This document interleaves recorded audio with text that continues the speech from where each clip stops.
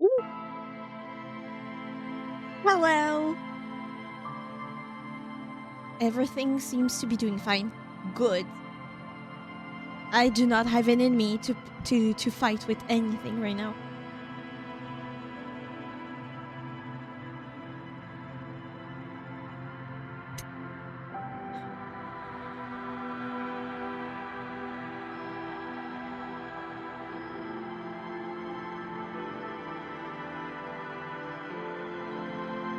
Maybe Soup has your marbles.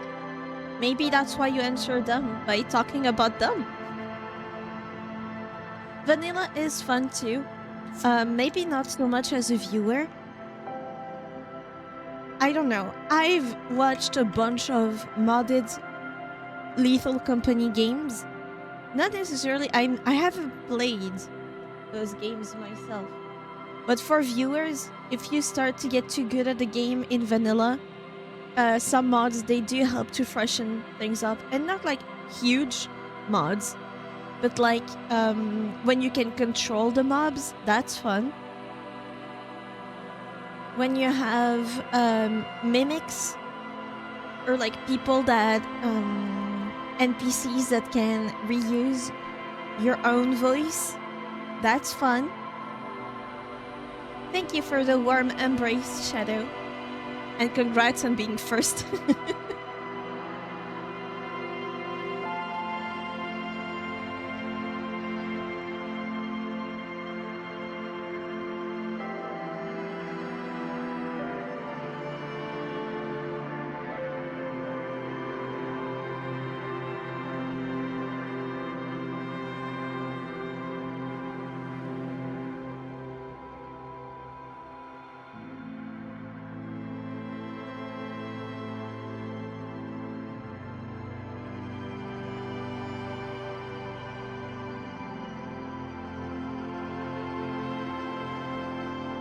Why is my mouse so... There we go. That's my mouse. I will redeem myself. Yeah. So, we're still investigating for the game. What we need to do right away is go see Joyce, because we have our badge, I'm pretty sure. We need to see Gart, because we have a stuffed bird that we can give him to be kind to him. Repo is alright, but I didn't vibe with it as much. It's not, it's very similar, but also not. So the parts that are not exactly like Lethal Company, well, you either like it or not. That's normal. So Joyce, Gart, and I thought about something else and I forgot. Let's continue and see. I could also sell my bottles at Freight. Ooh, I need to go to the fishing village. Kim, what do you have to say? What do you think is going on with that computer, chalkboard, and fireplace? It's obvious. This is what remains of Suna's radio game studio, Fortress accident. Someone tried to exorcise the curse using technology. Looks like an undercover counterintelligence program. It's just a failed business. The only question is, what the hell were they making? I think it's what remains of the radio game studio. Yes, I got that. What I meant was, what were they trying to achieve with this damn game? Fun? I don't know. You could use some fun. I know you can heal teammates and there's a card to carry items, but that's the extent of my repo knowledge. It's more so the mechanics of the mobs. Plus you have that added thing where you can break the objects you're trying to get money from. Plus the managing your card, because stuff can overflow and fall because it's physics. And you can break them. You can use some of them to defeat those mobs, but not all of them. It's more like how do you deal with the mobs more than anything. In Lethal Company, it's more like how do I escape the mobs. And in Repo, it's that too, but also I can fight back. Which you can also do in Lethal Company, so that's... But I think there's more ways to fight in Repo. And you have some upgrades, etc. What were their ambitions? Because this here looks rather advanced. It does. He has respect and curiosity for this failed endeavor. This is way above your tiny little policeman head. I don't know, I'm not an artist. Because of Cindy! Okay, well, I think... The lieutenant takes a step back, steepling his hands. It looks like one of those popular pen and paper role-playing games. Only these people were trying to automate it, make it work on radio computers. Utter madness, he thinks, as a compliment. How were they planning to do that? Through call-in stations. None of the players have to be physically present. Anyone in the world can participate in the game, as long as they have a two-way radio. Then there's Right? the Game Master frequency that listens in on the smaller call-in stations. I think that was supposed to coordinate the stories, functioning as a master of ceremonies of sorts. Has anyone ever done this before? Not to my knowledge. They make automated games in Graz, Messina, Königstein. You know, places with industry. Not in REVACHOL West, among the ruins. Fair. But I don't think anyone has attempted to create an interisolary game before. We just don't have the technology. And this was a role-playing game? Indeed, those Welkins are a dead giveaway. Role-playing people love that stuff. The world looks like a modified version of the WeWorld board game, with hit death thrown in. Super cool. Someone Yeah. should give them millions of real immediately. Yeah, This game is too good to be left unfinished. it is. Wow. Indeed, it's ambitious and untethered from reality, but The lieutenant tilts his head, thinking they were insane if they thought that they could do this. It was just a play to cheat money. No, the curse got them. The world is cold and lonely. This could keep it company. Let's finish it. Do we have money? Let's give them more money so they can finish it and make it even bigger. That won't work. Let's finish it's it. too late for that, I'm afraid. Oh. He says, looking around the derelict room. The pipes howl and a rat crosses the floor. Okay, let's keep moving. We need to get out of here, and I say through this entrance it's closer. You know how for like a week now I've been grumbling about wanting Oreos? I bought 2 packs of double stuff and a pack of double stuff golden in your honor? Really? Do you like them? At least tell me you like them. The golden ones. I myself also bought some 2 packs of wafer type of cookies. Yes, I do. Nice. Enjoy them with some milk or whatever you like to have with them. What is it, Sparkly? Do you not like them? Golden Oreos, do you guys not like them? They're more sweet. No, you don't? Understandable. It's not for everybody.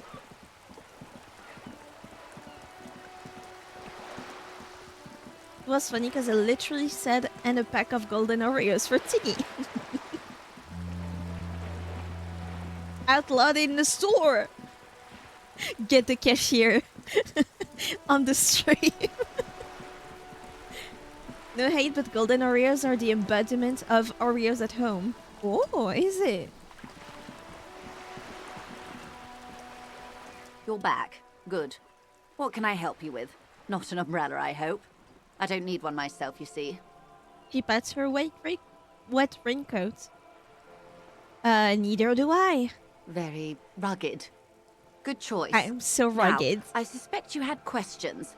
Nothing like talking to pass a rainy day. Am I right? Show her your badge. I found my badge, by the way. By love, you did. She inspects the piece of blue plastic, her eyes scanning from left to right. I'm wondering if the drug dealing part is meant as something that you can actually achieve in the first 2 days, so you don't need to go all the way to the fishing coast to find your badge. Hard disagree. That's just plain normal Oreos. Oreo thins. The golden ones? I wonder. But I personally prefer them. It's lighter. I don't know. Something for everybody. Do they have like strawberry or raspberry type of Oreos? Like pink Oreos? That would hit. Pleased to meet you, Lieutenant W. Freighter Dubois. I am glad to see a man of high qualification. The situation is precarious. Lieutenant Double Yafrader? Oreos are not the same without the chocolate taste.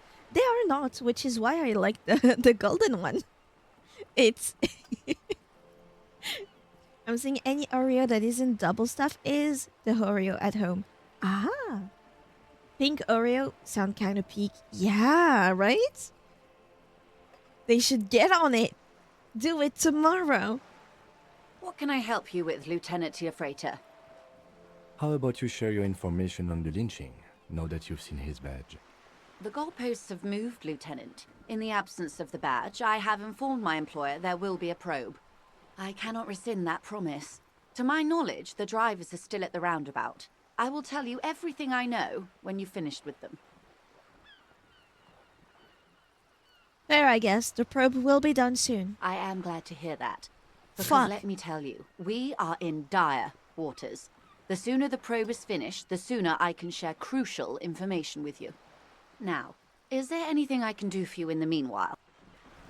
Get the fuck out of my face is what you can do. Okay, the double stuff take is valid. But that's only because they thinned the normal Oreos to make it thin. I think they discarded the thin Oreos because it was a product before. Now the regular Oreo is thin and the double stuff is the normal Oreos.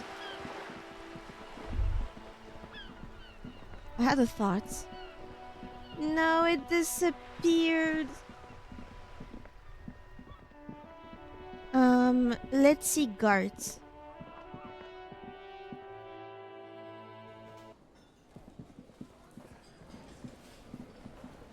Lady, I fixed your husband. Gart, I have a gift. Can I help you? I found a new bird for the whirling. Give him the ruffed grouse. What is this thing? The man takes the stuffed bird. It's no biggie. I just thought it would look nice on the wall. I'm that kind of cop. This is a ruffed grouse. It symbolizes the might of male courtship rituals. May it serve as a reminder to keep an eye on the coq carouselier. Cool. Okay. I was really hoping not to think about the cock carousel any longer because it made me feel like shit. But this is a competent piece of taxidermy. Be merry! Huzzah for your new bird. I can fix it to the plaque and have a new bird in the establishment, I guess. Yeah! So, I don't know. Thank you. I'm gonna go with thank you. You're so very welcome, Gart. People just don't know how to accept gifts, especially taxidermy. He likes it. He likes the bird. He likes it very solves much. his broken bird problem. The what carousel? Don't worry about it. I would be ecstatic if someone gave me one of those silly rat taxidermies where they're like all dressed up and doing something, like the ballerina rat taxidermy. I love these. They're so whimsical. I'm also a big fan of insect taxidermy. So like butterflies. I think they're pretty. If they're well sourced, ethically sourced, I would love to have a wall with taxidermied butterfly. I feel good about our work here today. It's all about the little things, like bringing Yeah. people random stuffed animals. Yeah. I had an achievement. Apparently, he really trusts me now, Kim. It's not actually about that, but he likes it. Goodbye. Lady, I got your husband back. Oh, sweetie, I don't even know how to thank you for finding my husband and helping him out. I hope we haven't been too much trouble for you. No. Just doing my job, ma'am. Might be a hot take, but I think Mega is disgusting. Oh, wait. Make double the standard, make Mega the new double. Just make a DIY Oreo. Give the stuffing on the side so you can adjust it to however you like. But I think, yeah, too much cream. Personally, I'm not a fan of too sugary stuff. Like, it gets me disgusted. I don't think I would be the type of client for a Mega stuffing. I eat Oreos almost exclusively for the cream. Understandable. It does taste good. Maybe they ought to make a Mega stuffing for some people. But they should make the pink one before. I think. Didn't they make a mint type of Oreo where the stuffing is mint for the people that enjoy mint chocolate mix? I'm not a fan of that, by the way. Not a fan of mint and chocolate. But for those that like it, If that were the case, the Oreo cream would be safe. Just doing my Here, job, ma'am. I want to give you a small token of my gratitude. She hands It's you a a thin tie. ribbon. Mexican origin. The pin is an antique. Quite special. Are you sure I can have that, ma'am? The little silvery knob holding the tie together feels warm in your hand. It's in the shape of an avian skull with 8 eyes. 8 eyes, oh. You could ask her about this when you get the time. It's probably a cryptid, but the phasmid, of course, is more important. You never told me you've seen the phasmid, ma'am. Oh, you don't want to hear about some old woman's ramblings. Are you kidding? This is the best part of my day. Ramblings? Nonsense. Your description of the phasmid is the most precise I've ever heard. The way he says phasmid, he sounds senile. The phasmid. Why is it phasmid instead of just phasmid? I want a jar of Oreos, but only the cream. I will die on this hill that mint is a good flavor. Mint is a good flavor. Hey, you're talking to a Moroccan here. You take the mint out of the Moroccan, you get depression. You're never getting my mint tea out of my dead fucking body. But I'm not a fan of the mix with chocolate. I love mint, not with chocolate. I don't think it works for me. I have an Oreo cream cannon that you can just put a tube on the cream in, and it comes with a fat stack on the cookies, so you can make the Oreo as thick as or thin as you want. I'm sure there are recipes out there to make the cream. Mint Oreos could be used as a form of currency if enough are brought to me. I'll keep that in mind. It's mint and chocolate. It's a good combo. Not for Tiggy, but good that you guys have that option. In that sense, I want my pink Oreos now. But darling, I didn't even get the size of it right. Oh, well, that's a sentence to be taken out of context, all right? You were a child, my dear. Really. It's extraordinary what you were able to describe. Now go on. Tell our friend about it. He's proven his interest in the field. For mint and chocolate, it depends on which of the types of mints you're using. That would be an interesting, taste test to see if there is one that I like, or if it's just the combo that's not working for me. Oreo thins for the malnourished population. You're gonna give them diabetes. Reflexively, the lieutenant read his familiar notebook. See, Kim and me have some similarities. I always have my notebook on me. Well, it was summer. I was building a racing track out of sand on the beach near a tall stand of reeds. Quite a tall one. Many times my height, I remember. When all of a sudden, What happens? Because we know how old she was. She was young. I looked up and one of the reeds moved. Not like a plant, but like a living thing. It stood Oh. up and looked at me. Its body unfolded like some antique toy. I'd never seen anything like it. The reeds turned into a creature.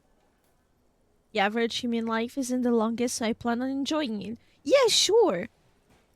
Just don't regret it later. Everybody is here for their own purposes or their own way of life.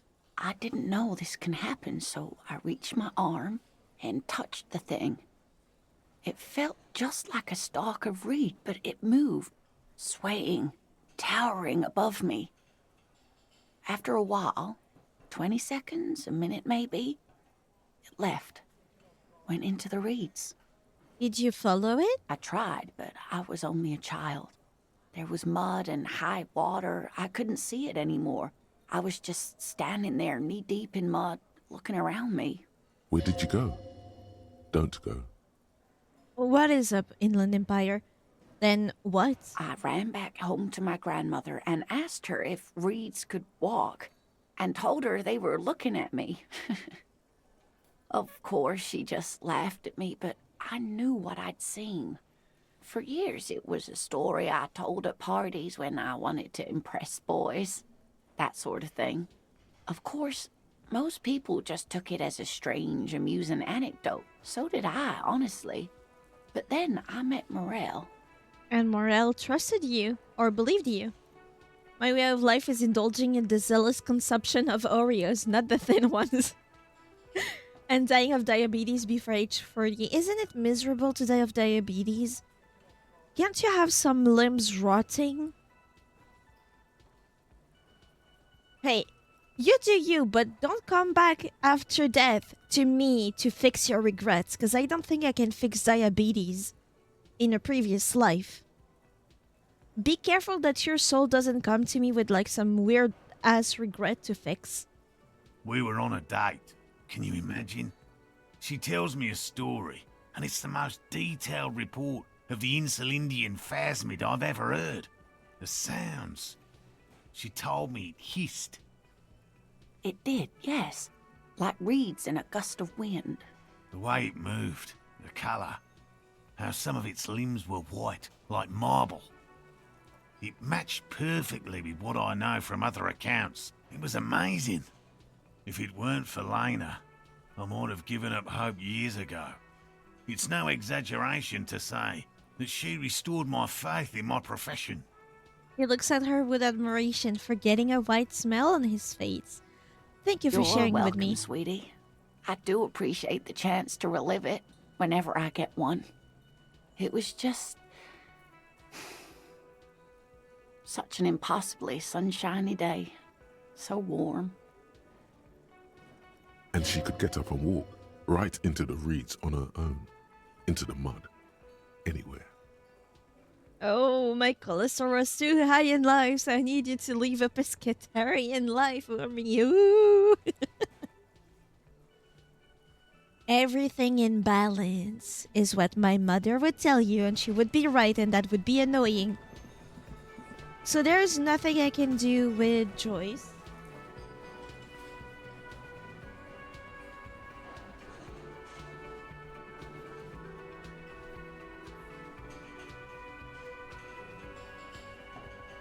But there might be something I can do with Suna. So how do I teleport? Inspect the traps. Return to morale. Alright, I need that XP. Morella, check your traps. I couldn't possibly shower thanks on you as enthusiastically as my wife has. But I am grateful for your assistance, officer. You're very welcome, my He dear man. tries to play it cool, remain professorial, but inside, this man is itching for some news on those traps. I checked all the traps. Good. Okay. And? One of them was empty. Completely empty? Yes, there was nothing in the trap. No locusts, no phasmid. No locusts? No phasmid either? Yeah. That's not ideal, but... He rubs his chin. It just means the Insulindian phasmid is even more clever than we thought. She's engaging in a well-known self-deception called motivated reasoning. You should correct them. Nah, let them live their life. It seems like that phasmid business is what holds them together. Of course, more clever. Yes, the Phantasmadeia picked off the locusts and escaped. This is good news, though we'll have to reconsider the design of the traps, make them more secure. Another trip to the reeds.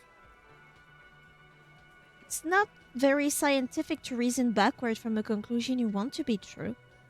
That's exactly what it is. What a deft hunter, this phasmid. Of course. Be sarcastic. Unless you have an alternative hypothesis you'd like to venture, mine stands, okay? I genuinely did not mean this ironically. I thought I would make Harry look even more crazy. Actually, no. Excuse me for getting emotional.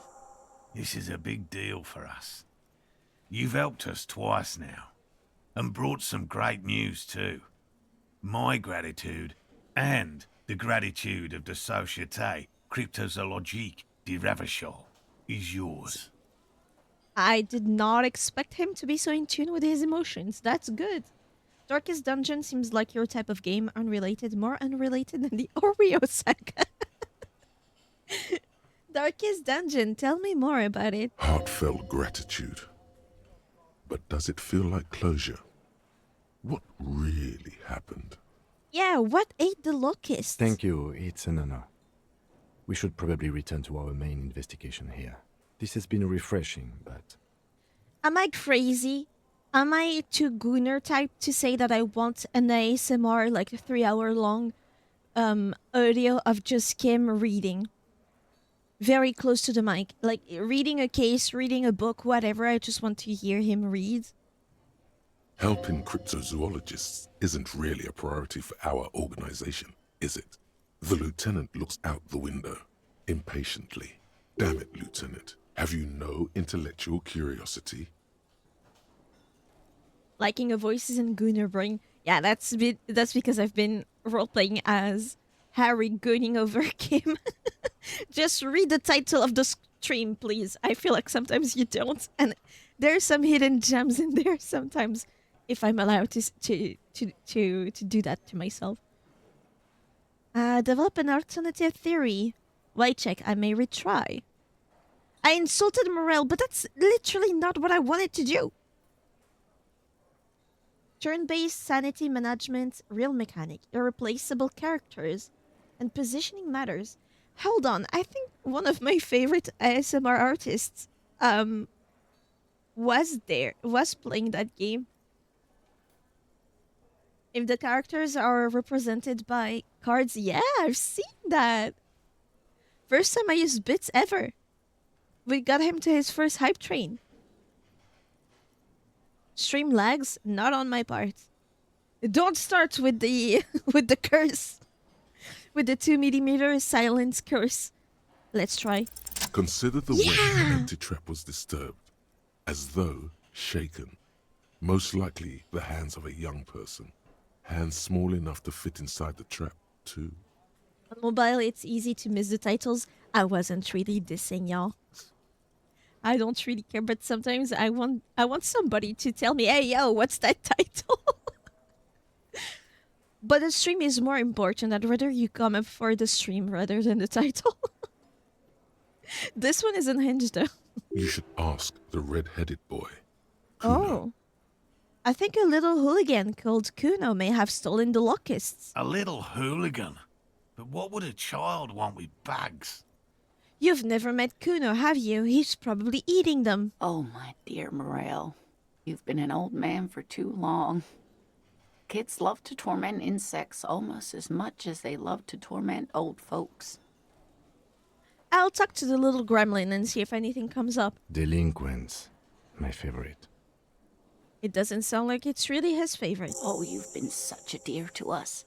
Please, let us know whatever you turn up. I have a feeling we're getting so close.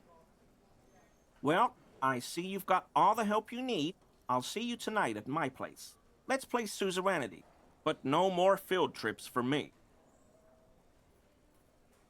This is a slippery one. He may respect the law, but mostly wants to pass under the radar. You won't get a chance to talk after you walk out of here. Morel, please listen to your partner. Stay with your wife a little. He hasn't been particularly forthcoming before. He may well still be hiding something. After he's left, it's too late. Your shower. Oh my god, the first ever stream viewers who take showers. Enjoy your sour soup. Really, Gary? We're getting somewhere here. I'd love to play suzerainty, but... A soapy soup? Lena, I'm sorry, but you're not getting anywhere. It was some kids. I know the little mutants around here. Leave anything out in the open and they'll steal it, even if it's bugs. He looks at his tea. Morel, it's been fun, really, but I need a bath and I have deliveries to handle. When this tea is done, I gotta run. No need to apologise, Geary. You'd be more than helpful. We'll have to take a rain check on that game of suzerainty today, though. We're gonna follow this through. The first man to break formation is always a blow to leadership. This is bigger than he lets on. I'll get going. I really want to know what's over there. Like in the kitchen area. Now, for real though, how do I fast travel? Ah! Perfect! Travel to the church? Where did I... Yeah, I want to go to the church actually. Perfect. Suna! I have your computer thingy. You are here, right? Perfect. Yes, what is it? About the offsite copy you asked me Yes? to bring. Is this the filament you're looking for? No, that's the production schedule you stole and accessed without authorization. I don't need it. In his defense, it was simply lying in the desk drawer of an abandoned cubicle. Okay, but still, Do I not have it? thanks. Do I really not have it? But I had it. Hold on, did I left it?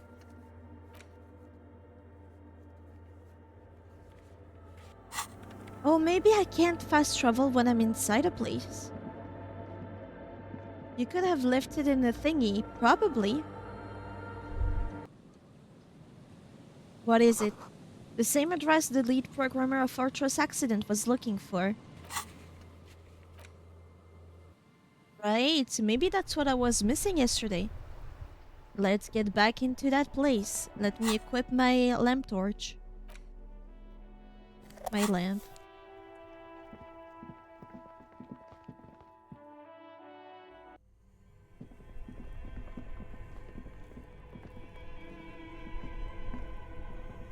It's not here anymore, that's for sure. I left it on the computer, isn't it? At least we have fast travel now.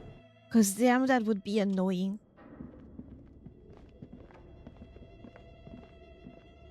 Tiles on the cube are the filament slides out. You're a very cool narrator, but sometimes I don't have the time for you. I'm sorry, I love your voice though. Don't kill me.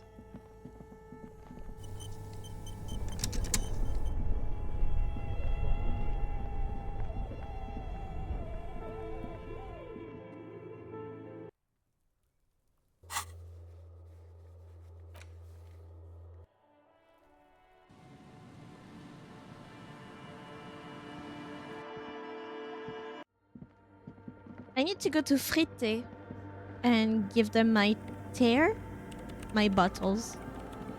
Yes, what is it? But I have it on me now. Yes?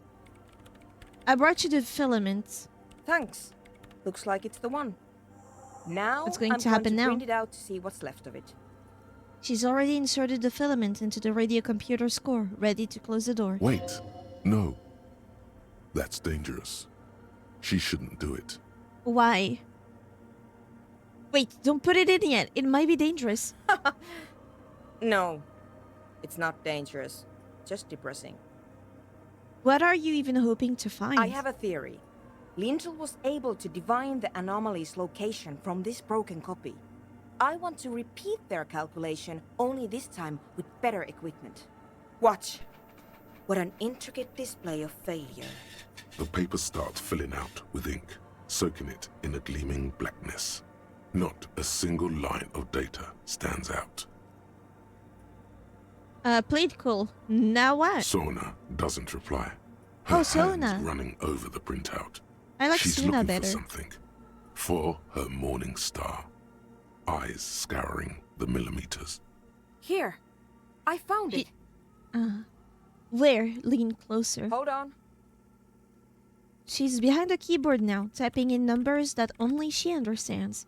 The terminal beeps, and the light inside starts pulsing like a glowing heart. Say nothing, let her work. Just give me a second.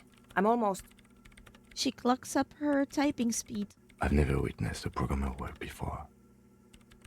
Please talk to me more. done. I've got it. I found the location of the anomaly. There's joy in her voice as she bumps her fist into the air. Oh my god, congratulations! Thank you! She yells back with a grin. So, where is it? Where is your 2 mm hole in the world? There. In the swallow. She points at the other end of the church where a group of water balls form a ritualistic arch. Think you can help me again? She tilts her head, eyes sparkling. Sure! I need you to go move those water balls for me. I need to double check my calculations. Okay. Just walk over to the circle and follow my instructions. Move the third ball 2 centimeters to the left, and the fourth ball 5 centimeters to the right. This should do the trick. Let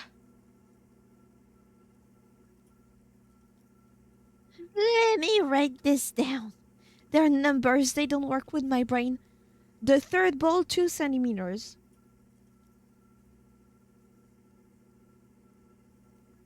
Third ball is 2 centimeters to the left. 2 centimeters to the left. Fourth is 5 to the right, right? Okay. Sure, no problem. Thanks.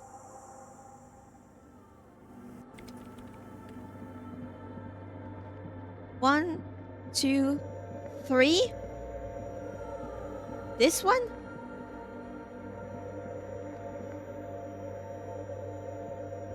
It's awfully silent again, as if someone turned off the entire world outside those walls. Water inside have the left bowls in that stands formation. still. Measurements have been marked down around the bowls, each chalk-drawn line representing a centimeter on the floor. Then I need to take note, but that's okay.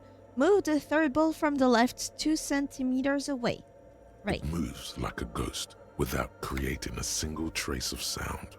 Move the fourth ball from the left 5 centimeters to the right. Some water spills out of the bowl, wetting the floor. The lead programmer sends you an encouraging thumbs up from across the hall. Time to run back, or maybe walk. This is a sacred place after all. Why is running disrespectful? Leave. What if I stand exactly in the middle for a long ass time? Does my head explode? So what's up? Yes, what is it?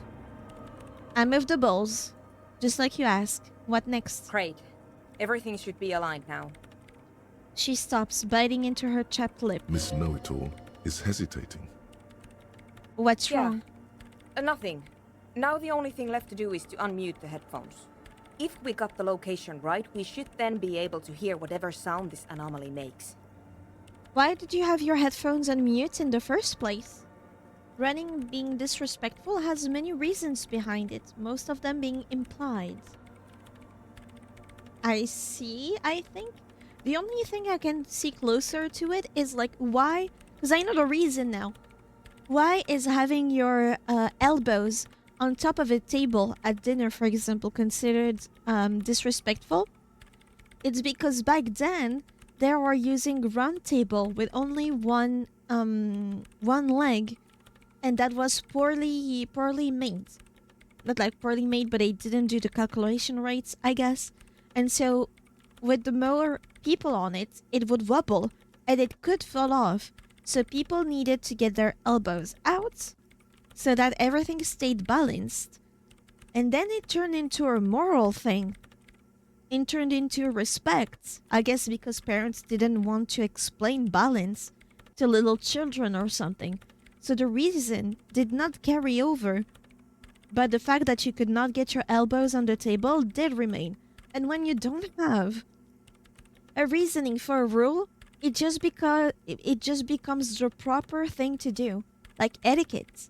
And that's why we're not supposed to get your elbows on the table, even though the problem has long gone since then.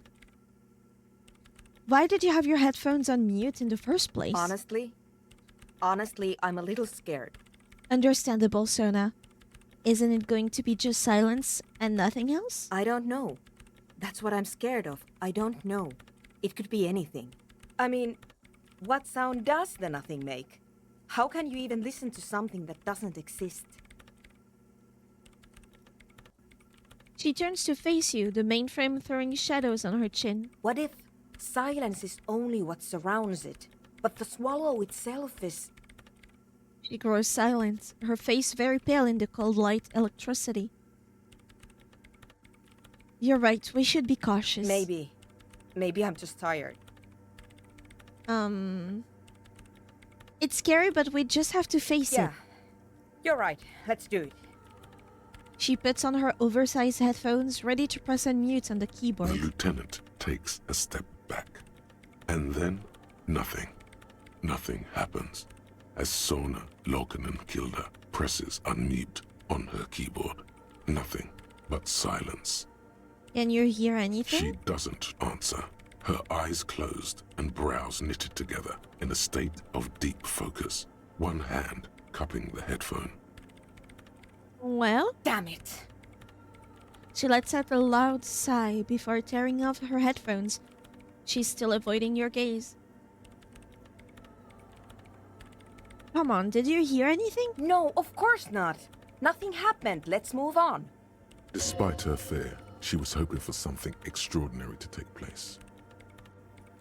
What do you mean, nothing happened? Did you find the swallow? No. She rests her face on her hand, massaging her forehead. No. My hypothesis was wrong. According to this, I should have heard something, if I got the coordinates right. Like I said, silence is only what surrounds it. But this is just another failure. Silence sounds like silence. That's all it is. You can try on the headphones. See if you can hear anything. But don't get your hopes up. Silence is silence? You're sure there's more to it? This can't be it. You should have a listen. Oh. Hearing, I have poor perception. I should come back when I have a thing. Ask Kuno about the empty trap, then take a look around the yard. Found out the real reason why the trap was empty. Local kids might know. Well, I am here.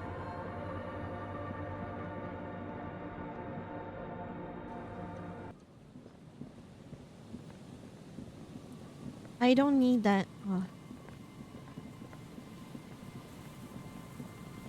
I don't need to get on top of this, do I? Where was the village?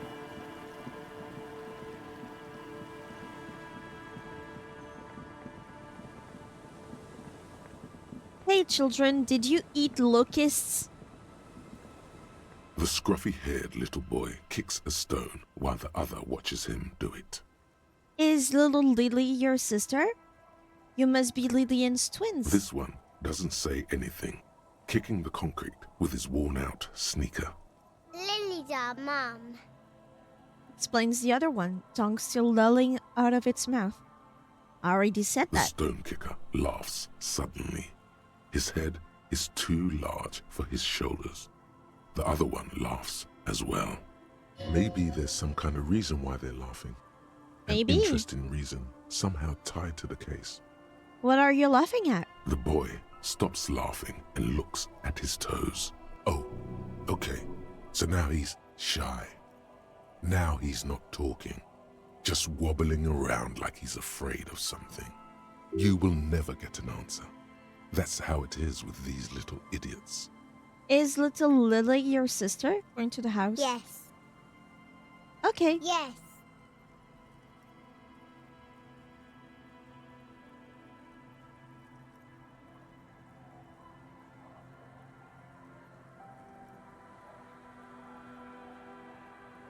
Children are stupid. The scruffy-haired little kid laughs, as though in agreement. You're stupid. The other one tells him, suddenly very serious. Okay, how about the policeman ask you something else now? Okay. Apparently not. I thought I could interrogate them about the locusts. Maybe this kid. Hello, mister. Are you Lillian's daughter? Yes, I am. Little Lily. You know my mom? Yes, we met earlier. Not really, but I'd like to. No. That's nice. My mom is. Bye! Bye. What's that Is thought? that the phasmid? It looks like the phasmid, leaning against the wall. Where? Where?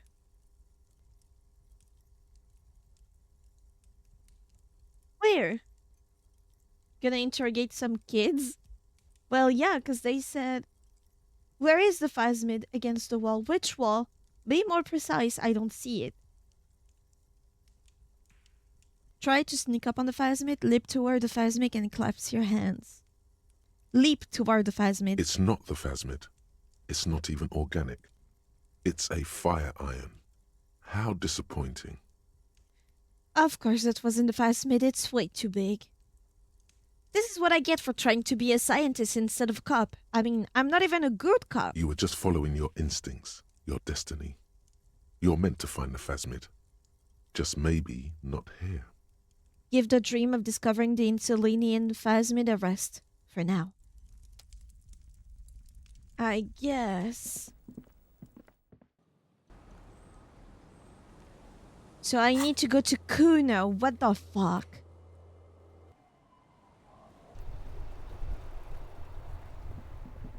Also, that flashlight is starting to piss me off.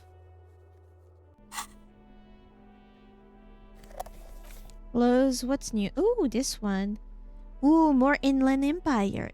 Goodbye, necktie.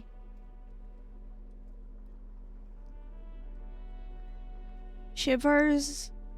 Perception would be nice rather than empathy. Visual calculus, sure. Savoir-faire. Logic. Oh, but I'm liking an authority with this. Visual calculus would be nice. Looking for the phasmid like your next fix. Exactly. I should probably tidy this up. All the shirts in one place.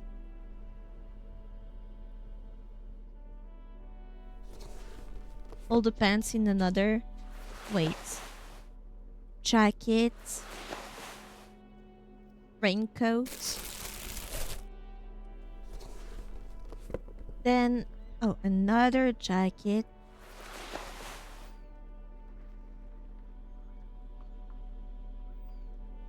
Jacket means you're here. You, that means you're here. The pants, there. Do I not have any other pants? Nope. Ties, I guess. Another tie. And then the scarf. Then this should be the shoes.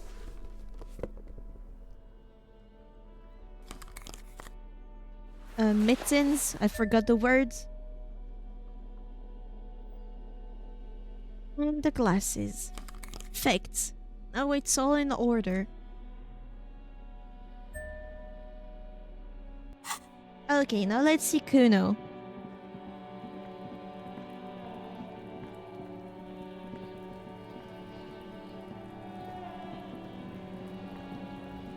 Kuno's like Kuno's dad? Kuno doesn't give a fuck about anything. I'm surprised you have a dad. You wouldn't happen to know anything about any missing locusts? I would be surprised if he knows what a locust is, or even an insect.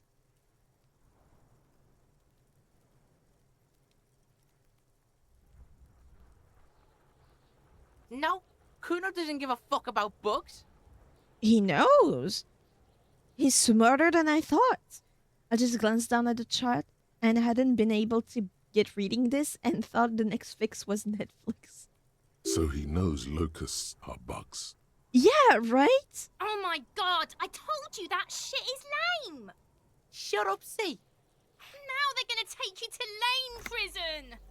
If only that existed. She sounds like she's about to cry, out of disappointment at Kuno's newfound lameness. Now, hold on. No one is lame here. Just tell me what happened. Deny everything, Kuno. You need to lawyer up. Kuno's not gonna say anything without his lawyer present. And who is your lawyer? There's definitely something going on here. Remember his pig's head shack? You should check it out. Thank you, reaction Kuno speed. doesn't fucking care. I would never have thought to go back to the shed.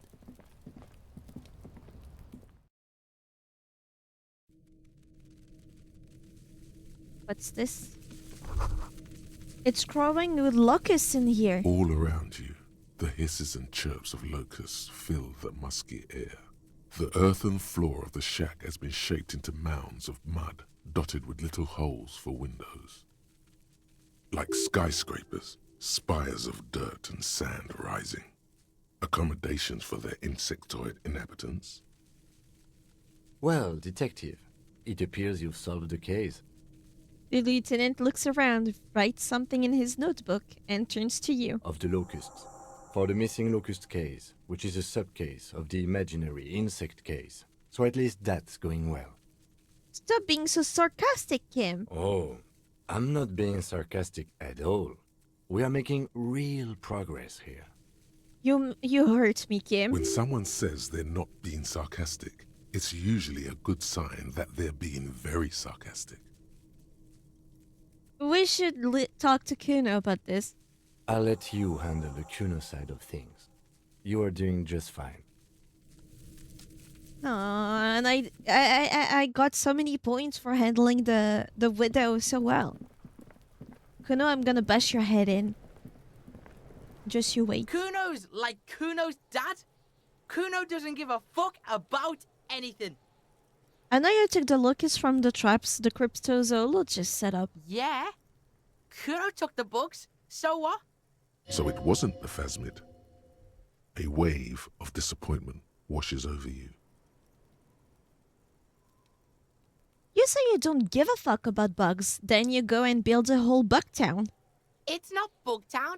It's the city of locusts. Locusts aren't just bug shit. They come out of the sky like a fucking shadow.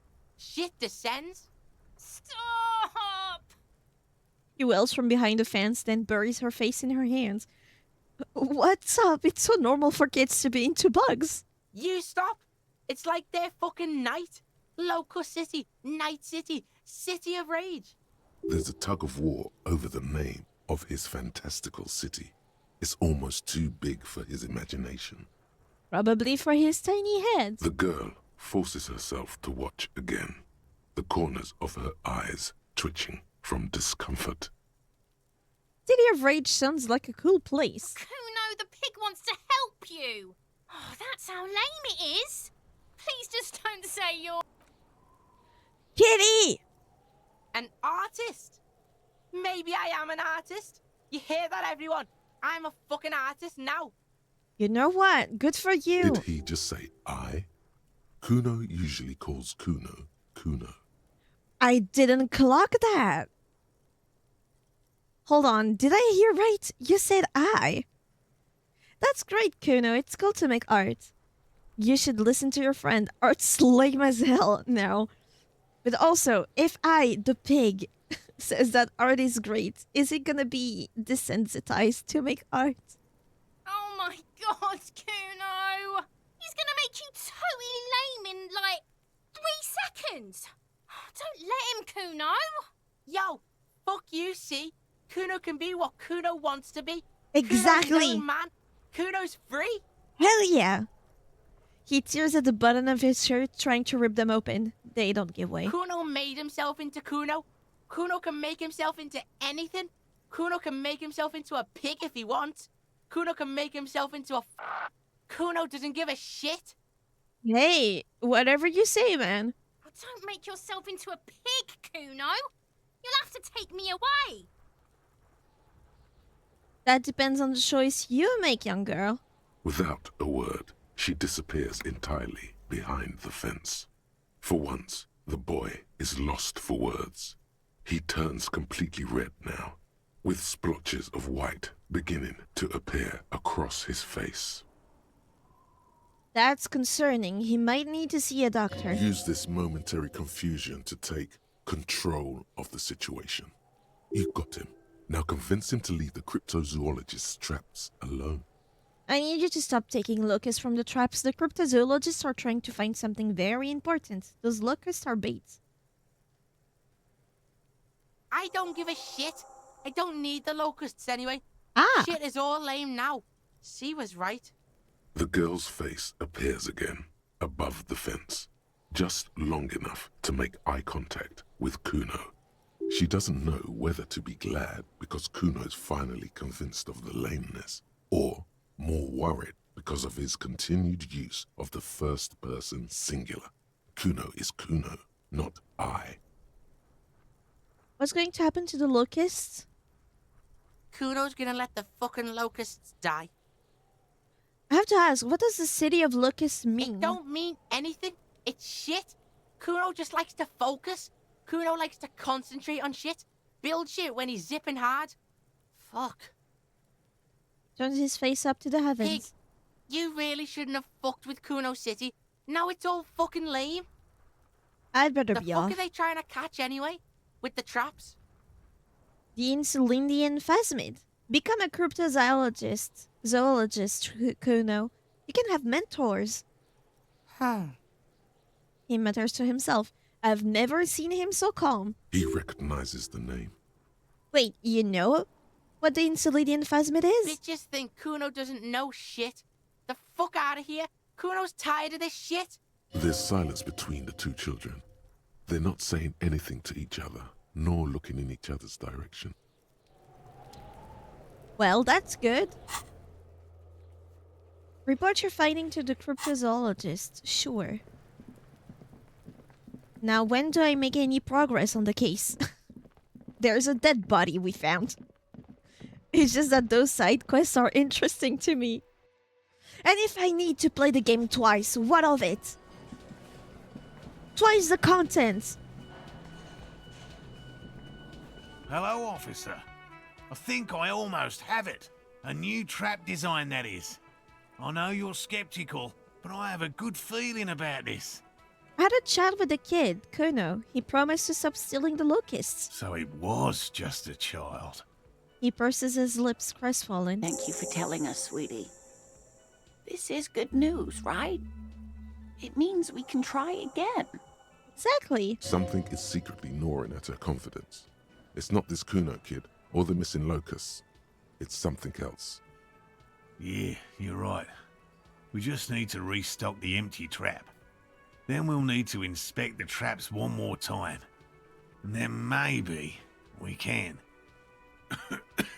The aging cryptozoologist breaks into a hideous coughing fit. Darling, I told you to take it easy. You're getting sick. Maybe it's time to go home.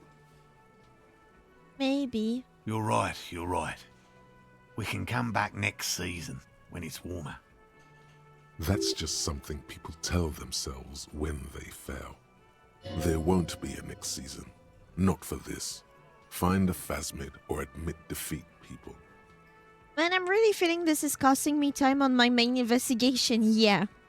I do like the fact that they are trying to find that stuff, but I think having too many quests. It's costing me time. Of course, sweetie. You've helped us so much already. Everyone would understand if you... I'd offer help, but I have my own things to do. Maybe I can still restock the traps for you. Is that it?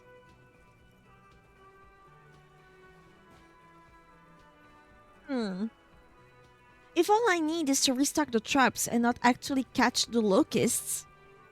We've come too far to quit. I'm gonna restock the traps. Let's do this. We are getting really carried away with this, aren't we? Yes. Fine. It's better than having these people get pneumonia on the coast. But after this... No more phasmid after this. Really?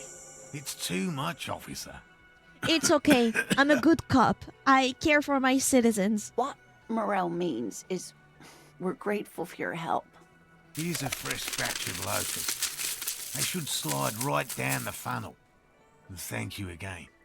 We will definitely mention you, should this lead to a discovery. I'm not talking co-discovery, of course, but... Take the credit. I'm not here for this. This would show them all. We need to get you on that list of discoverers. No question about that. Okay, so I have a bag of locusts. I can just spawn it. Get hold of a sad song on tape. I have it. Or is it? I have it. There's no way to listen to the tape without a working tape player or portal reel at hand. But even just holding the tape makes you feel a little sad. A pawn shop would have a tape player. What? So I need to see if it works? A police badge on which you see the photo of a man. Some seaweed is stuck to the back. I found my badge. At least something good came out of all this. Encased Study the between badge. 2 durable plastic sheets is a bluish card with lines of information and a watermark in the shape of the street grid of REVACHOL West. You see a photo, a name, a rank, a document number, the date of issue, and, in the lower right corner, your precinct. Wow, my name is not Harry, it's Harrier. Harrier, that's long for Harry. So you are Harry. Evrard was half right. Probably not a lot of people know your full name. Whoever told him you're Harry Dubois didn't. What kind of name is Harrier? It's a wartime name. Revolutionary. The kind mothers give their sons during troubled times. Like Undying or Boxer or Ironhide. A name like armor. Harrier Dubois it is then. Pleased to make your acquaintance, Harrier Dubois. Roy is hating on his own name. Have you never felt like your name didn't fit you? Because I have 3 names. My third is absolutely diabolical. And I like my second name. And at some point I hated my first name, but it's kind of close to the second one. But I've always felt like I would like to invert them. Every day of my life. Oh, man. But also, those are great names. But I feel like the second one, it's more me, right? That's why I was ecstatic when I was in film school. Like editing school. Because there were 2 people with my name. I mean, that other girl and me, we had the same name. And then our last name started with the exact same 2 first letters. So we couldn't even use that. So I was like, just use my second name. It's fine. And it was so good. It felt strange when people called me by my actual first name afterwards. I was like, yeah, I prefer the sound of my second name because it's shorter. He's not going to call you Harrier. He'll keep calling you officer when he's angry with you, and detective when he's not. Can't he just call me Harry? The badge in your hands shines as you rotate it. The man keeps winking at you with his green-grey eyes. The photo is old, no doubt about that. But the badge is new. You used an old photo for a new badge. How old? 8, maybe 10 years. Oh. The guy in the picture is rather good-looking. He's got a nice haircut and is distinctly lacking in massive sideburns. And he's winking. Why? I used to not like my name. Now I get really impressed if someone pronounces it correctly. Why is he winking? And can I shave my sideburns? What do you think? His face is already contorted by the expression, although it looks less grotesque on him than it does on you now. The badge in your hand shines as you rotate it. Put the badge away. So what do I need to do? Find a murder weapon. Locate a working firearm that shoots 4.46 ammo. Where can I find weapons? Add beauty to the wall. Authority. I have all my points in authority. No, I don't. But let's see how that works. Looks like the circus left town, but the clowns are still here. Titus does not look particularly happy to see you. Huh. Weak when you first met. Just want a bullet in the hanged man's head. A bullet, you say? That's mighty curious. Yeah, it is, isn't it? Indeed. Mighty. How did it get there? The lieutenant is fixed on Titus. Well, there are so many bullets in the world, and so many heads. I guess it's only logical. At some point, one of them bullets had to end up in one of them heads. What a weird It's bound to happen again, explanation. Just statistically speaking, of course. I'm gonna ask you again why this. Why was this in the victim's head? Wow! He's got it in a real evidence bag and all! Are you surprised I'm doing my job? Why don't you go home and log it into evidence? These men have told you what happened. I think the hanging was a cover-up for the shooting. You know what I think? I don't think he care. was shot in the head as a kid, and his brain grew around the bullet. Around the bullet, man. That's a good one. They're only pretending to enjoy this. Beneath the act, they don't like you knowing this. Did you guys shoot him? Shit! I probably did shoot him. I was drunk last night. You guys know me when I'm drunk. Yeah, Glenn likes to shoot his guns when he's drunk. Better hope he stays sober. No, he meant before he was hanged. Did you shoot him before you hanged him? Before? After? During? This is getting ridiculous. They told you what happened. Stop wasting your time. Don't worry, we will figure this out sooner or later. Never been worried in my life, lawman. You're about to be worried for the first time then. Congratulations, huzzah! It's not like you blew it wide open, but there's a little crack in there, somewhere. I found 8 sets of footprints, but there's only 7 of you. Where is the 8th Hardy Boy? What are you talking about, madman? There's no 8th Hardy Boy. There's 7 of us, and we're all here. Then where is the woman? Where is the woman Hardy Boy? Or what? You want to be the 8th Hardy Boy? We ain't hiring. He shakes his head. Actually, boss, we've been talking and we think she could maybe... She? Oh, you're gonna get killed. You said something you shouldn't have. Shut the fuck up, Glenn! I do the talking here. Now what the fuck do you want, cop? Did she want to get in the Hardy Boys? It has to be good if he won't let you pursue it. Looks like the lieutenant thinks so too. So let me get this straight. There is an 8th Hardy Boy. It's a she, and you don't like us talking about her?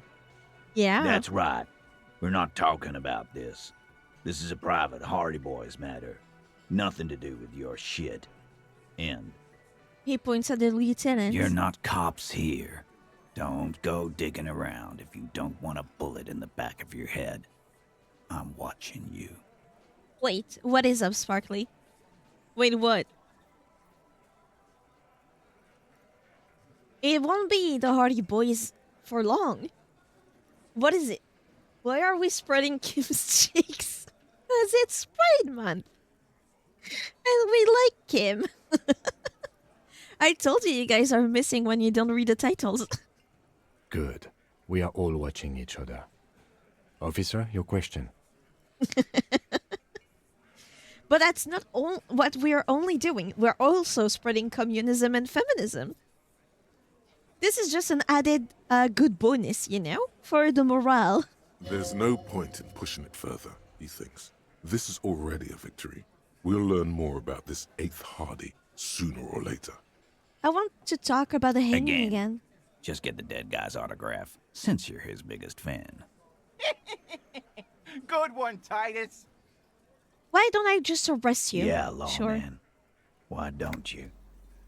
It's almost an anthropological sight, watching him try to assert dominance over you. Not in the arresting mood? His mean little eyes comes alive with hatred. By your side, the lieutenant keeps his hand away from his holster. You hear the nylon of his coat hiss as he steps closer. Easy. Walk back from the provocation. They're armed, and they outnumber us. The lieutenant tries to establish eye contact with you. Yeah, but do I want him to see that I'm weak? You confessed to murder. I'm taking you in. Let's be a daredevil. Look, coppers, I know you think you're doing your job here, but there are 7 of us, and 2 of you. The bore's the size of your eye. I can almost see the stars. He doesn't actually want to hurt you. There's an easy way out of this. A self-deprecating joke. Fine, I only have 1 pair of handcuffs anyway. Handcuffs. Hello? Good one. You need to go cool off right now, Copper. Can't joke your way out of the next one. Beneath everything, he's just a little bit grateful you didn't force him to get ugly. That won't be necessary. We'll be on our way for now. Let everybody cool off a bit. He pulls you along. No. Looks Do I have like enough authority the now? circus left town, but the clowns are still here. Do you only have 1 joke? Even I have more. Why check? You may retry it. Authority. Do I have anything about authority? Anything that boosts my authority? I don't think I have. Close. Logic. Do I have a hat? Reaction speed. Encyclopedia. Minus authority. Empathy. Savoir-faire. Interfacing electrochemistry. Empathy. Composure. Pain threshold. Shivers. I don't think there's any outfit for authority. Yeah. Esprit du corps, physical instrument, electrochemistry, perception, half-light. Do I still try it?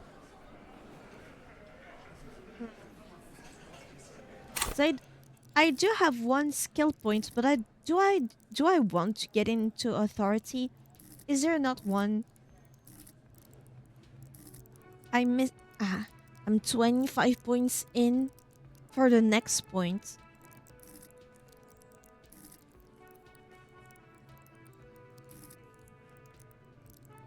It's hard to get those points.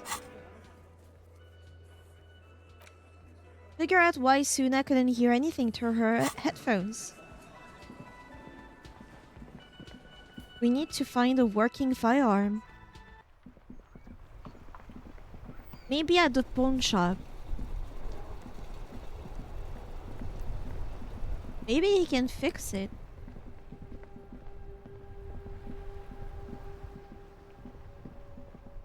Who knows?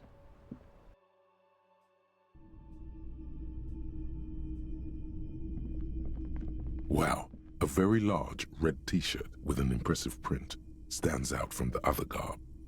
Oh yeah? Oh yeah, the print depicts a muscled man striding toward you, a giant sword in each hand, encircled by burning embers. Behind him is a cluster of cabins engulfed in flames. Beneath him are the words, Heimdall burning. That's a Red Man from Heimdall t-shirt you've got there. Hell yeah, man.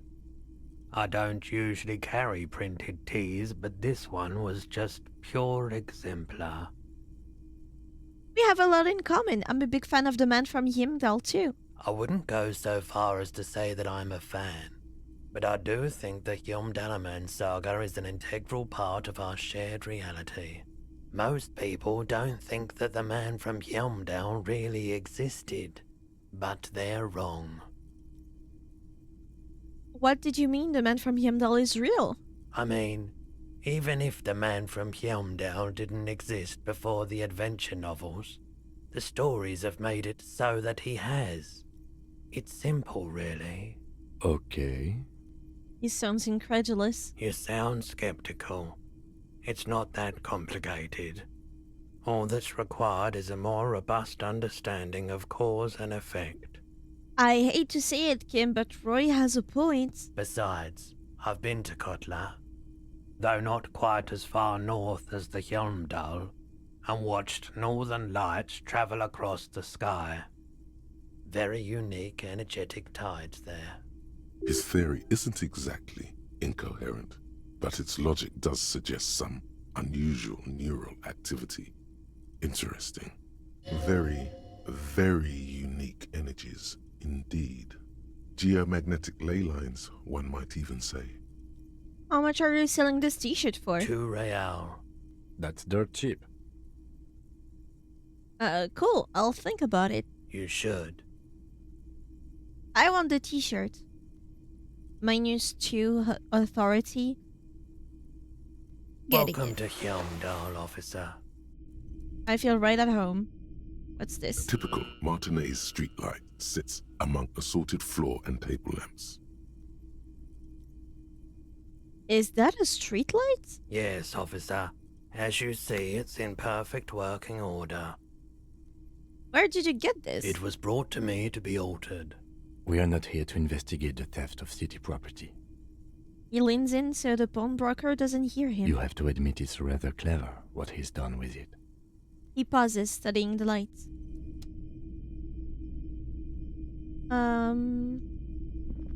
The boomboxes on the shelf look well loved and well traveled.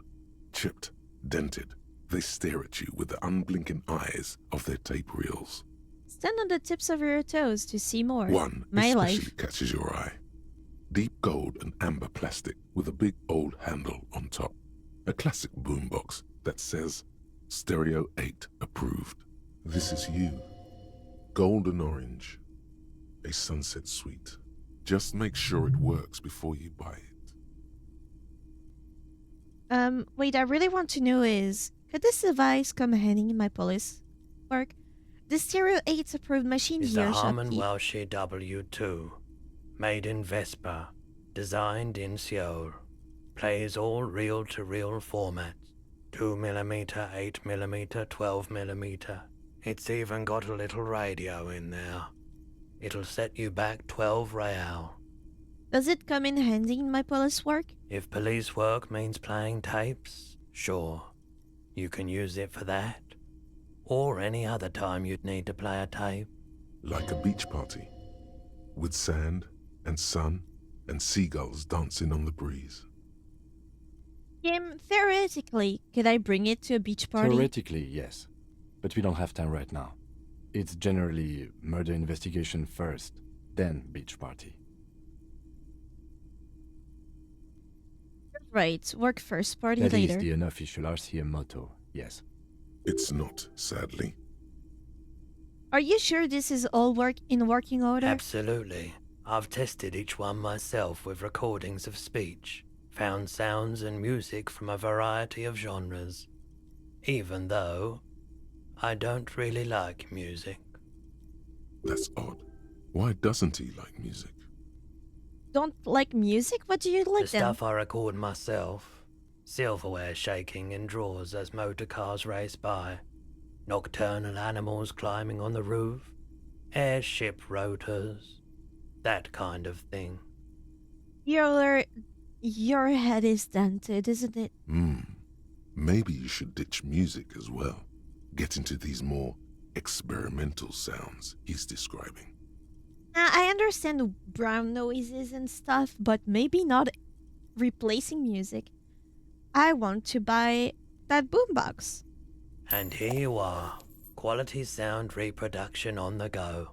It'll play anything, wherever. Turn any tape into a conversation of sounds and shapes. Shopkeep, do you know anything about art weapons? Hello. Let me know if I can help you with anything. The boombox I bought, it should play this tape, right? Of course. It's in working order still, isn't it? Just pick your tape and set it spinning. It all starts with the tape. Oh, he doesn't like to carry weapons for a long time, doesn't he? Did I see this You see file? rows of toy soldiers guarding the rest of the trinkets displayed on the table. Everything you pick out seems faded, chipped, and sad somehow. Most of them are just broken toys. Okay, so that's not where I can investigate the firearm I have. Where could I? This guy wouldn't say anything. I think I'm missing points for her. You promised to help Suna with her project before the Ravers can move in. I guess we do that. Go on the map.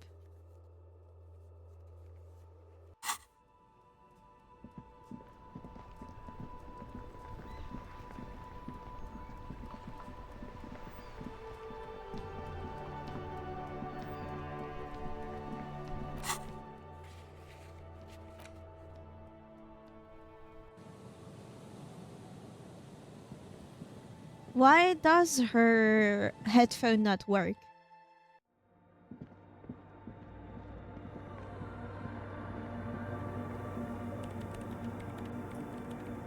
Yes, what is it?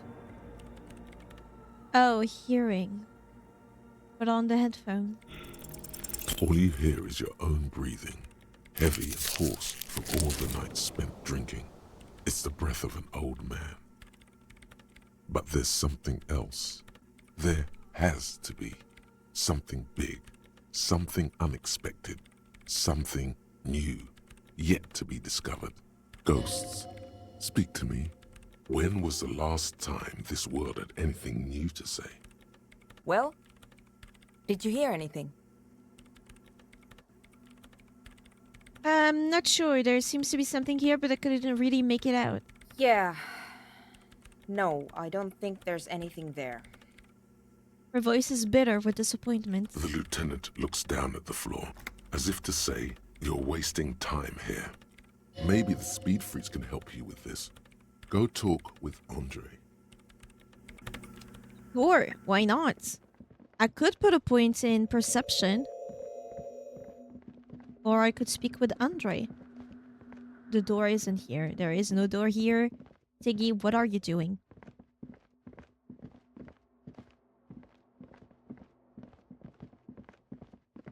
Hey, Andre. You said you wanted to cohabitate, right? To work together, it's your time. We make our own door. I wish. I mean, we have. With the fucking, Oh, you're here now. You already were. With our car. Hey, Andre. Again. So, how are things going? I'm here to talk about the church again. Yes? What's the deal?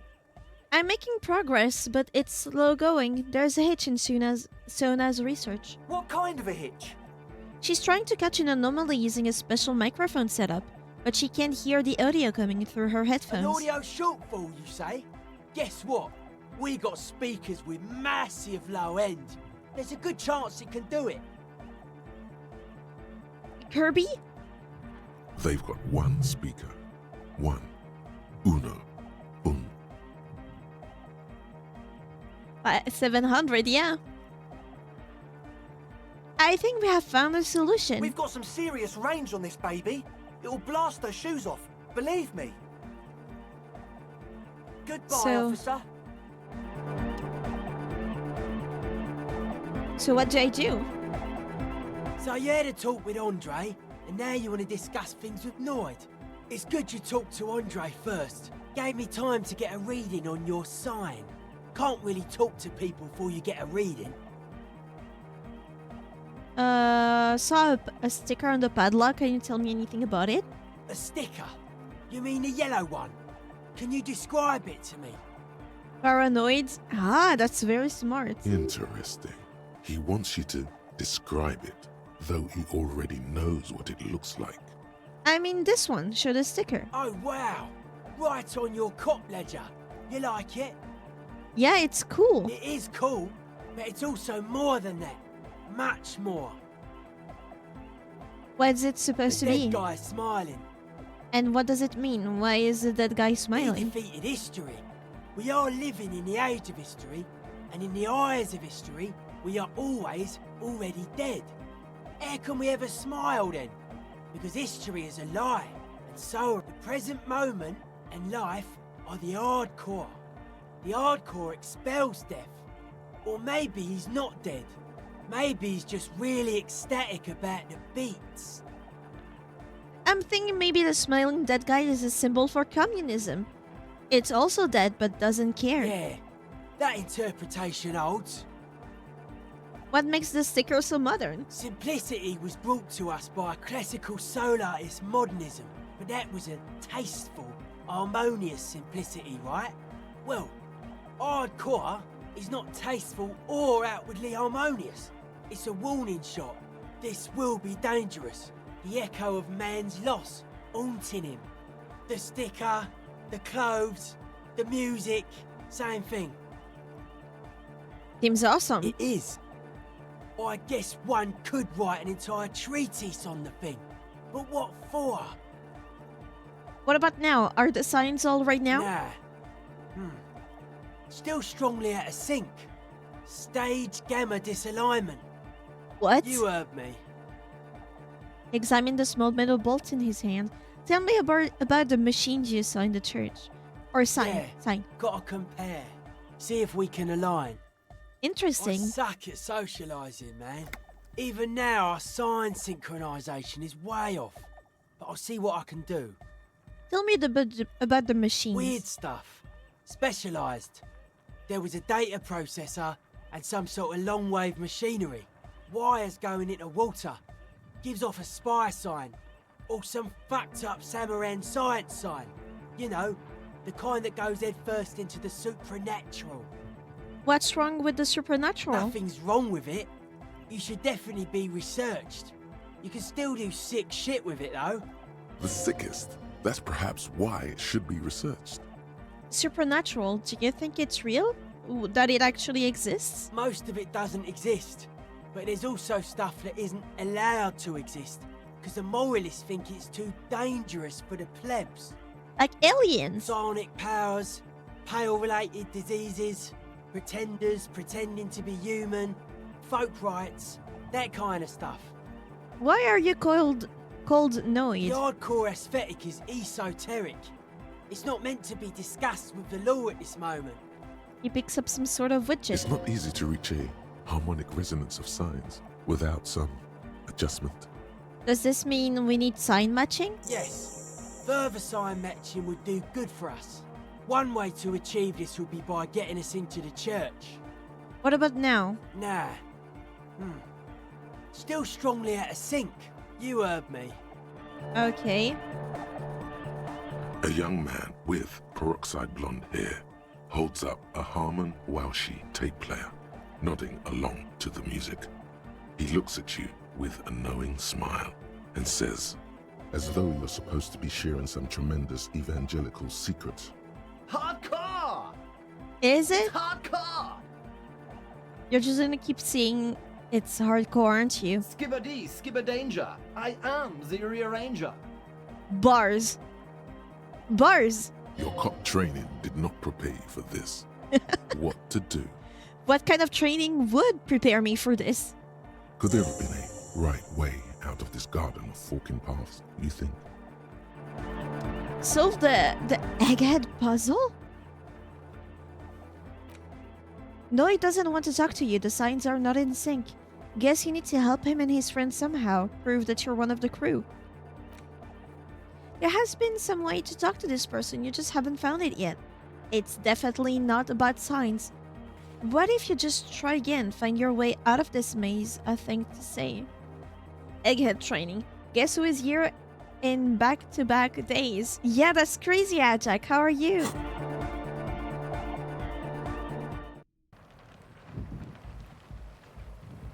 What if I talk to Asel again? Hello again.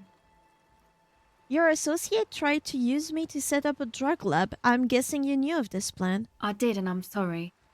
For what it's worth, which isn't much. This is why I didn't go into the tent. Typical delinquency. I have to agree. I'm just going to the bathroom real quick.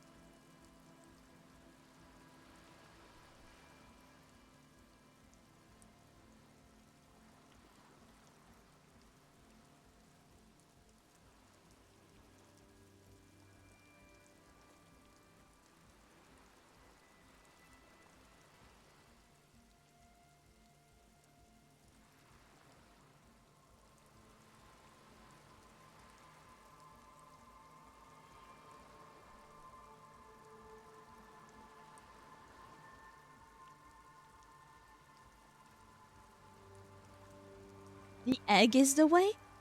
You don't get to choose your posse, they choose you. Mine are idiots, but they're mine. I tried to talk Andre out of it. I even tried not to lie to you. Indeed, she merely tried to omit the truth instead. I don't care, I'm loco. I just wanted to know that I know about the I plan. know, but I knew you'd see through their plan too. I'm not an idiot. I should have been able to control them, and I will in the future. I promise. May I ask, what did you tell them? Do what you will with your dance club. Plans, just no drug lab, please. Thank you. I'll get them under wraps, I promise. That's it for now. The ghost in Tiggy's home is playing the game? No! I am Tiggy. So, what about the sound equipment?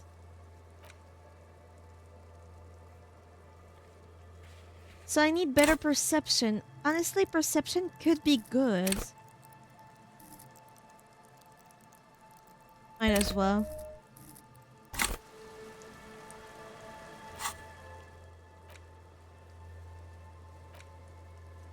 Yeah. Anything about my clothes that that gives me more perception? Trauma, rhetoric, logic, conceptualization, savoir-faire, Inland Empire, shivers, composure, empathy, interfacing.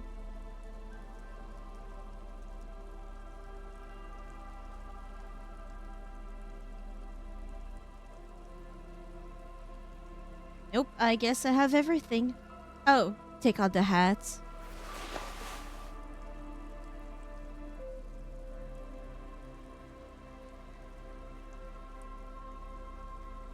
For the hats, anything better? +2 drama. I guess we don't care. Prove it? How the fuck do I prove that?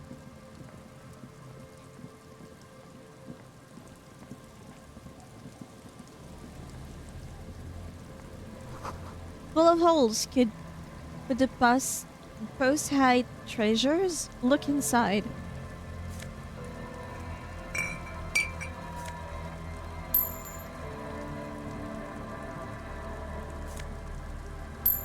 Oh my god.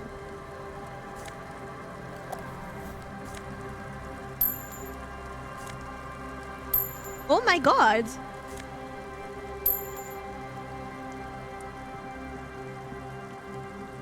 Is it because I upgraded my perception? I got so much money. Just watch. It's not being about perception at all. That check. Yes, what is it? Let's try. Please. Everything disappears. You are draped in silence like a drowning man staring into his puny little headspace. And then the pressure changes. Yes, but can I hear anything? It feels like flying on an aerostatic, or when your ears pop, or like a subtle difference in the atmosphere, a weather change hanging in the air. The higher the level, the more it applies to conversations and environment. I see. I really need to look into the rest. Any skills. Logic. I will maybe try to do conceptualization afterwards. What if the sound you're looking for is too low for you to hear it? Suna, take off the headphones. What if we just need a better sound system? A better sound system? Alright, but where would we get one?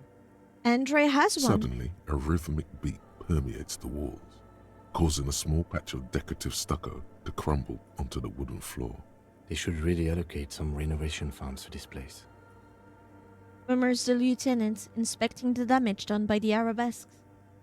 Which channel point redeemed Tiggy hated the most? Bald. That's why I don't have it anymore. It's gone. No. What they really should do is shut down the disco men for disturbing neighborhood peace. Yes, but they could help with the speakers. You mean the speed freaks? She closes her eyes as more dance music invades the holy silence of the sanctuary. Of course. The speed freaks. They have a fantastic sound system. And you think they would help me? They would if you wouldn't mind them moving in with you. I guess I could live through a week or two of peaceful coexistence. Great, I'll go talk to Sure. them then. Let me know how it goes. Thanks, officer. You're so welcome. I'm glad the thing is working. It has nothing to do with the murder, though.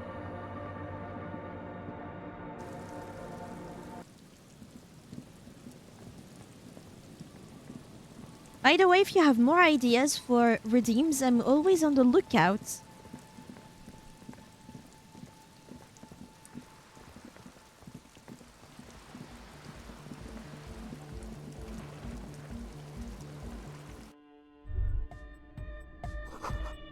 Smells like sweat and laundry detergent, plus a trace of ether. Hi again.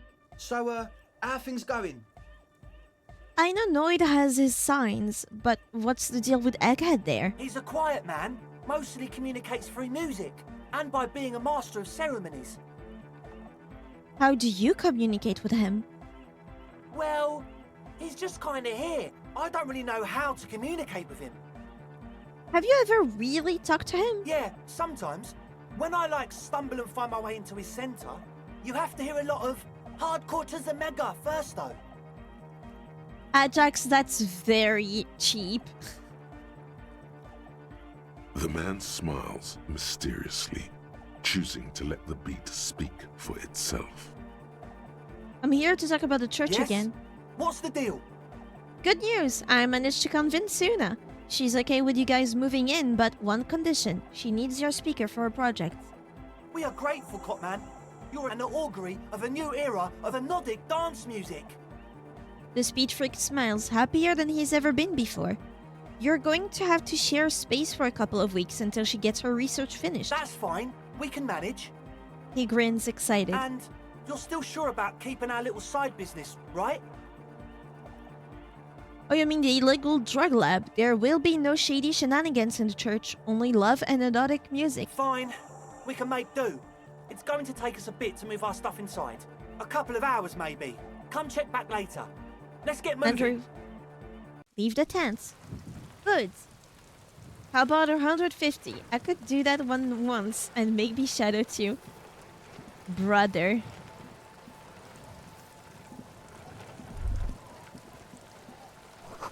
This is someone's home away from home, just like yours. A pane of Eternite has been planted into the snow. 2 poles are holding it up. Barely holding it up. It could fall over any minute. A stronger gust of wind might be enough. Push the Eternite over. The pane falls into the icy snow with a soft thunk.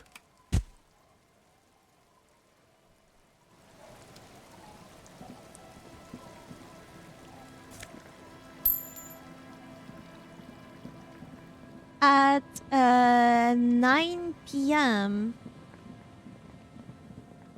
we need to go to the apartment. Check up on Suna's project after ravers moved in, so tomorrow. Visit the nightclub after ravers have moved in, so tomorrow. First, restock the traps you left empty before. The trick is to remember which one it was.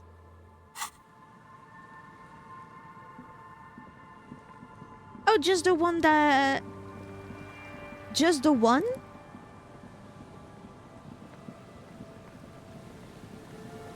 The one that had no locusts? I think it was the one closer to the exit.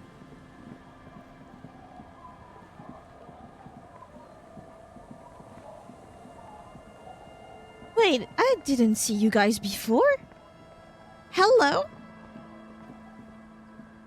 Hey, tequila! A 30-something man clad in a two-piece lycra tracksuit puts down his pilsner and extends his hand in greeting. Tequila to you too, man. Good to see you. How's business? How's the whole reality situation treating you? Shake his So hand. what's happening? Wait, tequila? Yeah, Tequila Sunset.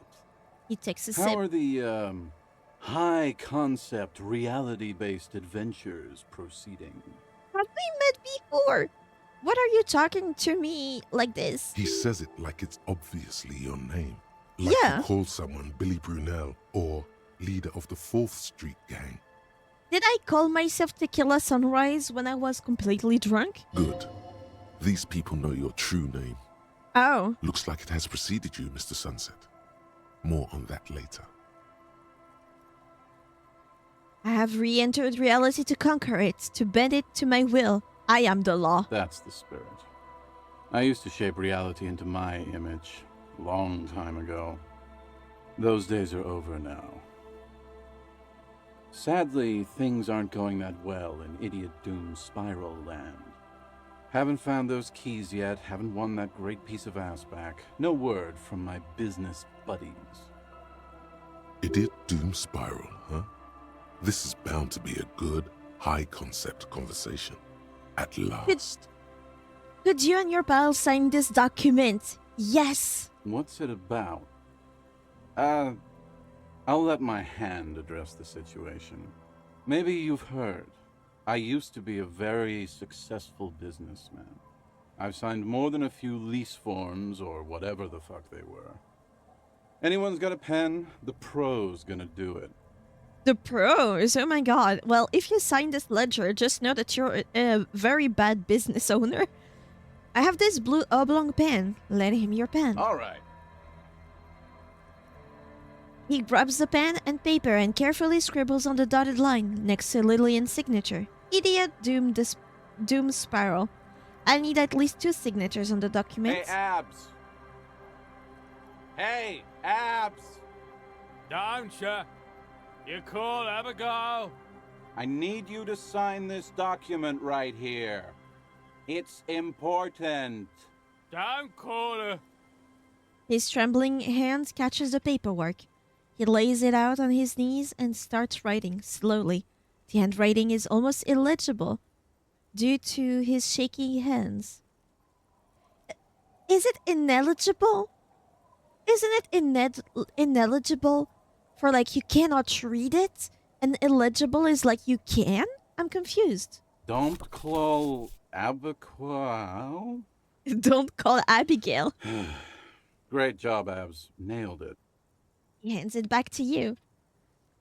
Can I have the pen back too? It's not mine, it's Kim's. Don't know if I've mentioned it, but I used to be a businessman. You And have. As a businessman, I am going to keep the pen. For my trouble. He nods confidently. Kim, I'm sorry. You've done a great service to the village, to the RCM, and to REVACHOL. Hey, guys.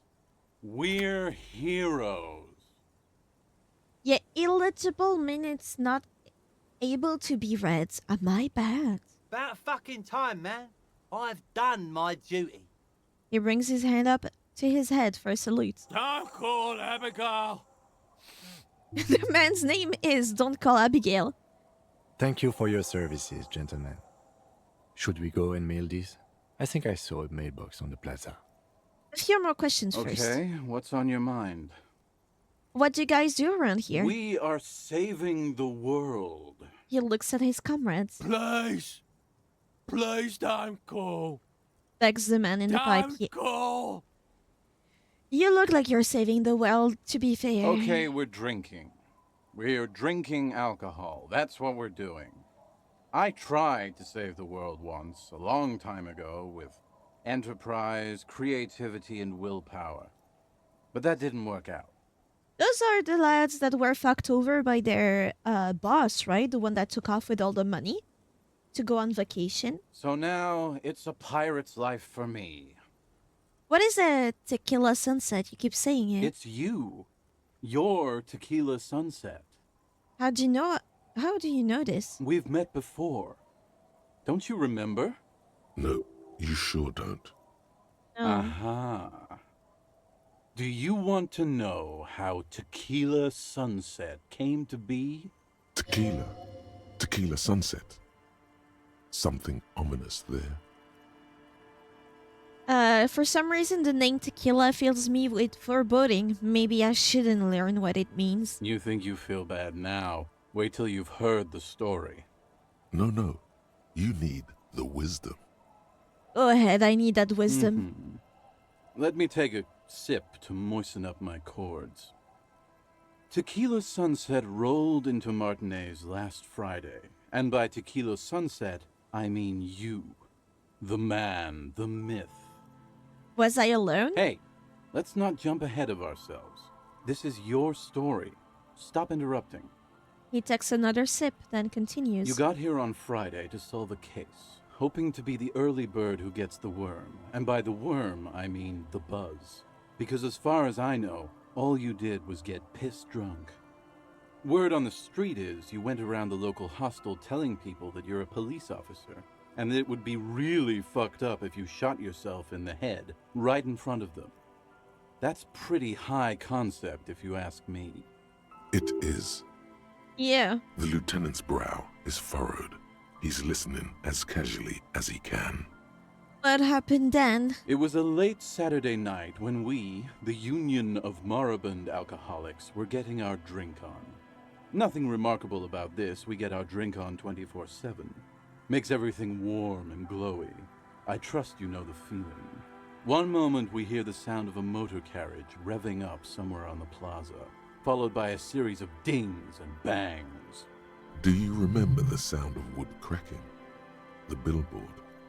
Naturally, loud noises pique the interest of anybody owning a pair of ears. That's just the reality we're in. Naturally. Anyway, there was a brief silence. A gasp of silence, if you will. Followed by a real commotion. We heard the carriage careening towards the coast at top speed.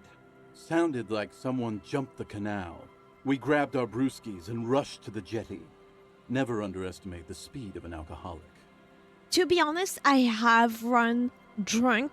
You do feel like you're going super fast. I wonder if you actually are at the point of drunkenness where you can run in a straight line, of course. What we saw was a sight to behold.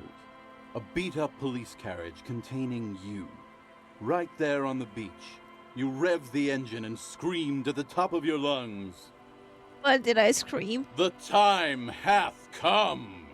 Sounds like me right now. So, naturally, being the curious cat I am, I asked what time hath come. To which you replied, What did I reply? The time hath come for Tequila Sunset, the end of all things.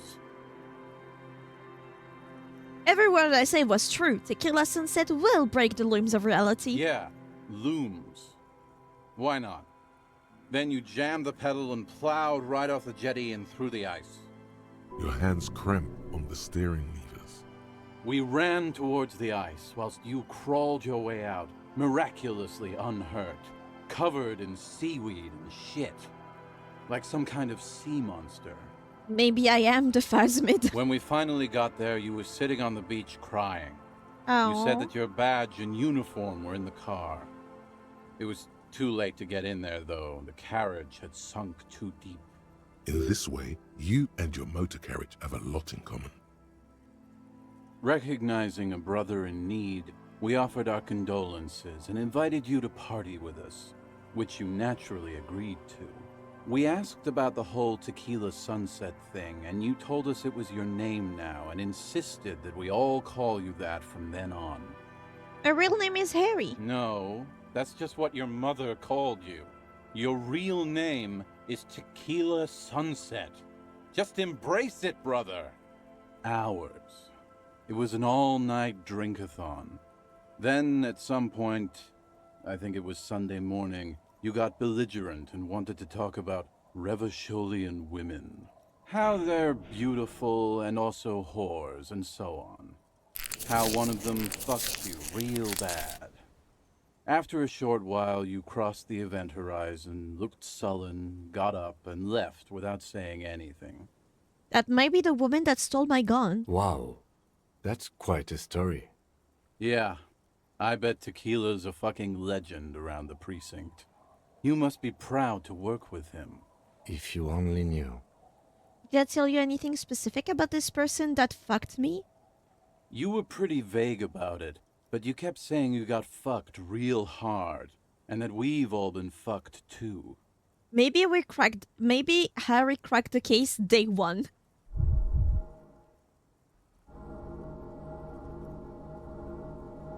Please, don't open that door. No one's fucked me. I do the fucking around here. Abigail! It seemed pretty painful, to be honest with you. If I had to guess, I'd say you're still working through some shit. Did I mention losing anything else? Did I say anything about the case? Did we talk about politics? Did I mention losing anything else? Beside your gun and your badge? You said something about your hope or heart or something. To be honest, the details are a little hazy. In retrospect, I guess you lost your motor carriage too? That's a big one. Did I say anything about the case? Also, how can I get more of these medicines? Is it at Fritz? Yeah, you said it was no biggie and that you'd solve it in no time.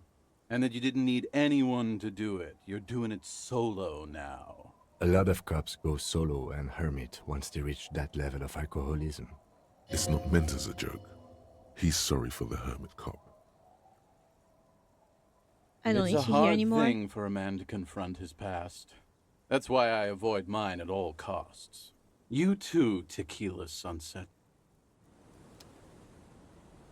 I guess I could talk to others. There's money here.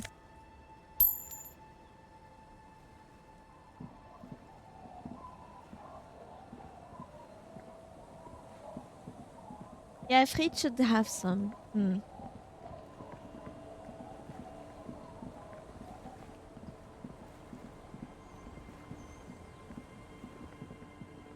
Can I jump from here? Nope, I can't. I think I need to be at one of these locations.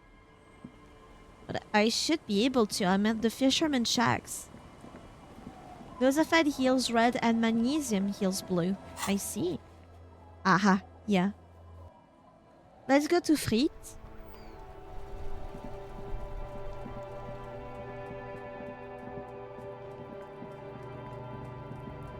By the way, didn't I need to impress you? You could push him by asking him to show you the soles of his boots. He definitely looks like someone capable of a lynching. Half-light. I don't think even with items it would help.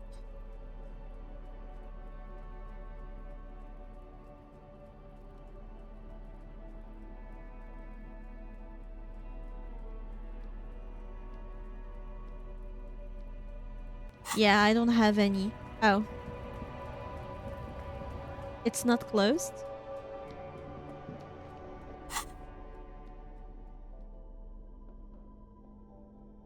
Oh. Tools. The tear machine stands. Your bottles clunk into the machine. I'm a richer man now.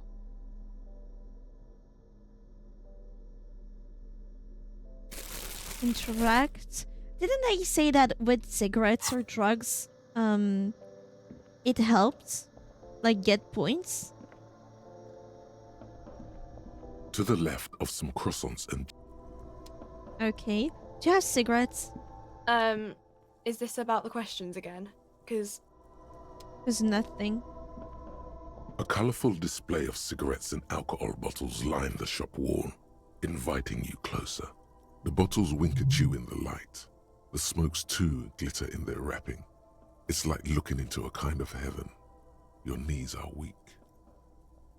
This is not a good place for a recovering addict. Guess not, no. I'm obliged to inform you that both alcohol and cigarettes damage your health.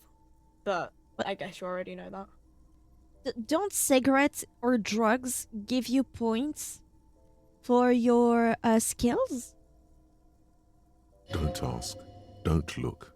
Don't do anything here. Just go away. Get back to work. -1 health.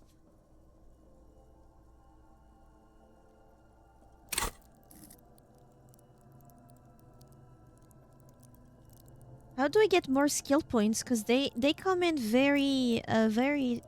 Yeah, they do, but they also hurt your health when you use them. I could use at least one. Give me some cigarettes. Here you go, mister. Leave. A small cabinet on the wall is filled with various medicine bottles, nasal sprays, and blister packs. They all bear the Saint Baptiste Pharmaceutics logo.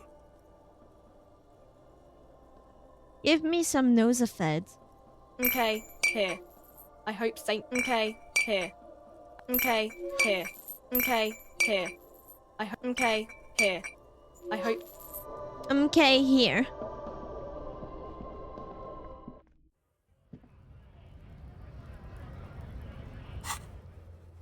Okay.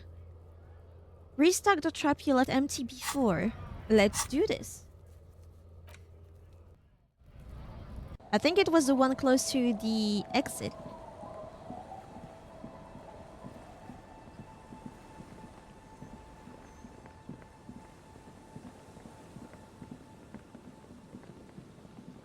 This one.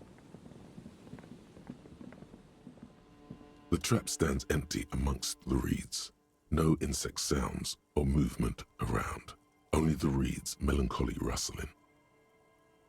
Magnesium is +1 volition, Nosafed is +1 endurance. Alcohol is +1 physical instrument, +1 health light. Ah, I think I still have a bottle that I only took one swig of because Cindy released the locust into the empty trap. The locusts, dazed from being transported, slowly begin to acclimate to their new surroundings. They're not really going to get the chance to get comfortable here. Good, now that's done. When do you think we will return to our impending apocalypse of a murder investigation? Don't answer that. It was a rhetorical question. He doesn't want to, but if there is one more cryptozoological runaround, he must force the investigation back on track. This better be it. I agree.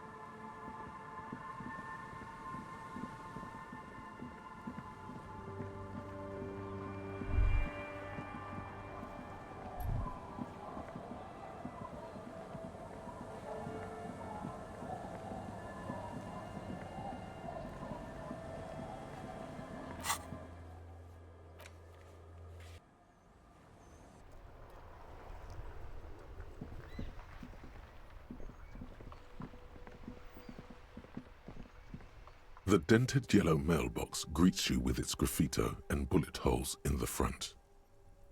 Drop the white envelope into the You mailbox. drop the white envelope in the darkness.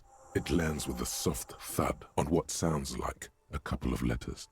About a week's worth of mail as collected in there. They'll empty this very soon.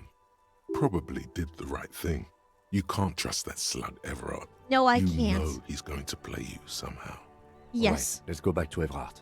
If we don't mention anything to him, he won't know before it's too late. Right. There is something down there. Give it to me. Do I need this?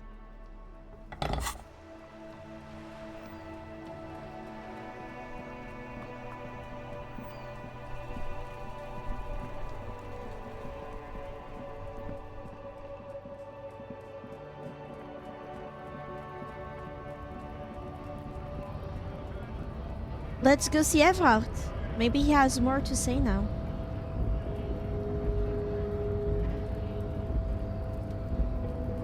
I don't know. I might be wasting my time, but I have an hour until I need to see the twink.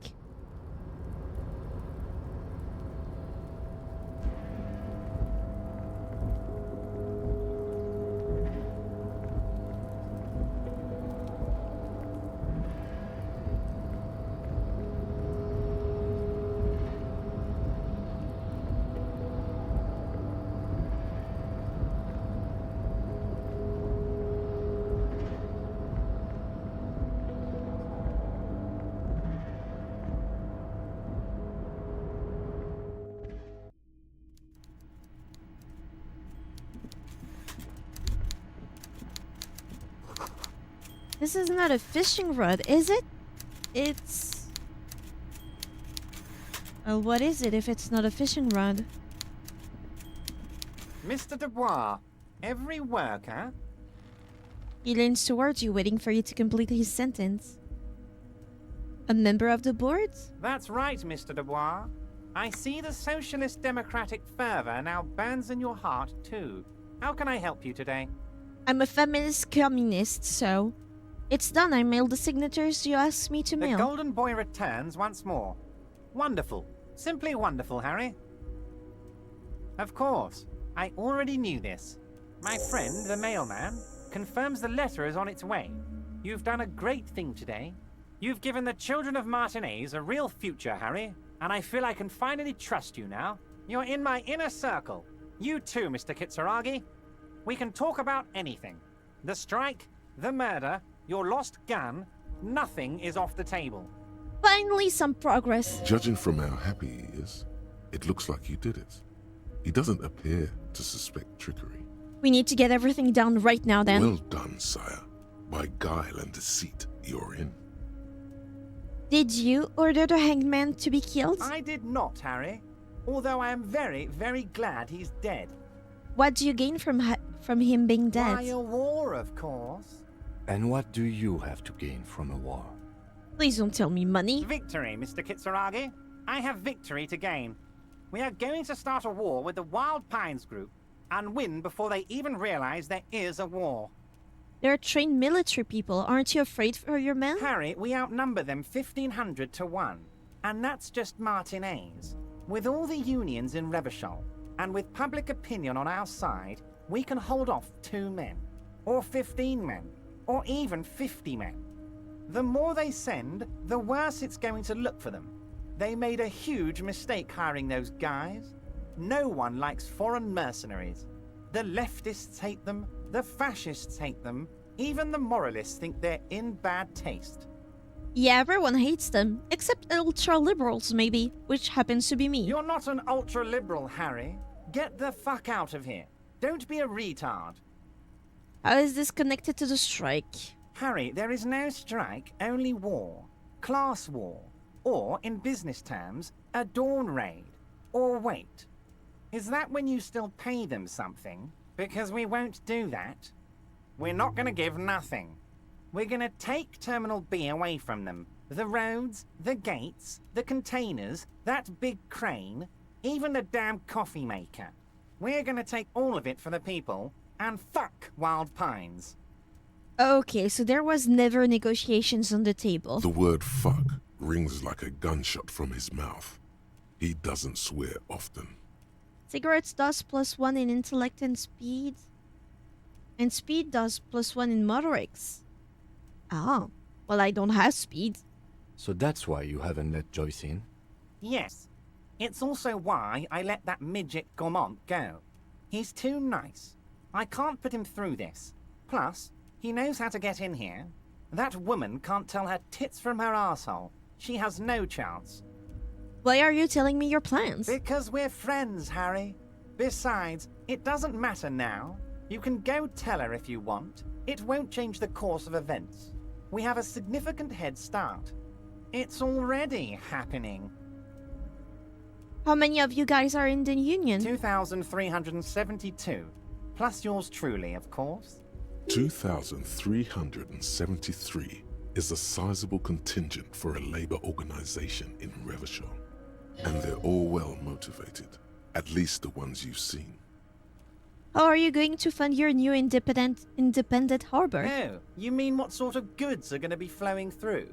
Yeah. How am I going to replace all the contacts we'll lose once the poo-poo hits the fan? The clients will ditch us. Harry, we've thought of everything. Everything? We've been running back channel negotiations with all the major clients. I think the company will be unpleasantly surprised to see how many of them stay loyal to Martinaise and to the new competitive contracts we can offer.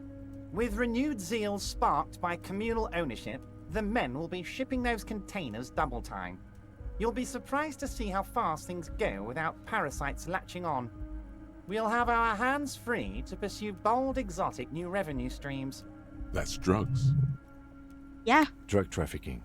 Drug trafficking? Don't be stupid, Mr. Kitsuragi. There are perfectly legal, 100% ethical chemical factories on the Samaran Isola. You don't need to be colonialist about it. Is it really? All they do is produce components to keep the pharmaceutical industry running. That's people's health we're talking about. Old grannies, little babes, people with disabilities. That's just the top of the iceberg, though, isn't it? The company thinks transporting these chemicals in bulk looks bad, has bad optics, may be illegal in some countries. The Debarders Union, however, we're all about the large volume column. We're gonna transport the living daylights out of those materials, Harry. So your sick kid can get his Benefed, and your wacky uncle doesn't have to come off risperidone. Benefed is a children's cold medicine, usually apricot flavored, and risperidone is used to treat severe psychosis. And the kids on the street can get speed and pyrrolidone. I'm an old-fashioned guy, Mr. Kitsuragi. I sometimes grab a beer with the boys, but I have no idea about the things you just mentioned. But if I were to supply ingredients for some sort of rainbow party, I would make sure the Union took a fantastic share. And I'd keep that stuff far away from Martinaize. He's basically admitting to it. I have to admit that's a well put together plan and far removed from you. Interesting stuff. I just want to solve this murder, okay? Makes sense to regulate the drug trade like this. Interesting stuff. I just want to solve the murder. You know why you're such a good detective, Harry? You don't get sidetracked. You care about the people you're supposed to protect, not some systems that may or may not be unethical. Right. I'm currently investigating a phasmid. Anyway, let's not focus I on don't the get sidetracked. sensationalism of the drug trade. This hypothetical drug trade is all anyone ever seems to be interested in. It would only be a small part of the harbour's turnover, just like the harbour is, but a small part of Martinaize. So is there a trade or isn't there? Let's look at the big picture. Martinaize as a whole. There are little girls out there with dreams of making music. Young mothers who want to start businesses. Models who want to walk catwalks and steel welders who want to weld steel. I'm gonna unite them all into one economic body. We're gonna incorporate this place to Kingdom Come. Everyone's gonna be in on the wealth, and everyone's gonna pull their weight. Well, I mean, if it has the word incorporate in it, then I like it. I'm a money guy. That's very ambitious. I love that what you're doing. I'm not feeling a whole lot of REVACHOL in there. Not enough flags or kings. Am I a money guy? Is communism a money guy thing? I'm not seeing a lot of REVACHOL in here. Harry, the future I have in store for Martinaize will have all the macho aesthetics you love so much. The crowns, the guns. I will even slip in a skull and bones for you, my friend. How considerate. Oh yeah, skull and bones. Skull and bones on the Revacholian flag. The Revacholian Death Squad. Oh yeah, the visual image has completely bedazzled you. You're 100% with Everard now. Oh, no, I'm not. Can I get my gun now? Harry, I've got to be honest with you. Your gun was found 2 days ago. Withholding this information weighed heavily on me, but it had to be done. You bastard. Your gun is with an old woman. I hear she's a character, so watch out. Old woman? The woman I've been talking to for the past 2 days? This must be the woman who bought the gun from Roy. The one he described as terrifying. So the gun is still with the woman who bought it from Roy? Yes, the same one. I see you've done your research. The pawn shop made the gun easy to track. Crazy stuff, Harry. Selling your gun like that? Wild. Anyway, the neighbors of this old woman contacted my men because they trust me and the Debarders Union. Apparently, she was waving it around at the entrance to her building. Waving the gun around doesn't sound good. None of this does. Who is this old woman? Unfortunately, I don't know anymore. You're gonna have to go in blind, Harry. But she's an old lady. How dangerous can she possibly be? Oh, and she calls herself the Pigs. There it is again. The pigs. Like Roy said. Not good at all. I, for one, find it refreshing. Finally, someone calls themselves a pig. A smile flickers in the corner of his mouth. It actually sounds extremely bad, but let's not give him the satisfaction. Can you set up a meeting? I already have. Tonight, starting 10 o'clock, near the old fish market on the coast. The one on the boardwalk, a little past the fishing village. Be careful, Harry. I would never set you up for anything dangerous, but you did ask for this. Now, back to the fun stuff. She will be there from 2200 hours till 0200 hours. More fun stuff. Seems like we already have fun stuff to do. Can I ask you about specific union members? We're way past specific union members now. This is the big time. We're talking about the future of REVACHOL here, Harry. You can bother Leonard with that. He loves to run his mouth on such matters. But I'm in big time mode, Harry. That's it for now. Great, Harry, great. I think we have truly built a bridge between MARTINAISE and Jamrock today. We have united the RCM and the Debarders Union. Suddenly there's a sadness in his tone. This has been so great. I'm sorry we don't have more fun things to do together, but if you ever feel like bouncing something off me, my door is always open. I did it, Everard. I turned it off. What does he mean by this? What? The shady brew. You told me to make it even shadier. I didn't. It had alcohol in it. Now there's no alcohol. Did I? Well done then, Harry. I like not knowing about it, and I'm sure you made the right call. I spend the whole day delegating tasks, and it's a great relief to see people taking initiative. I like not knowing about it. I don't even want to know what all of that means. Brew, shady, alcohol, turned off. I'm gonna let the world surprise me.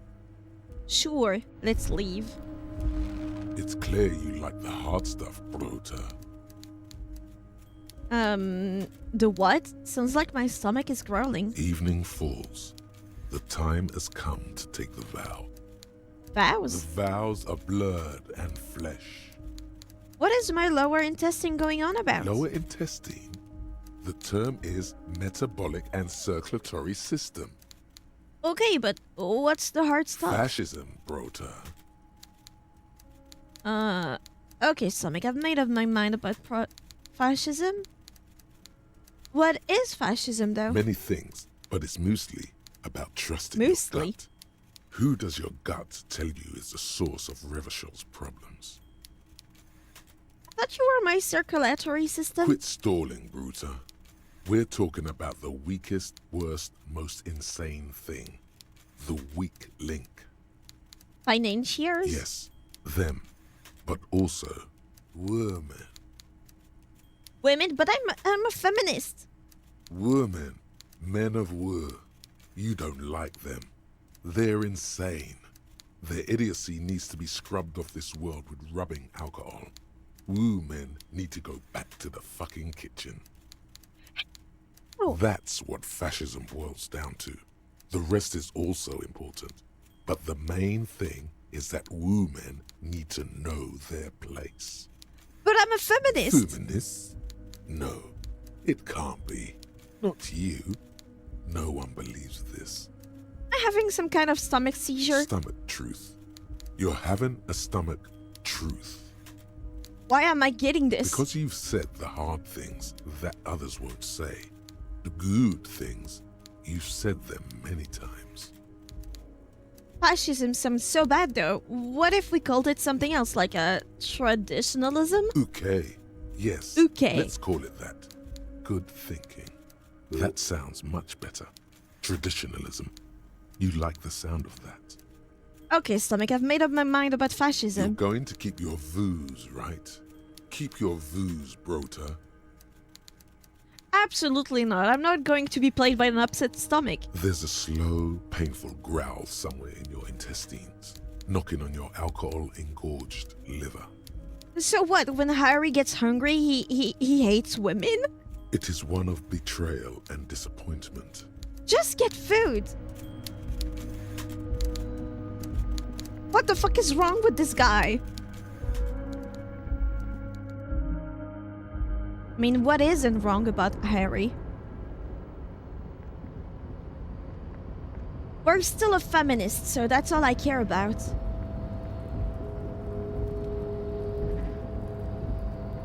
When Harry gets hungry, he hates women. I mean, yeah.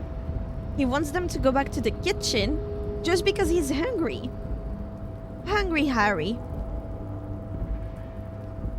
What the fuck? But it's okay. I kept him a feminist because that's who he is, truly.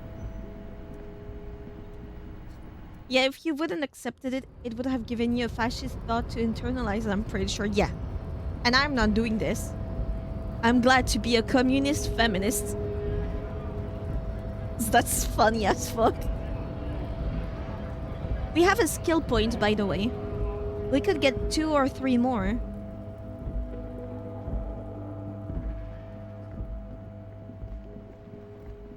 The power of choice. The illusion of choice. Hi, Annette.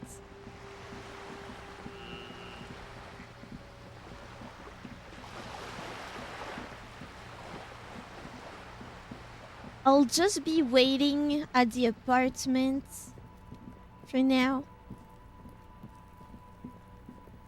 Until 9 p.m. because I'm pretty sure it is finally the day I can meet with a twink.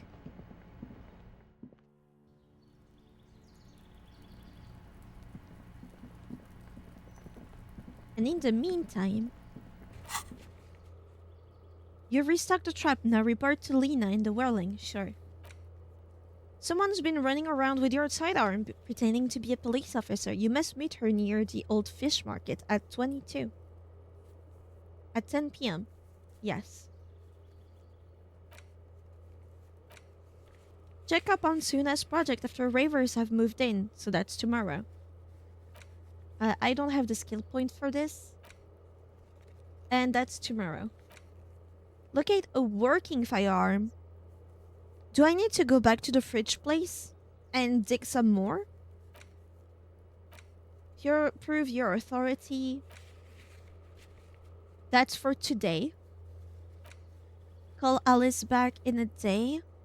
So I should be able to call her back. Find out who's the lady driver and where's her lorry. I could get some smokes in. Joyce info, I'm pretty sure I can do that right now. The victim's tattoo.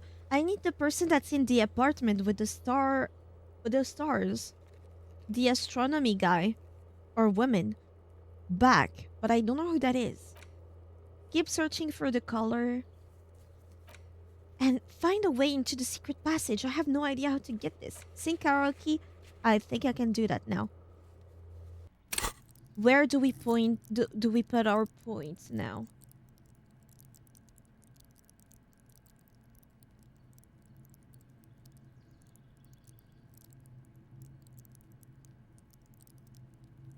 Huh.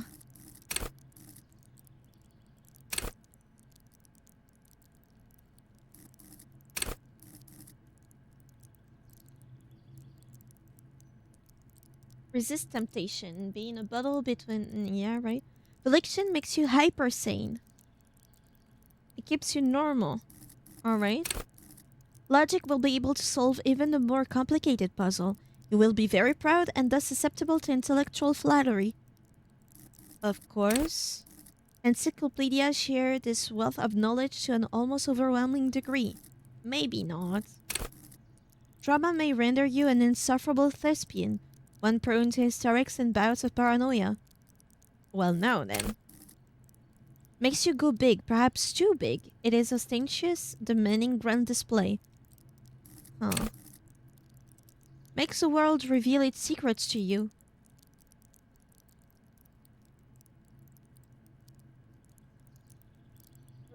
Suggestions? A fable to everyone and more resistant to their charms in turn.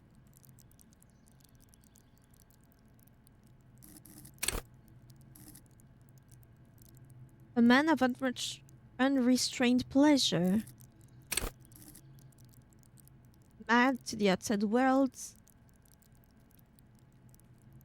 May begin to worry.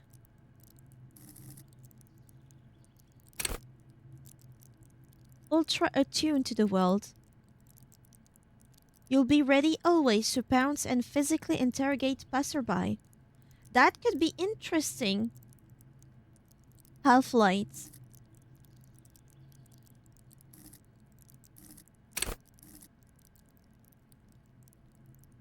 Um...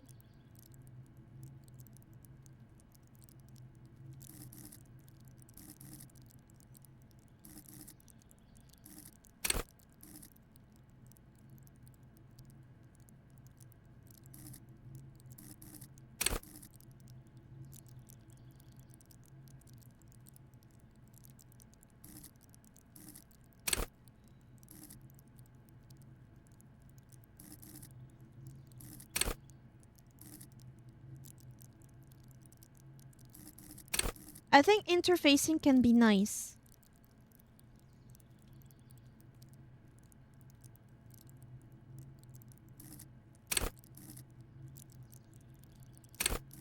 Or was it savoir-faire? No, I think it was interfacing, right?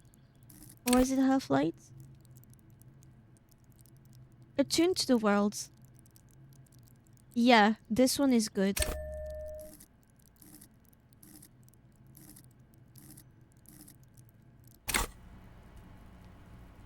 I could smoke a cigarette.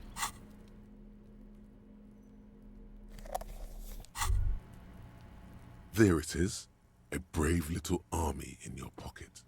The 1st Smokes platoon.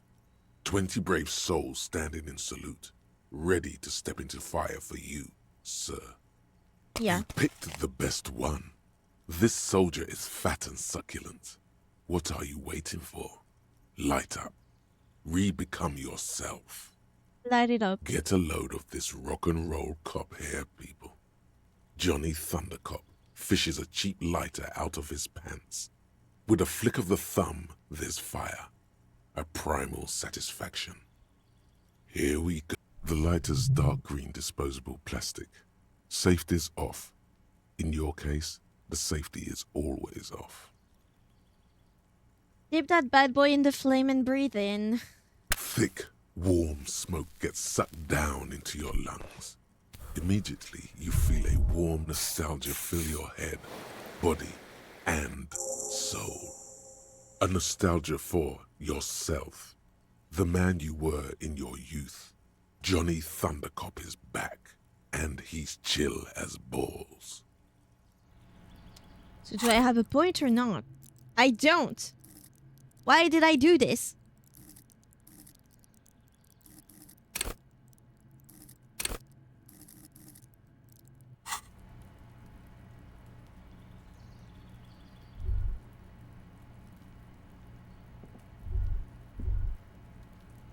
I can do this. What's up, Kim? You doing a little dance for me? What is he doing? Is it the smoke? Is it making you tweak out, my man? What's going on? Is it a mating dance? Are you trying to impress me? It's working. It's working, dude. You can stop. Dance, white boy, dance. Or maybe he's super against me smoking. He's telling me no in the most dramatic way he could think of.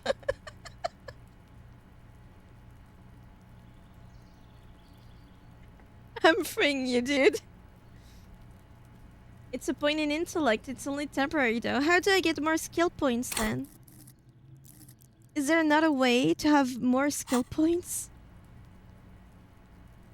Oh.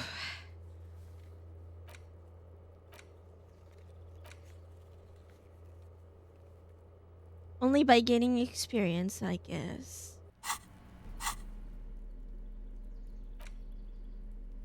Where is my tape player?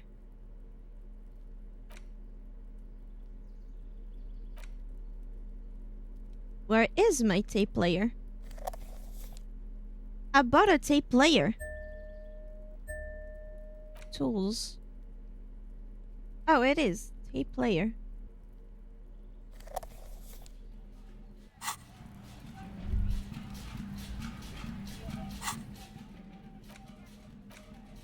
The porter reel is just what you needed.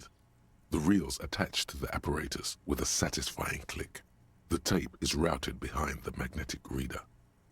Let's pray on tape. You press the large button marked Commencer, and the tape starts spinning. There's a small delay before the song starts playing. Keep the porta reel at the harmless distance and wait. Then the organ starts playing a simple, melancholic tune echoing in the hallway. A lone singing voice joins in, telling you about the tiniest church in Cessons, surrounded by even tinier yard. You almost feel the seaside mist on your skin. It's mega sad. Within seconds you know, this is the one, the real shit you've been looking for. The one you trust your room to that Claudia told you about. Perform it. Yeah, don't worry, Sparkly. At least I know what it does. A click, then silence for a bit. Then the tape stops spinning. Could I sing this for karaoke? I think I could sing this. Of course you could sing this. You could take sad to a whole new level with this. And you already know the lyrics since you've listened to it like 1,000,000 times. Yup, they're all here. All 3 verses. And the B-side of the tape contains the instrumental version. It's like the world itself is telling you to do it. Only one obstacle stands on your way. What? Gart. You have to convince Gart to let you sing karaoke in the whirling. After you've won him over, you can express yourself. Let the pain out. Make everyone understand. The lieutenant looks at you as you remove the tape from the boombox. He doesn't say anything. He will like my singing.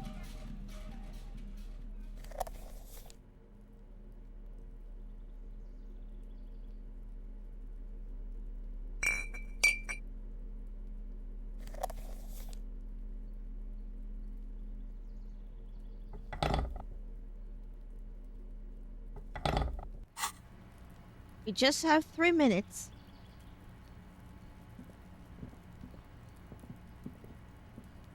That's how you do it, Mr. Kim. That's how you do it. Let the pros do it.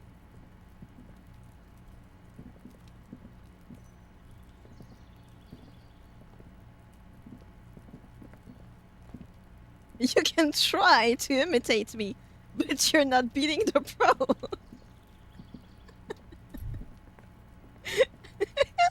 Oh, he's sad now. Look, he's all gloomy over there. He doesn't want to look at me because he knows he's inferior. What disco is this? The best kind of disco. Look at us.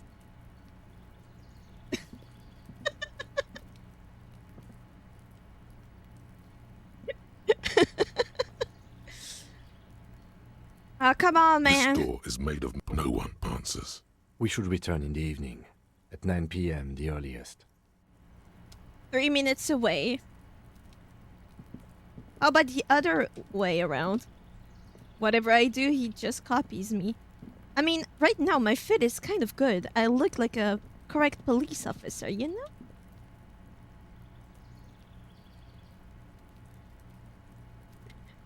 Let's get this party started, Mr. Kim.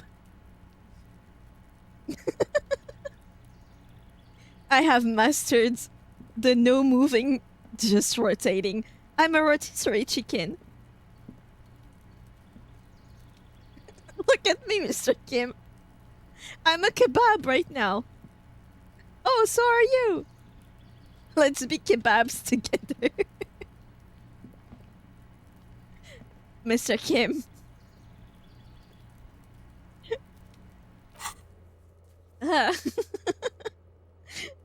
They have kebabs.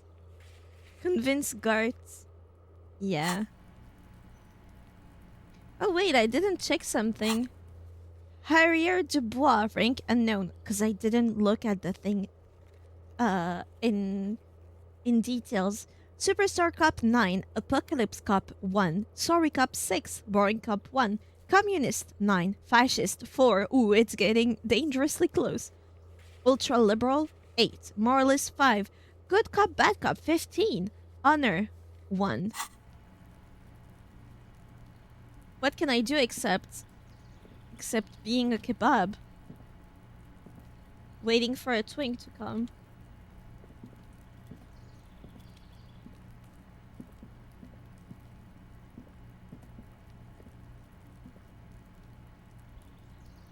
Talk to Kim. True. Yes? Tell me about the case again. What do you want to know? Can we go over the preliminary info again? You mean like a brief? Do you want me to brief you again? No, I'll There's wing no it. reason to wing anything. If you didn't get the brief, that's okay. I did. 3 days ago, the RCM Emergencies Desk received a report about a security guard who was found hanged in Martinez. An anonymous caller said there was a dead body behind the Whirling in Rags hostel cafeteria. The cadaver had been there for 4 days. No one had come to investigate. During that time, the victim had been stripped of his belongings. The caller did not identify him, but used the word lynching. There is an ongoing labor dispute between the local dock workers and the logistics company Wild Pines. I was told we should approach the death as part of this dispute. Oh no, we're trapped in this. Why didn't we know anything about the caller? They didn't identify themselves in any way. The tone was muffled using a device of some sort. The desk could identify neither the caller's age nor sex. Why hide themselves? There's a strong prejudice against involving the RCM in what's seen as union matters. The dock workers' union is the de facto police in Martinez. Now it appears they've started executing too. We cannot allow that. No, we cannot. Of course, yes, I understand everything now. Just to be clear, we are police officers. It's our job to find the killer. That's the case. Uncover and arrest the killer. Now that we've inspected the scene, I want to know more about this pissing competition you mentioned. What's there to say? It's just stupidity. What kind of stupidity? The cop kind. Our precincts can't decide if Martinez is part of Jamrock or the Industrial Harbor. Yours or mine, as if we somehow own parts of the city. Typical street gang mentality. So we've let the union make a mockery of law enforcement here. And now it's come to its natural conclusion. Ah, so this is a struggle over who runs Martinez. Well, sort of. Oh, it's less my a God. matter of who gets to police Martinez than who has to. He It's an just orphan appeared. district, in other words. He just appeared. I think the dispatch desk just told both our stations about the hanging. There was quite the brouhaha at the 57th, I can tell you that. Time to settle it, they said. Cop off. But I assure you, I am not their finest or toughest, with 102 cases solved. What I am is least interested in a pissing competition. So he volunteered to represent the 57th, but not out of competitiveness. On the contrary. I wonder what this says about me, that I was sent by my station. He raises an eyebrow, thinking it best to just let you make the next move. It's all part of the master plan, you see. I am a highly experimental club, but if I'm right, this is outré, even by my standard, outraged, or triggered. I was sent to teach you a lesson in style. There can only be one conclusion. I am the finest, a case-solving machine sent out to outperform you in every way imaginable. I must be an augury and apocalyptic omen sent by my people. Can you guess my message? Don't be scared, but I think I might have supernatural abilities. I am the finest. A good joke. He does not actually think it was a good joke. Joke, of course. Rest assured I have no intention to compete with you. It's good we set this thing aside. Was there anything else you wanted to ask about the competition? No. Yes, it's a wholly pointless matter. Forget I ever mentioned it. Oh, I could do this. Sylvie, suicide joke. Roy mentioned suicide. What? Because you're the best qualified. No, that doesn't seem right. No, that makes sense. I'm exceedingly qualified. If you're so well qualified, why can't you remember why you were sent? Anyway, don't keep the lieutenant waiting. Hi, my dude. Gendarmerie, you found me. The young man on the balcony gives you a bright smile before taking another drag from his cigarette. His slender figure is backlit by city lights, its distant streets and motorways flashing like diamonds. It feels like a Friday. He seems to be in a good mood tonight. I had that interaction way in the beginning, and so I took the whole investigation as a real competition, and that make me and Kim aren't buddies, really? No, he's my best dude. We got your hints. Found the key right under that stone. Beautiful. He replies, smiling. As he looks at you, something sparkles in his eyes. Do you want to fuck me or something? So tell me, are you here to make things right again? That's what I'm aiming for, yes. Honestly, I'm just trying to not screw anything over. I'm not going to make things right. I'm going to make them spectacular. Beautiful. He says again. A nearby street lamp casts shadows on his chin, drawing out the slender cheekbones. I have some good news for you. My Sunday friend is visiting me tonight.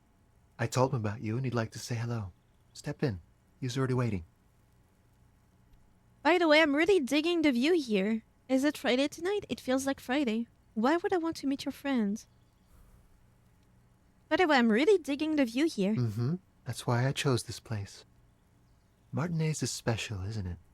It is. Wait. Suddenly you are digging things? The lieutenant whispers to you, shaking his head. Very well, I'll talk to him, but first I want to talk to you. I have so many questions. That's nice, but I don't have anything to tell you.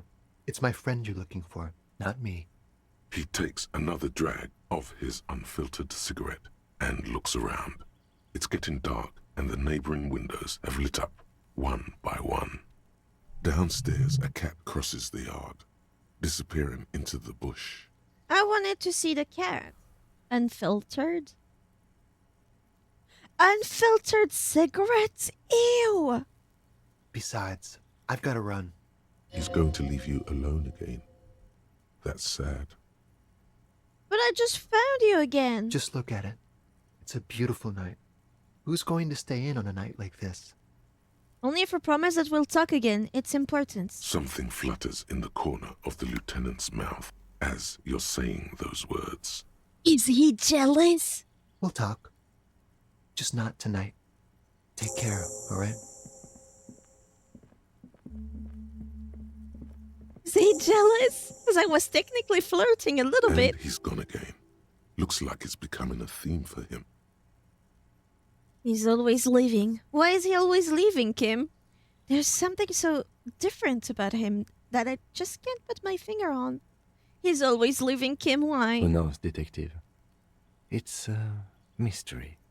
There's something different about him that I just can't put my finger on. Different, of course. His shirt. Why is his shirt always unbuttoned? He's such a good listener. I like talking to him. There's just something so mysterious about the way he talks and moves. Why is the shirt always unbuttoned? I couldn't keep my eyes out of his pecs, you know? His shirt. The lieutenant squint his eyes, trying to hold back laughter. His shirt. His shirt. Were you not looking too? He's trying to dive deep into the mysteries of his shirt. Oh, he wants to dive in, I see. Mm-hmm. His shirt. No, I don't know why his shirt is always unbuttoned. His mouth tightens as they're trying to hold something back. 'Cause he's gay! Just say it! He's gay! Come on, detective, let's go. We've got a potential witness to interview. His Sunday friend, remember? He knocked at the apartment door before you. He tried not to laugh because he's like, this guy is the most flamboyant man I've ever seen, dude. How do you not see that? To Harry. Can you not recognize gay? What about this Sunday friend? A quarterly business magazine. Bordy Dragon Silk Robe? Oh, hell yeah! Finally, some actual drip.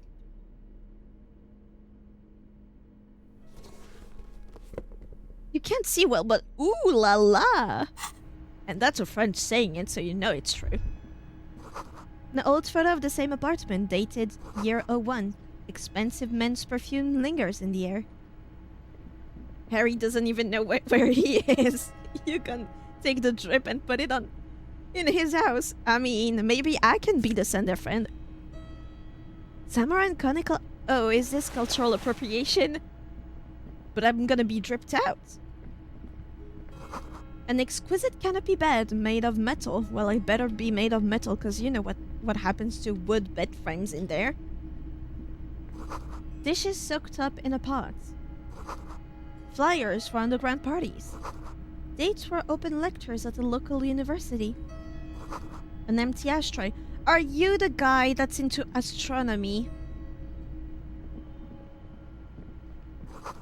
Bucket of paint on a layer of old newspaper. You have Hello, acquired the Cinderfriend. robe. Keep it, officer. It looks good on you. Oh, thank you. I'm glad you noticed. I feel pretty good in it myself.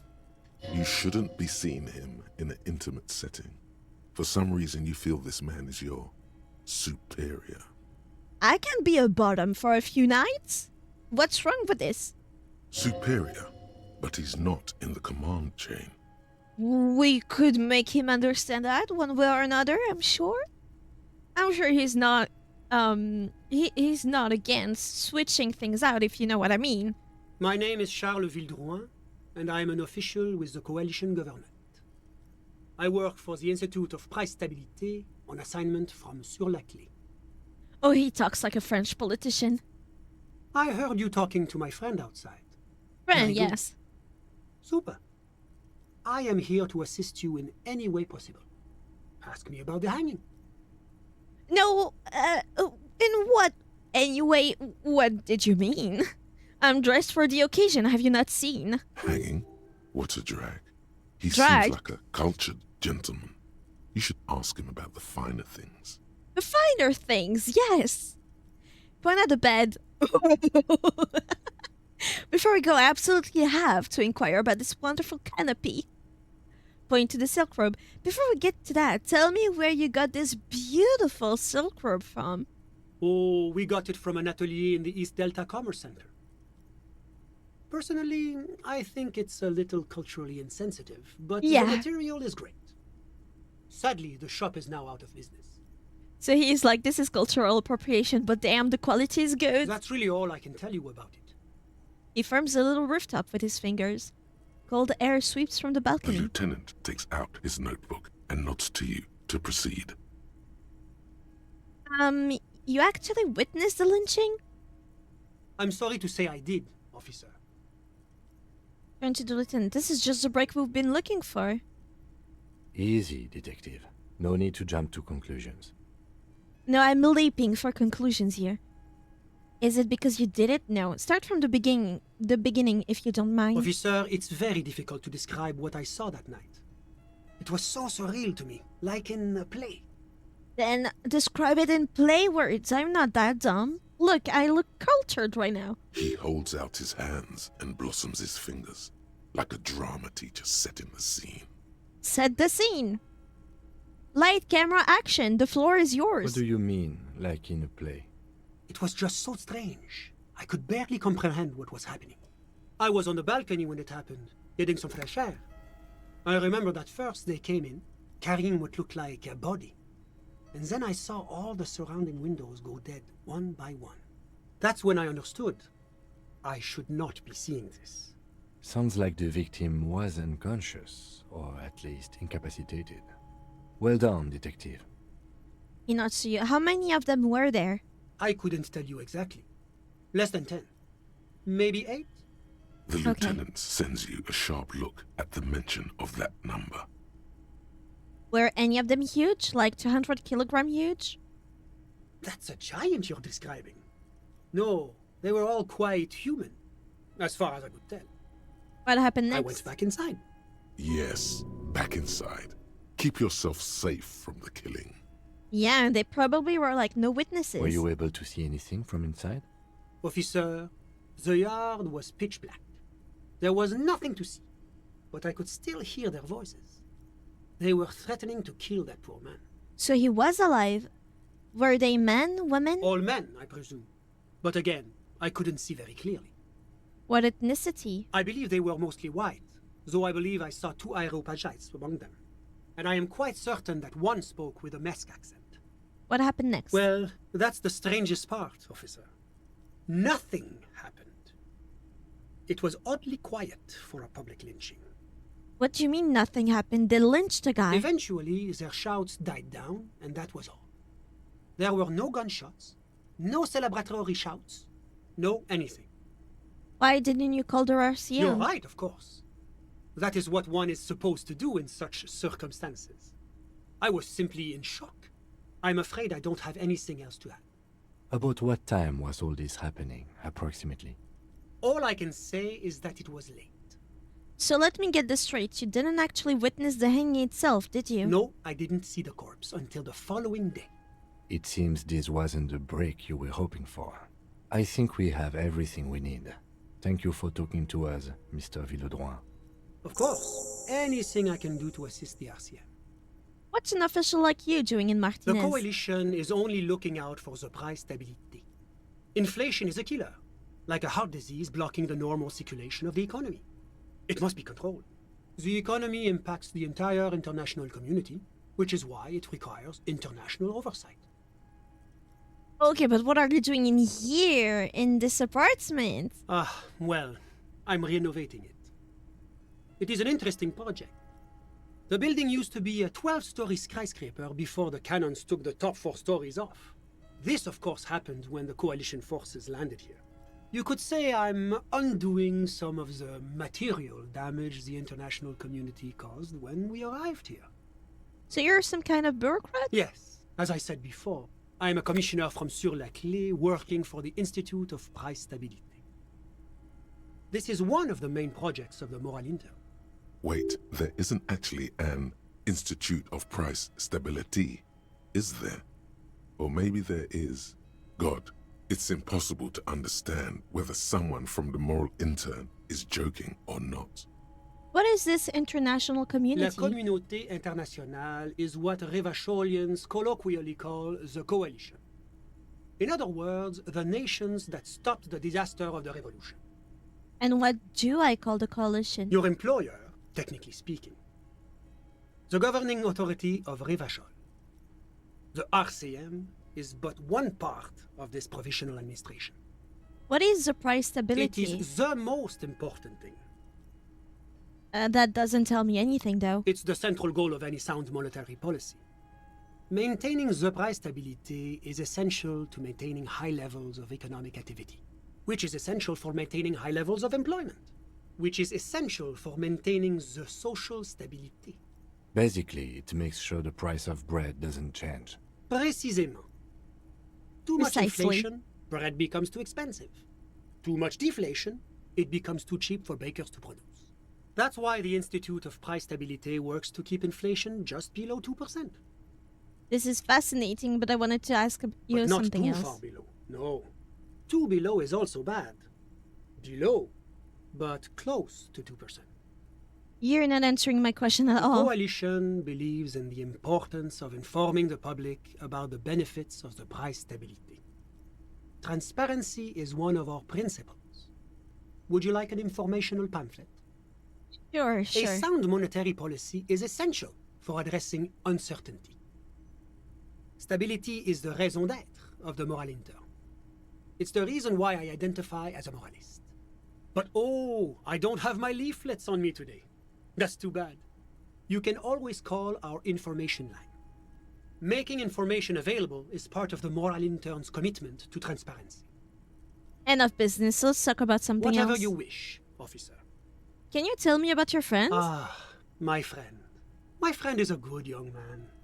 His family immigrated here from Kedra, and life has not been easy for him. But he understands the importance of education. He has taken his future into his own hands, and that's all that matters. What's Kedra? Kedra is a candidate member of APIS.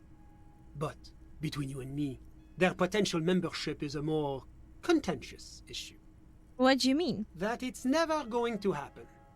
They entered negotiations in 21, and it's been pending ever since. That doesn't tell me anything about Kedra itself. Is it warm there, cold, something in between? It's warm. It's also known for its mandarin trees and dust storms from Supramundi. Kedra's an emerging market, but it still has a long way to go. Maybe that's why my friend's menage decided to emigrate. How did you two even become friends? How did any of us become friends? Bad things happening on the Insulindian Isola? Oil platforms ablaze in the night, civil wars lasting for years. Finally, the international community is forced to step in. What are you talking about? No one becomes friends that way. Au contraire. It's how millions On of the people contrary. end up where they are. Meeting the people they meet. It's how I came here, and my friend too. You still haven't told me who he is. Sorry. Who? The man throws a quick glance at his watch. Your friend, the smoker on the balcony. We were just talking about him. But I told you, officer. He's a bright young man here to pursue his education. Education is the foundation of our future, especially the arts. It is a cornerstone of our civilization. So all you can tell me about him is that he's here to study the arts. He's deeply enmeshed in the study of the fine arts, yes. As though you weren't envious enough of the boy as is. Which arts? He's a truly free spirit. He likes all the arts. Perhaps graphic design, printmaking, who knows? The world is open wide for a talented youth like him. What are you doing in his apartment by yourself? I'm just enjoying the view. The man smiled, nodding to the window. What view? It's dark outside. Listen. He says, raising his hand. Baby is crying in the neighboring apartment. Someone's baby is crying. Oh, listen. He says again, looking outside. The Insulindian Bay. I was asking about your friend. My friend comes and goes. I'm sure you'll see him around. He's a busy bee. He never wants to answer. A busy bee? What an odd choice of words. I'm all ears, officer. That's A all I moment, need. Officer. Of course. Do you have everything you need from me? I'm afraid we won't have the chance to speak again once you leave. Why? It's against diplomatic best practices for an official in my position to be discussing murders with local militiamen. And I'm pressed for time. After you leave, I should be leaving as well. That's not the real reason he's so apprehensive. Men in his position shouldn't be seen loitering around in underprivileged young men's apartments in the middle of the night. I'm not going anywhere. I just want to take a look around this apartment. Sure, go ahead. It's a beautiful space. Let me know if you have any further questions. I don't think there's any more.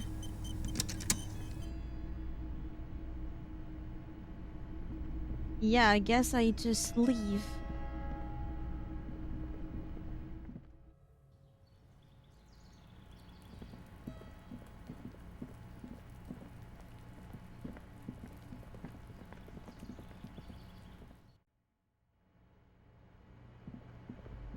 Anything happened with that apartment? Nothing?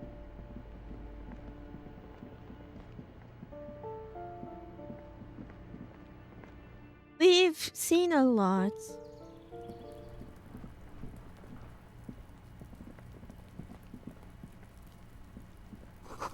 You hear the sound of running water. Someone's washing dishes. The door is closed again. Nothing to do here anymore. You hear someone inside, walking from room to room. Whoever lives here must be back home. FBI, open up. I'm going back to Whirlings to convince Dart to let me sing karaoke. And then we can go to the fishing village to meet the person that has my gun. Oh, wait, I needed to call Alice? Was it Alice? Inside, you see a set of steering levers, a radio microphone, a pull. This is Precinct 57. How may I assist you? Still no word, I'm afraid, sir. I know it must be frustrating. 57, over. In the cabin, you see a set.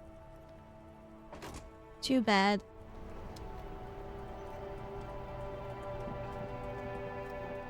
So tomorrow, I guess.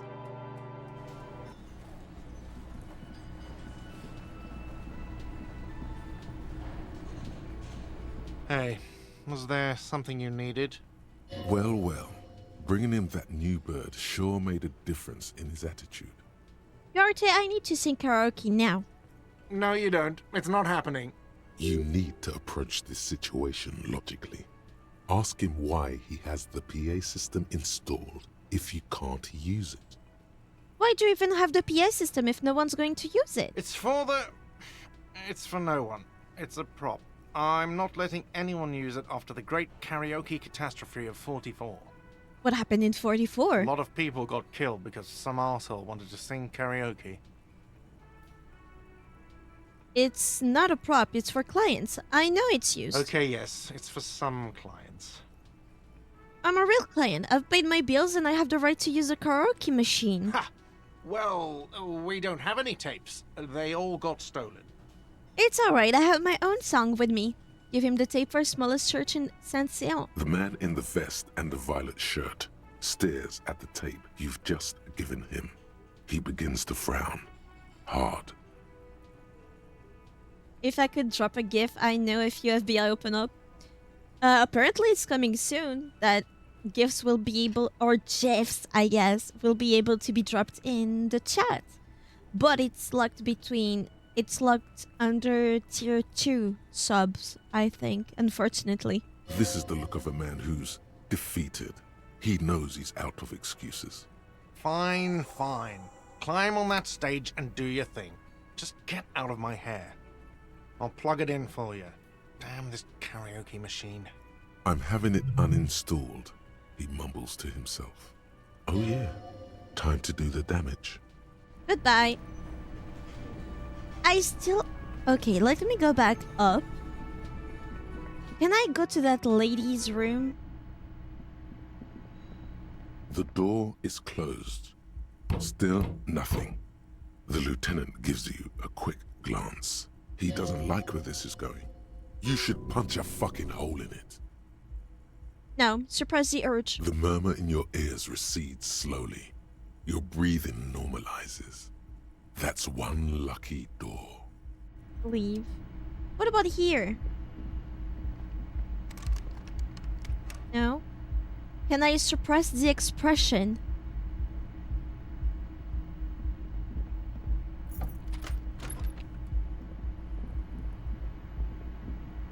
A mirror hangs on the bathroom wall. In it, your face, adorned. Apparently not. Why is Kim gone? I just got into my room. Well, if Kim is...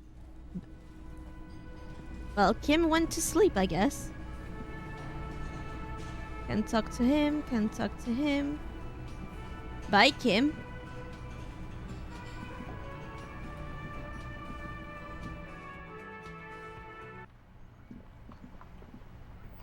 What's in here?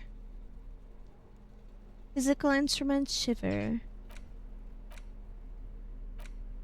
Alright.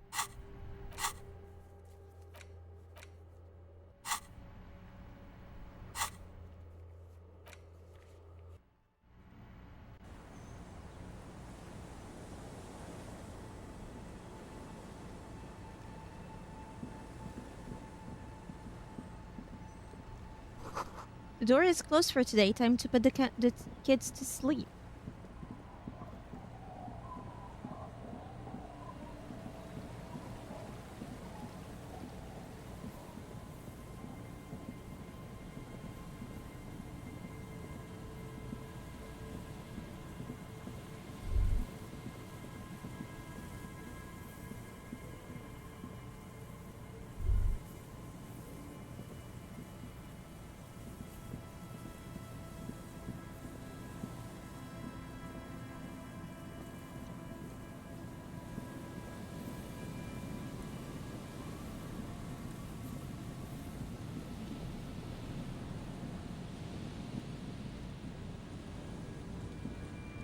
There's some tear, an empty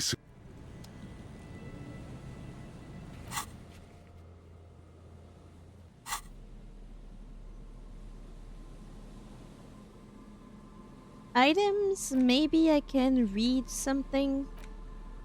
Oh, I can read my badge. A police badge on... That's what it says on the badge. No more information is provided. You should look at the badge when Lieutenant Kitsuragi is around. He could help you make sense of all this. The badge in your hand shines. REVACHOL, Jamrock, Precinct 41. You don't remember what the numbers in the middle mean. The badge was issued roughly 4 months ago. A new document is given to you as part of a promotion, or when you lose the old one. The number shows that this badge belongs to an officer of the 41st Precinct. The badge in your hand shines as you rotate it, catching light. You see lines of information on it, and a shining watermark. Okay.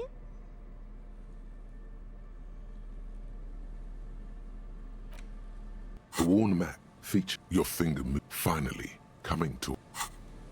Oh.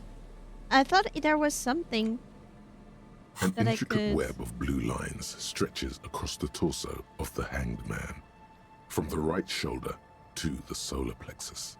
Each time the lines intersect, a small white star is formed in their crossing. Hundreds of fading asterisks riddle his skin. Their concentration is highest around his heart. It still kind of looks like a map of gone. Can I interact with it even though Kim isn't here? It's the ledger you found in the trap. Oh, and the cool piece of toilet paper is stuck to the back. Browse the case file again. Arson, petty theft, spousal abuse. Handwritten logs on dozens of investigations date back to January 51. Stamped case files commit to paper. These are your last couple of months in REVACHOL, Precinct 41, Jamrock Quarter. You don't exactly close them, so much as distance yourself from the smelly papers. They're a little further from your nose now. Inspect the toilet paper. It's just toilet paper sticking to the back of the plastic clipboard. You can take it off if you want. Yeah, take it off. Still wet, the toilet paper peels off the plastic easily. All you have to do is shake it off with your finger and voila! The ledger now looks marginally better. Look at the It's clipboard. made of dark blue plastic, hard enough to beat someone to submission with. The edges are rounded, however. The U4 size board feels thick and heavy in your hand. Light shimmers on its wet surface. On the back you see the embossed letters, RCM. Shake the ledger. Something rattles inside, ever so lightly. Is there a hidden compartment? And something small inside? Light, made of paper or cardboard? Or dried flowers, perhaps? Permeables. It's not hidden per se.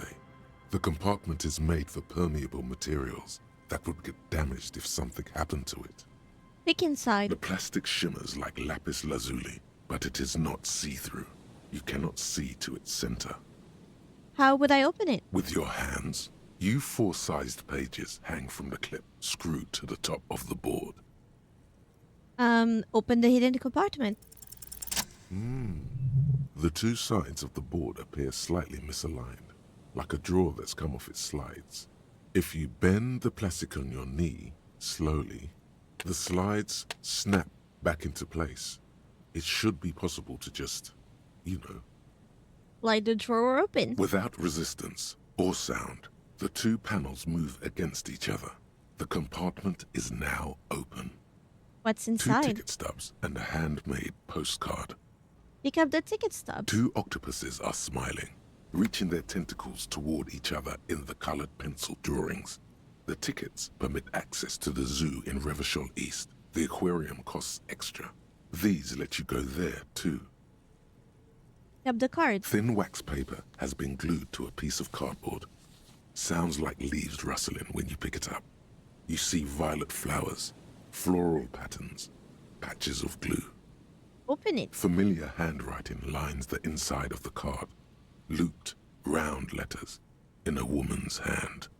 A young woman in her 20s. There is care, effort, and a smile, you think. Although that is not something you can read from someone's handwriting. Harry, it begins. You're already reading. I wanted to write you a letter so you can read it when you wake up. Maybe it will make you happy. Throw it away, please. But it will make me happy. A merciful wind blows in from the bay of REVACHOL. dusting the ground at your feet and raising newspapers far away. You feel the card slipping into it. Hold on to it. You read the card. Your hands shake, holding on to it. Every morning when I step out and you're asleep behind me, it says, I find a little piece of sadness in me. I carry it in my chest down Voyager Road. Every step I take, it grows. By the time I reach the fuel station, it has filled me entirely. I step onto the light rail and look back. Sparks fall from the bow collector. I know it will be like this until late afternoon, when I get off the 42 and walk back to you. Keep reading. You. Every step I take will get lighter. It almost makes me run. Sometimes I do. I can't believe I met you. I can't believe the happiness I feel with you. You have a vast, vast soul, and I will always, always, always come back to it. Keep reading. Kisses, kisses, kisses. You feel the air sucked out of your lungs and the blood sucked out of your head. Everything around you gets dark. Small white dots appear. Sparks fall like snow from the bow collector. A streetcar distancing. You feel the ledger slip from your hand. What? No. Hold on. Hold on. To what? There's nothing. Fall sideways.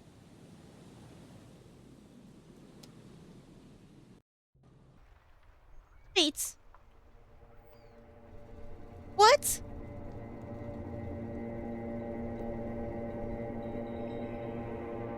What?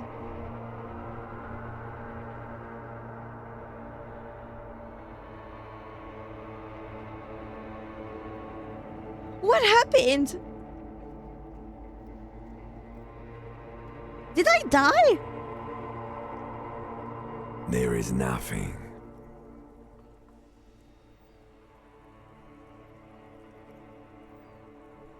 My investigation.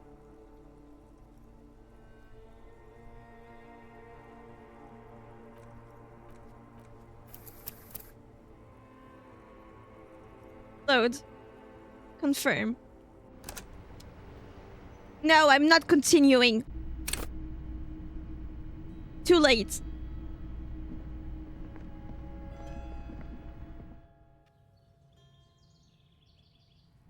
I'll do it after.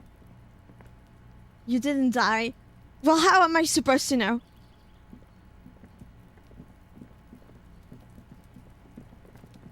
It said begin. What did you do? I read a letter. That's all I did.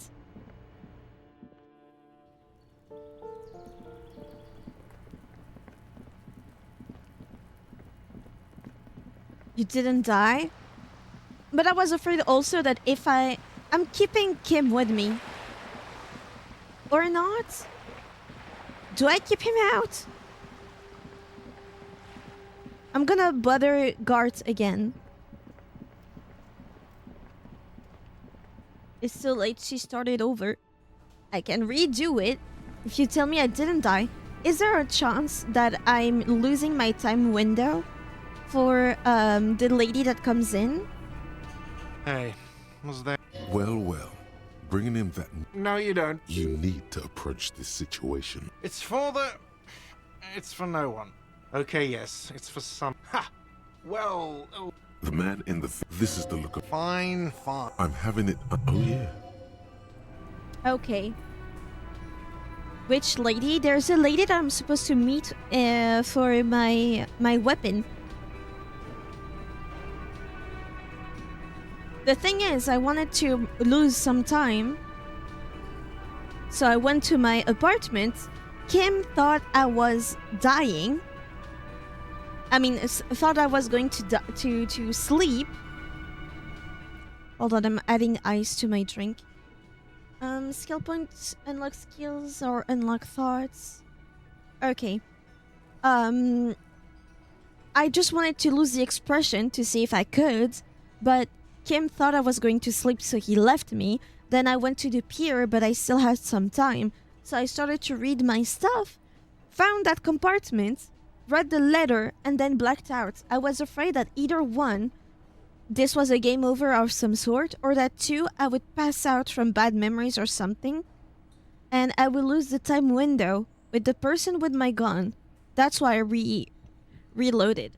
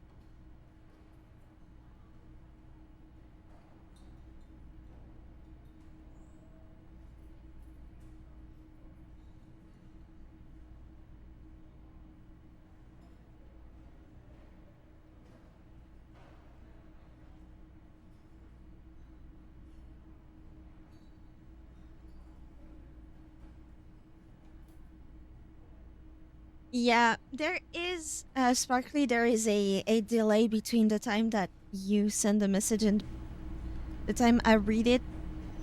What I think I'm gonna, but like you said, you can do it over if you want. I just never did it when I came here. That means, to me, we're going there.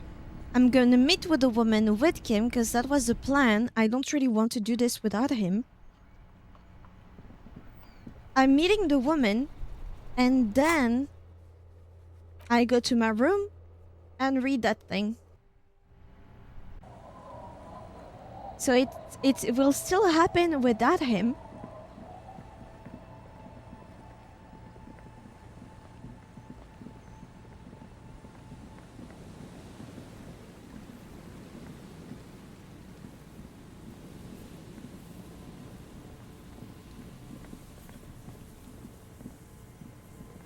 You could spend time by sitting on a bench if you're alone. Or like spend time by reading the ledger. That's what I wanted to do. But without Kim here, there's no point, apparently. I didn't know this. And I was not expecting Kim to leave me.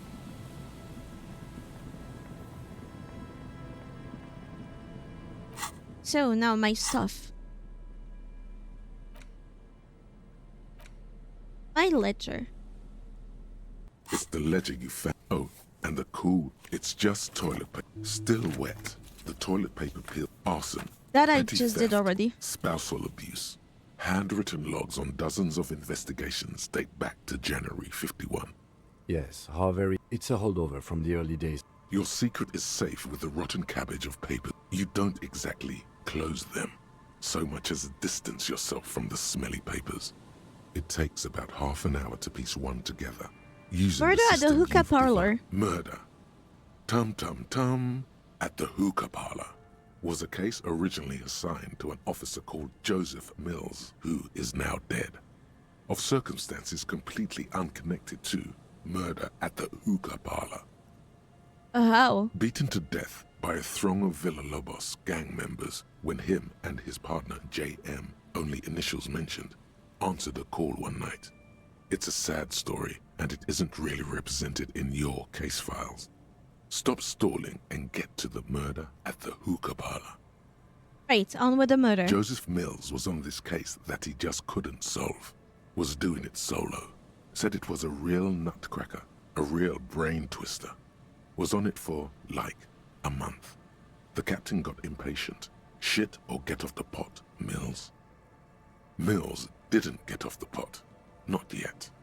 He kept at it for a couple of weeks more, racking his brains, running with every theory, as outlandish as they seemed. Still couldn't solve the murder at the hookah parlor. Tough case, he said. Toughest he's ever had. Was Joseph Mills a good cop? No, he was awful. Awful sense of humor, too. The worst jokes you've ever heard. Really rapey. Still, he'd been on it for months now. Said it was the final case. Said it was uncrackable. That murderer vanished into thin air. That goddamn hookah parlor was all he talked about. Okay, so the case is handed to you because Mills isn't getting anywhere, and you look into it. Here's the setup. A young man is found dead in a hookah parlor. You know, those places where you go and smoke bubblegum-flavored vapor all day. It's kind of stupid. Yeah. So anyway, young man in his 20s found with his skull busted open, right on the floor of the hookah parlor, in the middle of the day. No one else is in there. Only client that day. In perfect health, too. Some kind of movie producer. No one enters. No one exits. He's just sucking on his watermelon hookah all morning, all noon, like he usually does. He's a regular. No calls, nothing. Just sucking on the hookah until 15:45. Then bam, he's dead on the floor with his skull busted open, blood everywhere. What happened? How can it be? Mills has no idea. Invisible assassin. Movie deal gone sour. Girl at the counter did it. Nothing fits. Eerie. Man just dropped dead. So you go to the parlor. You see cushions around the table. Table's low, heavy, really sharp edge. He sucked hookah, stood up, passed out, hit his head on the table and died? See? You can't even read the thing without solving it. Yeah, it was that. Turns out hookah does do something. It turns off your brain's oxygen supply, and you don't notice it until you get up to go to the bathroom. And what was he doing there for 6 hours? Smoking hookah. Didn't you hear? I don't know. Trying to come up with a movie script, maybe. Anyway, that was Murder at the Hookah Parlor. Joseph Mills wasn't a good detective, and about 30 minutes has passed, piecing it together. Next. I can revisit Not much this. has changed in the meanwhile.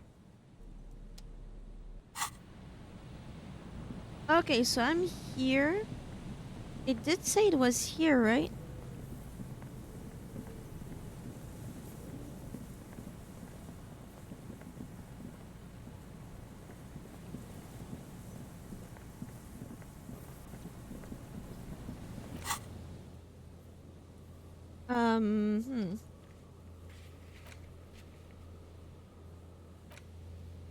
Someone's been running around. You must meet her near the old fishing market. Just walk past the fishing village until you see the boardwalk.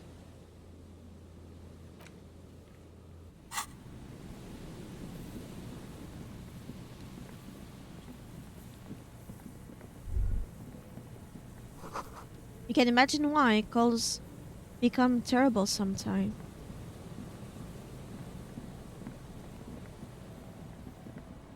Is it supposed to be here? What time is it? It's 10 p.m. It's from 9 p.m. to 2 a.m.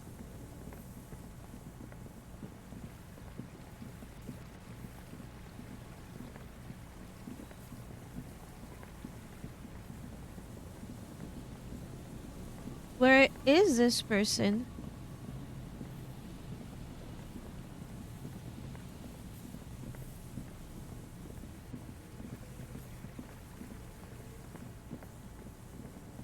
Shouldn't it be around here? 'Cause that's the church. That can be here. On this day? Well, it's supposed to be, yeah. Act 22. It's 22:40 right now.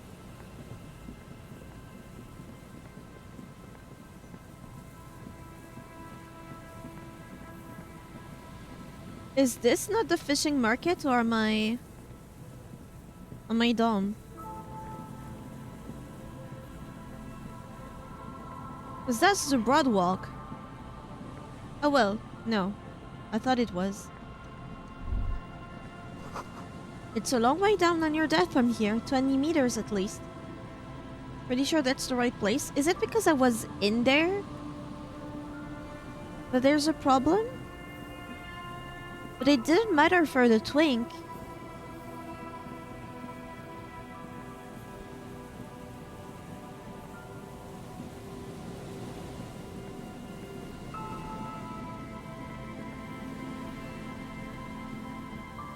They just appear.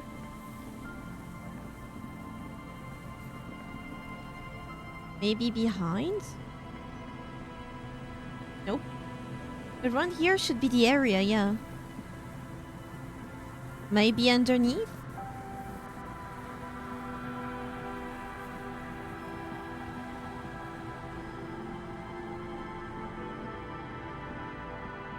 Where those guys were?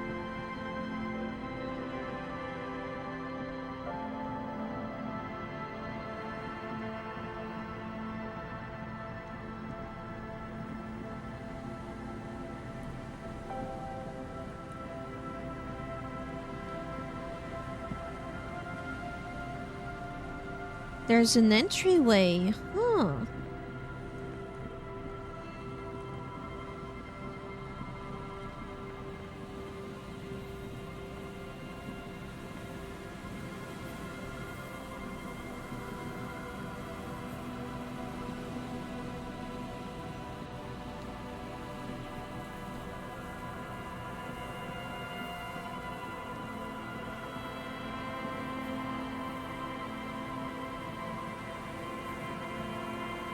Should be on the fishing market park, not the boards. I'm trying to find the fishing market. I don't really understand where that is.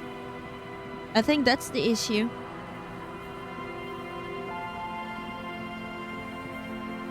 Is that Kim? Yeah, what was he doing there?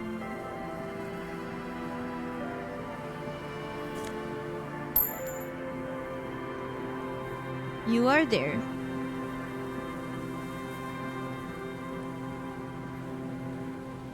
Well, I might be dumb, but nobody's there.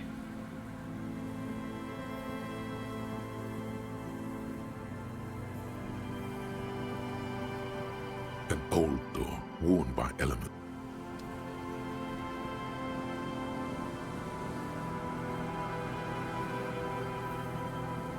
Let me see it again, and then I'm gonna TP back.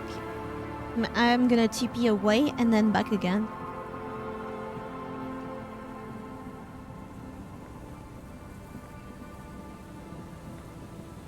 Because right now I'm not seeing anybody here.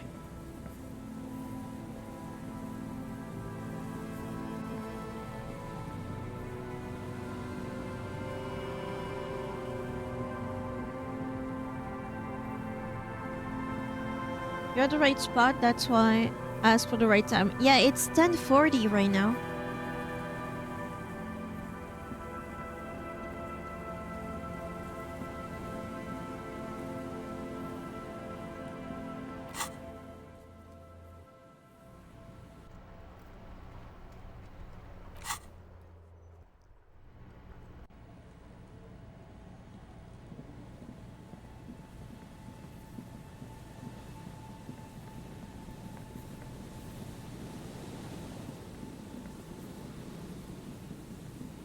Oh, you're scary as fuck. Put your hands where I can see them. The aging woman under a mountain of police paraphernalia mumbles to herself, then notices you and reaches for the megaphone. Show me your hands. This is the pigs. Show me your hands. Right now! Show me your hands! Right now! Kim, you still have your gun on you, right? Scavenged, battery-powered police lights protrude from her back. The flickering light show reveals a gun in her shaking hand. Madame, please drop the firearm immediately. There we go. Shoot her. You shouldn't be here. Something's very wrong with her. She's completely out of control. Raise your hands. I don't feel comfortable being separated from my multi-tool. If you want the pry bar, you're gonna have to pry it away from me. Raise your The hands. man appears to be pulling out an object from his pocket. Fear under threat! Fear under threat! Superseding event. Split-second decision. Get on the ground! Get on the goddamn ground! Ma'am, we just want to talk to you. Subject yourself to a full body cavity search.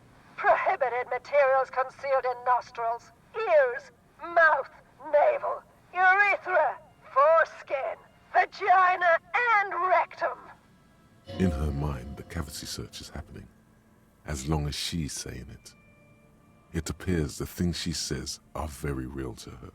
Be careful, detective. Don't do anything that might set her off. You'll have to go for the gun sooner or later. Perhaps you can learn crucial facts before you do. We Let's can't deal leave. with this later. The delirious civilian is pointing a firearm at us. Your firearm. You need to solve this. Please identify yourself, ma'am. It's the goddamn police shitbag. Which precinct? You're under arrest. As she waves her hands, you notice familiar-looking ampoules and packets sticking out of the mountain of police gear on her back. Medicine or drugs? We can solve this peacefully, ma'am. Lower your weapon. Officer in need of assistance. Suspect alert. Get on the ground. Ma'am, please. We want to help you, but you need to lower that weapon. Let's just talk, alright? Disturbance reported. Authorized deadly force. Sector, take the shot. Big red key. Big red key. Big red key? That's code for the battering ram. Cop talk. You know this. Are you on drugs? You know what? Hand-eye coordination.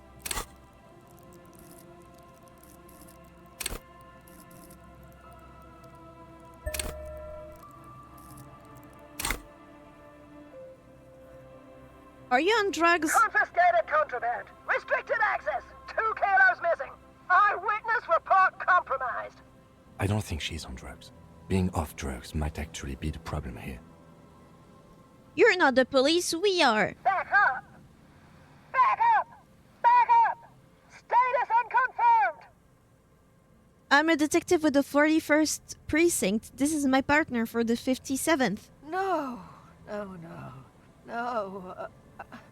I thought Mr. Moran. Gareth. Aggravated assault. Man down. Officers in pursuit. What's the situation, officer? Law enforcement compromised. Impersonating a police officer. Does she not can show you my believe badge. You two are actually police officers? We really are cops. Look, my badge. License and registration. License and registration. Come in, dispatch. Sector. Azimuth. It's not a code, just disjointed words. I think I could have gotten that myself. She's losing it. One twitch and there will be blood. Oh, time to get my gun, please. If I knew, I would have gotten more things. I can't leave. She's frantic, confused, teetering under all that gear. There's an opening if you just move fast enough. If not, the lieutenant's got her in his sights. Host almighty, don't count on that. You saw the binoclad can't shoot for shit. Well, I know myself. I know I'm gonna fail. Sure, you're you. But how do we end this? She's not just gonna let you leave. No gun is worth this risk. Slowly back away. Confirmed quarters. Assailant coming at me. Split-second decision. Fire at will. I was backing away. How am I coming at you? God, I almost blew her head off. What is this? This isn't police issue. Police weapons have bullets. This isn't real. It was loaded, though. Somebody fired. Police guns always have bullets. What is this? Why did you sell me this? Grab the gun, right now. This might be your only chance. Pick up your gun. No one ever cares anymore. Why would they treat me like Are you crazy? Have you seen what you were trying to do with it? This limbed and headed machine of pain and undignified suffering is grinding to a halt. Tired of walking the desert, it doesn't want to feel or think anymore. Poor woman. We need to figure out what to do with her now. Nobody's ever around. Nobody ever comes to visit me. I'm very sorry this is how life turned out for you. Her scratched skin is warm to the touch, but the person inside doesn't even know you're there. What do you think is happening to her? Drug withdrawal? She's in a stupor. I've seen this before. God knows for how long. Could be days when they get like this. But why was she like this in the first place? Honestly, I don't know. Dementia, probably. Dementia and Channel 8. And loneliness. You're probably right, loneliness. Yeah. Looks like a bad case. But the question is what to do with her right now. Should we arrest her? I don't think there's any need for that. In her current state, and without the gun, she isn't really a threat to anyone. We could let Titus know. This is a perfect problem for the local peacekeepers to handle. They might even know her family.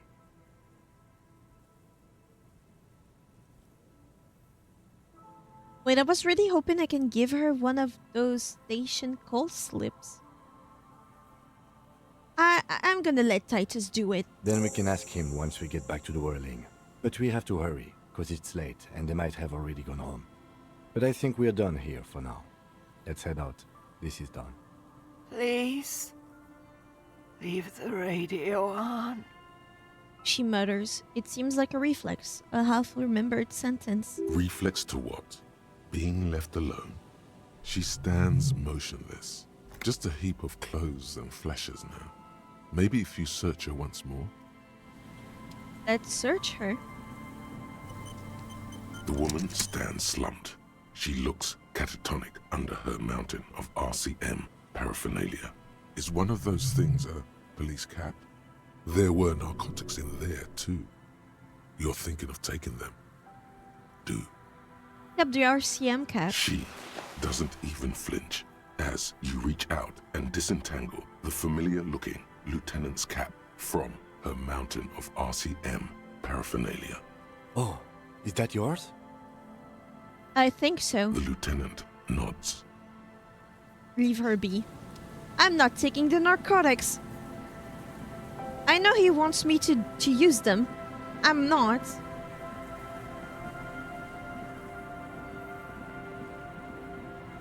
Also, now I can be in full policeman gear.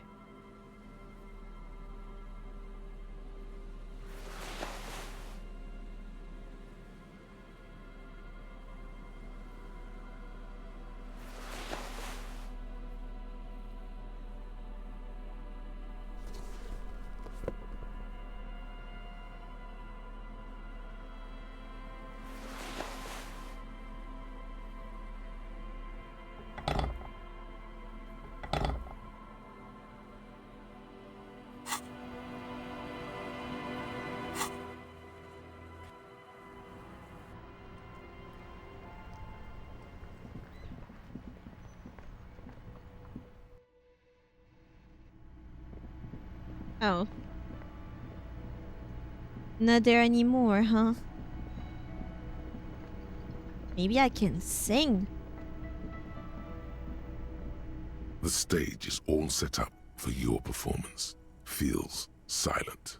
You can hear the pellets creak under your feet. You feel a little dizzy, a little unsteady suddenly. Stage fright? So, are you ready for your thing now? Let me know when I should turn on the karaoke carousel. Look around the room first. The bar is full and buzzing with chatter. No one is paying you any attention. But still you feel your knees turn to noodles. Okay, now a couple is looking at you. Even worse, you're sweating. They are going to hate you. Look, Kim, I'm going to sing karaoke. I can see that.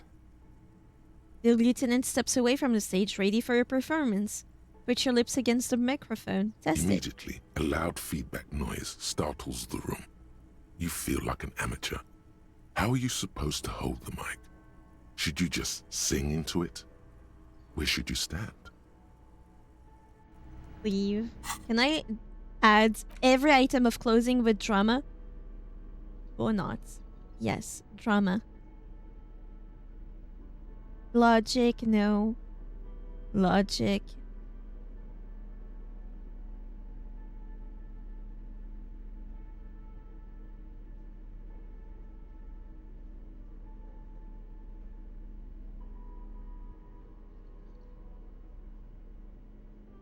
Do I only have these with drama?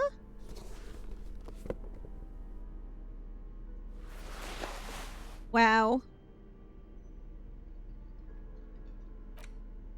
Anything with drama?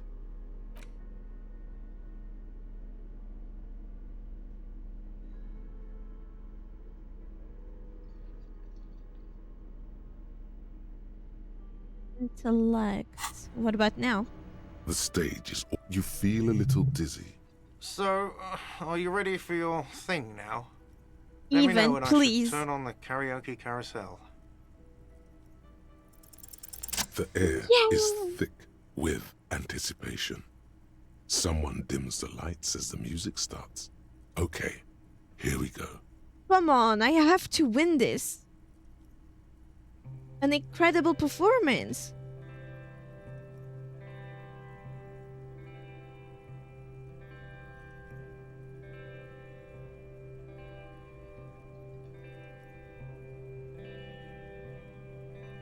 I would There's only often go there.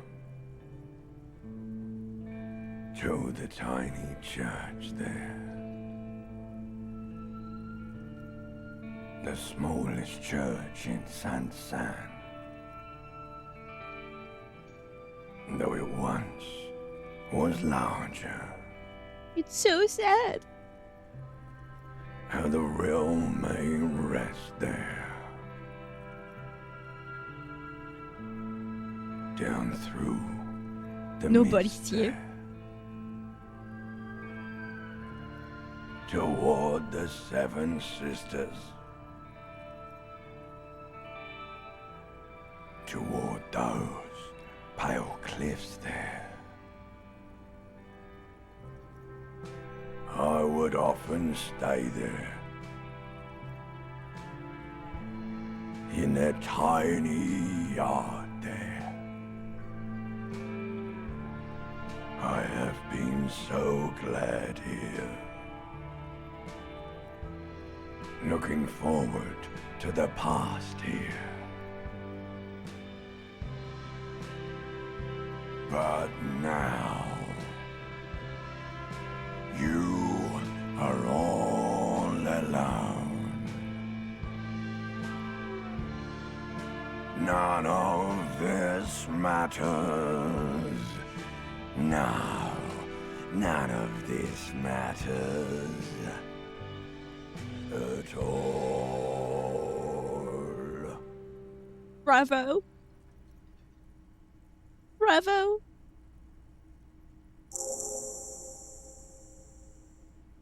A lazy applause fills the room.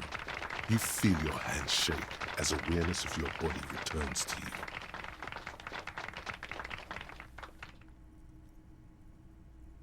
I'd like to dedicate this song to my partner. The lieutenant doesn't say anything, but gives you a quick smile before turning away.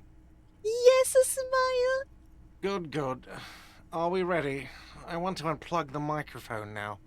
Come on, it was nice. Last words. Evening will come, we will see the white sail. Workers of the world unite. Communism! And now I can use my proper clothes.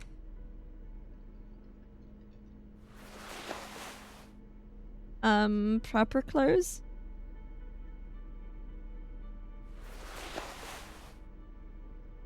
No, that's not the right one. There, I'm a proper policeman.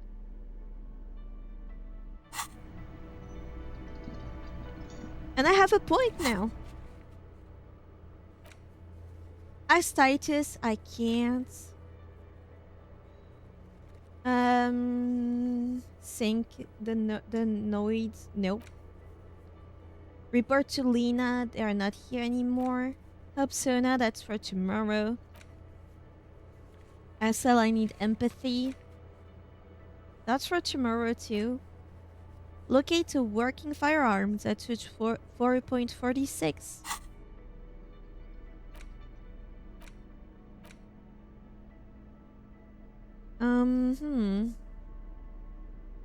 This is your gun. 9mm, so no. Not mine. At least we're sure of that. Even more beauty, I would need to convince Cindy somehow. Prove your authority. Call Alice, that's for tomorrow. Find out who's the lady driver and where's her lorry. Still don't know. Joyce's info? Maybe we can go talk to her now.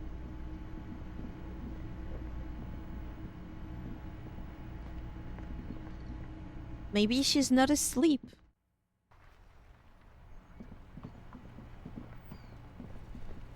So that is Inspector Kim in love with me now?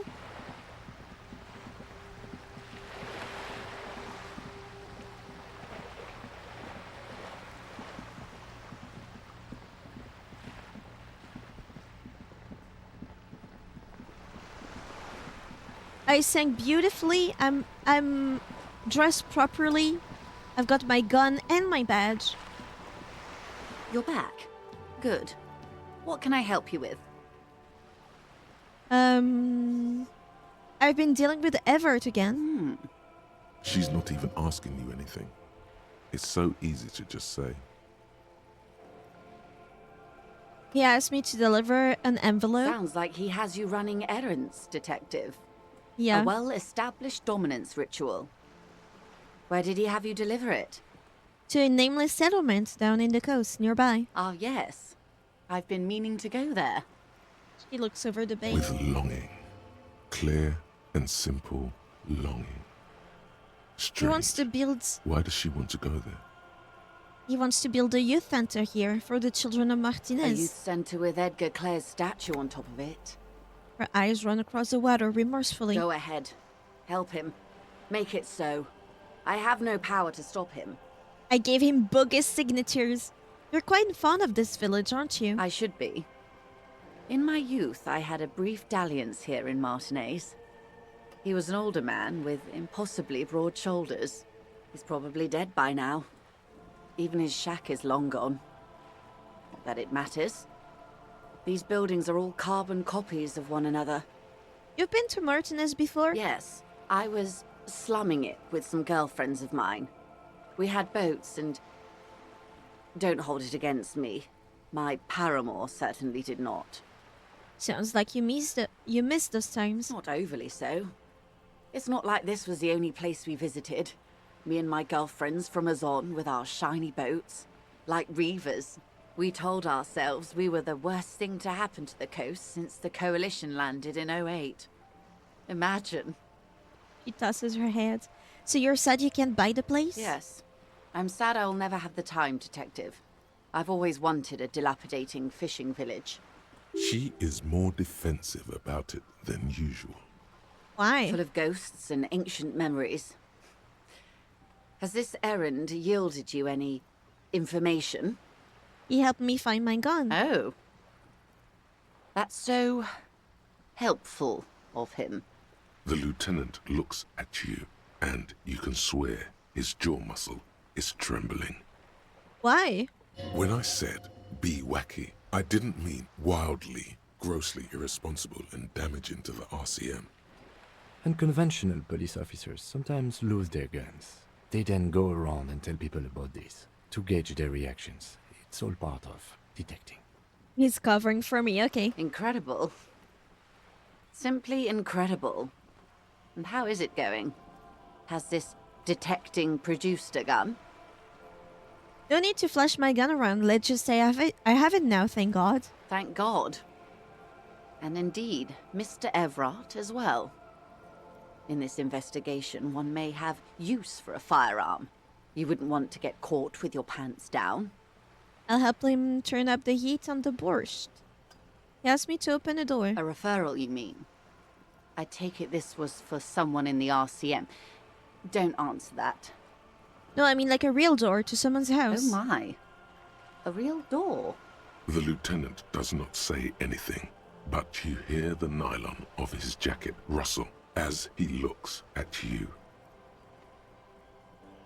It had to be done. I got information. It was useful to the case. That's good to hear, Detective. Police work is rarely pretty, but it sounds like you did what you had to do. Her bartering mind cannot fathom that you didn't ask anything in return. Frankly, what was done was not pretty at all, but neither was it illegal, and it was not for nothing. This seems serious. I advise you to be very selective with what information you choose to share. This may have consequences beyond our line of sight. Everett says the Wild Pines sent mercenary after the Union and now wants that. The Union's militant wing organized the lynching. Ooh.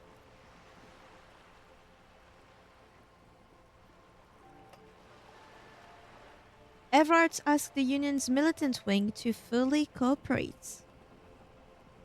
One's dead. The company did not send mercenaries after the Union. I told you in great detail about the mistakes my side made. And of course, I accept them completely. I just hope you don't share Everart's view on things. I don't, in fact. After all, as he said, one's dead now. The Pines certainly hasn't killed any of theirs. Let's keep it that way, she means to add, but then doesn't. Look who's defensive suddenly. The Union's militant wing organized the lynching. Yes, that's the talk about town. The Hardy Boys, they're called. Find the name rather amusing, honestly. Me too. He asked the militant wing to fully cooperate with the investigation. How benevolent. Hopefully they'll help you sort this whole business out, if they haven't already. We cannot discuss the specifics of an ongoing investigation, ma'am. Besides, you haven't exactly been forthcoming yourself. That is only fair. I have reason to believe the lynching was a cover-up. Oh my. Very interesting. So the militant wing is protecting one of their own? Her mind races to the conclusion that most benefits her interests. That doesn't mean she's wrong, though. It looks like you may untie this knot yet. That's all I've got to say. Naturally, Detective. There are lighter topics to gossip about. Of course, Detective. You can always drop by later, should something come up. Now, what else can I do for you? Until you come up with something at that intersection, I'm afraid I have little else to tell you. But I'll try. Ask. We already have some suspicion that one of the drivers was present at the lynching. The two might even be connected. Or not. Though, if you have evidence to the contrary, I'm eager to hear it. As eager as I am to share it, Lieutenant, once the job is done. She simply nods.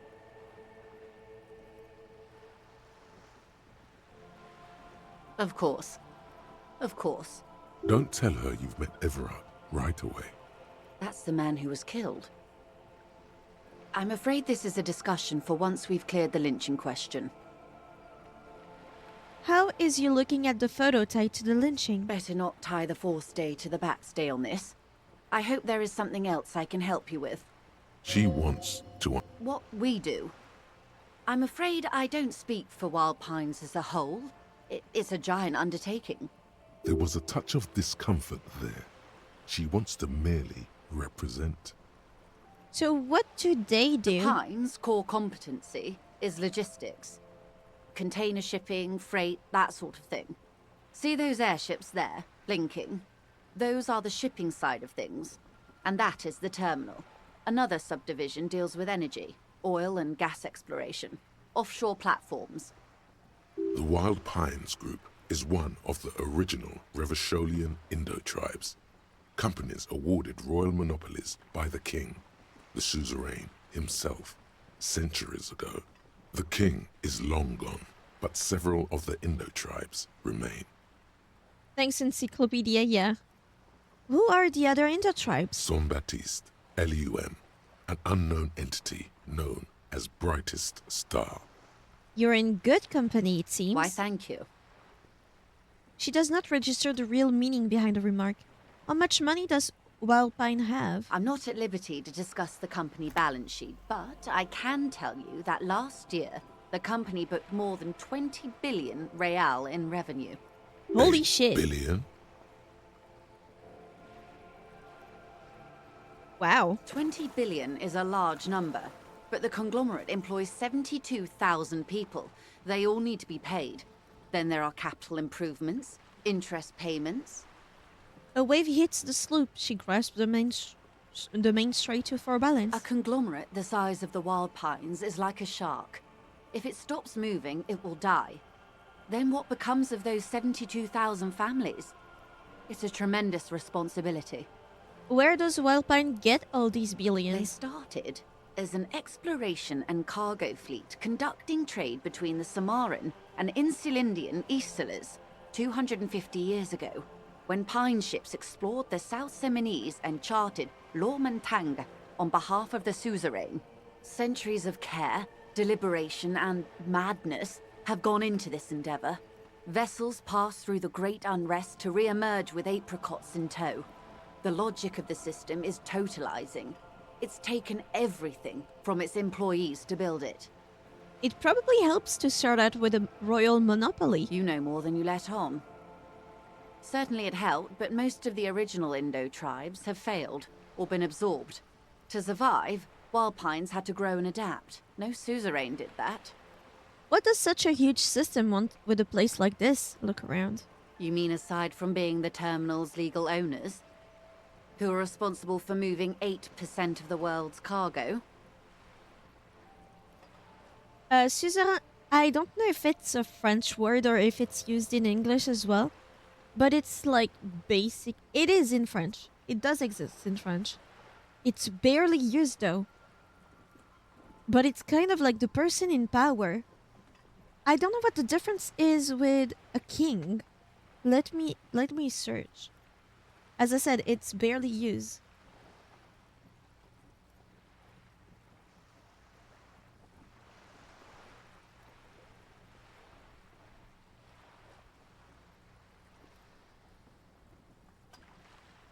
Yeah.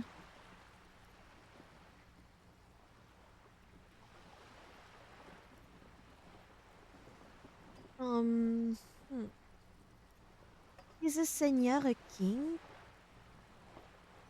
Feudal lord. A feudal lord who conceded a fief. A fief or a fief, I don't know, to a vassal. That's the translation that I have.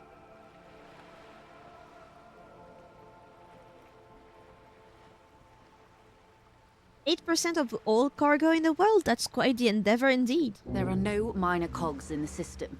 Each terminal must be accounted for, lest the entire system break. Every hiccup in such a system means thousands lose their jobs, the world over. I'm here to assure that doesn't happen. With your help, hopefully, says her warm tone. Hold on, didn't I need something from her?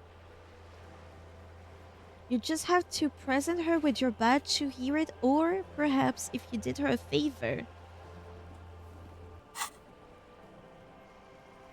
Of course. Of course. How else can I help? What would you like? Good. Sorry. Until you come up with something. She simply nods. Word has traveled yet. One of the tall buildings overlooking the roundabout. It would give them a read on the entire quarter. It appears we are being monitored every step we take. Okay. So there's nothing I can get from her. Again. Still. Hello again, officers. Have you come to admire my mural? Conceptualization. Isn't it one of the points that I wanted to give? See art in the world. Conceptualism makes you go big. It is ostentatious, demanding grand display.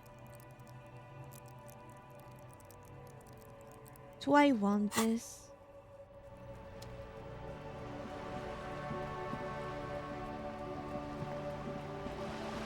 I think I'll have to go to sleep.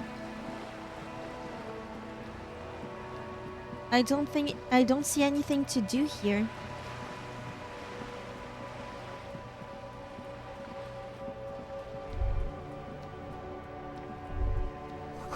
The musty smell of a potato cellar in spring emanates from the air vents.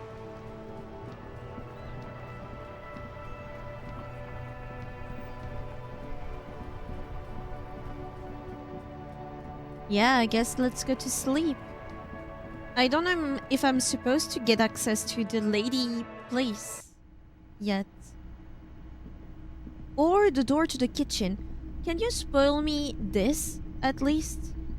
Like the door in the kitchen, am I supposed to be able to get through it? Fief? So like a state governor in murder time. Kind of, yeah. A favor from the king. Yes, I am. Ah, shit, how?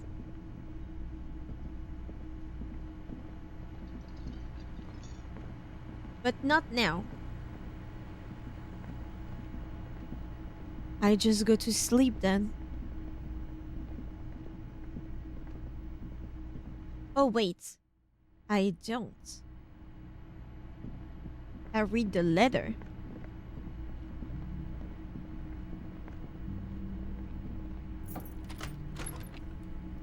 See you in the morning.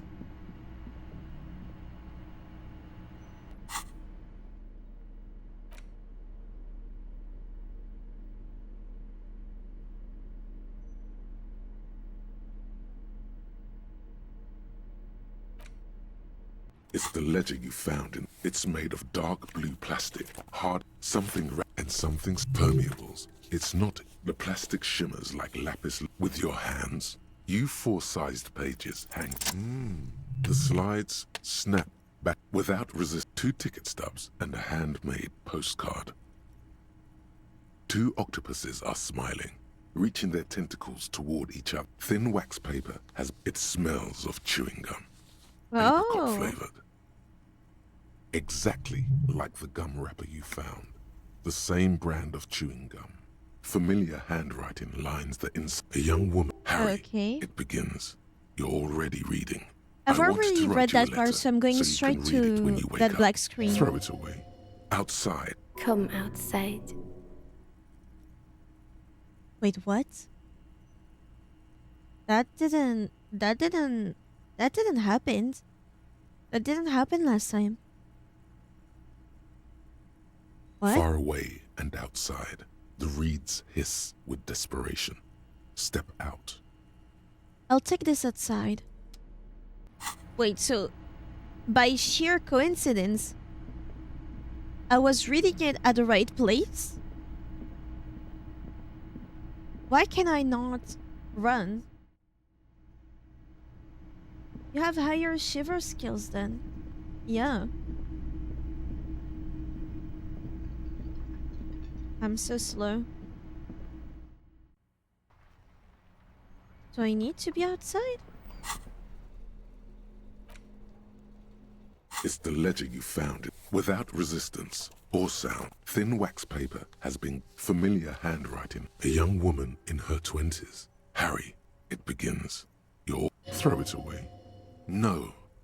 A merciful wind blows in from the bay of Revachol, dusting the ground at your feet and raising newspapers far away. You feel the card slipping into it. Now that you're out, let go. Hold on to it, read the card. Your hands shake. Every step I take, it grows. Keep reading. Every step I take will get lighter. It almost makes me run. Kisses, reading. kisses, kisses. You feel the air sucked out of your lungs and the blood sucked out of your head. Everything around you gets dark. Small white dots appear. Sparks fall like snow from the bow collector. A streetcar distancing. You feel the ledger slip from your hand. No, hold on. Hold on. There's nothing. All sideways. So what is this about?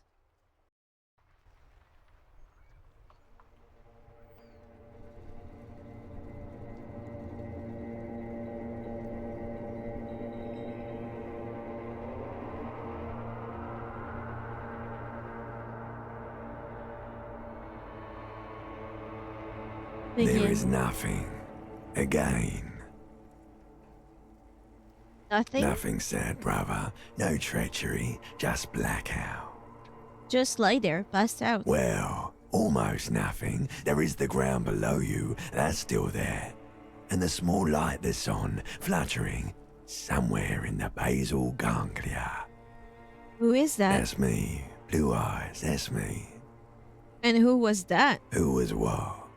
He speaks of the sickening longing, the unwell emotion. Even in the darkness, he's grasping for it. Still trying to hold on to the great sorrows slipping in the water. Slimy. No, I was cool. I'm cool. Yeah, that's the stuff. Here in the paleo-mammalian cortex, we call it the shadow. Because it's always there. Tell him. Tell him. Ah, yes. In the olfactory system, they call it the apricot chewing gum scented one. It's unhealthy of them to linger on it so. But as they say, what do you do? Smelled so nice. It didn't smell nice. It smelled like betrayal. Was that the X something? The... Bloated corpse of the past resurfacing. No, it was beautiful. Beautiful. Believe me, stupid ape. Its lack of beauty was not the problem. Where is Voyager Road? There is no Voyager Road. There are no roads, no houses, no lights in the windows. It's all on pause. So my name appears to be Harry. Your name is fuck all. Well, that's not nice. It certainly ain't Harry. It's Harrier. Then what is it? Your name is passed out on the ground, dragged around by one of the other evil apes. They're taking you somewhere. There was something about a bow collector too. Yeah, man. What was that about? Enough. Just lay there, motionless. You think they would let you? Until you disintegrate into biomolecules? No. Someone is breathing on your face now, inspecting your pupils, stupid idiot. What is that? It's cold. Yes, they're pouring something on you. It's in you. And it's... Water to make me not pass out anymore? It's delicious. Water? Glowing lights on a dashboard emerge out of nothingness. Where am I? The upholstered cabin of Lieutenant Kitsuragi's motor carriage, seated in the driver's basket. The air is thick with leatherworks and heavy fuel oil. Cold water runs down your chin. Drink. Water. The lieutenant is extending a small canister to your mouth. Drink. The water is cold, silvery, the stuff of life itself as it pours down your parched throat. The pounding in your head recedes. The darkness parts. Drink. You haven't drunk water in 2 days. Did you know the human body is not made to survive on alcohol alone? You need a secondary form of hydration. Actually, beer and cider have loads of water in them. Just drink. With greedy gulps, you down half a liter of cold water. Some of it spills on the driver's seat. The lieutenant pays no heed to it. What happened? I came in contact with a burnt-out ruin of the past, Lieutenant. I was dehydrated. I came in contact with a burnt-out ruin of the past, That does Lieutenant. sometimes happen. He hands you the remains of your ledger. He replies with such understanding, it's as if the burnt-out ruins of the past were an occupational hazard. Athlete's foot for cops. I found this next to you. I'll tag along for the rest of the day if you don't mind. My business is concluded anyway. Are you okay to go? Let's solve this case. Good. Except... we're going to sleep. I passed out at the beginning when I was digging out the trash, and I thought I died and started over like you did, but I was okay with it since it was the beginning still. And then I noticed the dialogue was different. Yeah, I think I rage quitted before it said again. Fuck, the pause screen goes so fast. Like the loading screen goes so fast. I don't have the time to read. Because it did say low on skill points.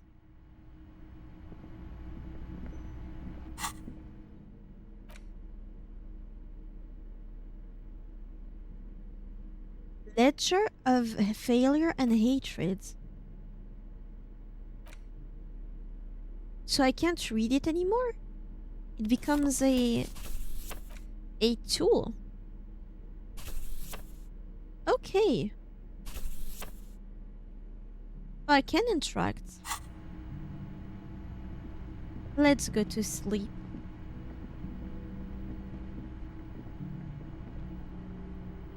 Didn't you say every day you like to stay on the balcony to like be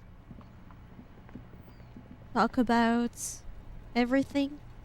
How do you have your notebook open? How do you do this? Kim, how do you do this? Did you see that? He had his notebook open. He has powers.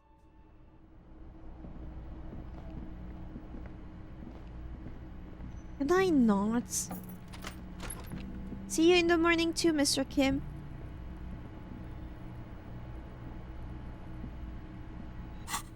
I would like to fix the thing.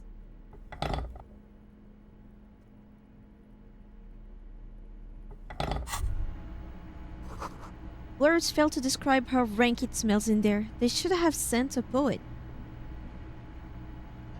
A mirror hangs on the bathroom wall. In it, your face, adorned with the expression. Interfacing, I see.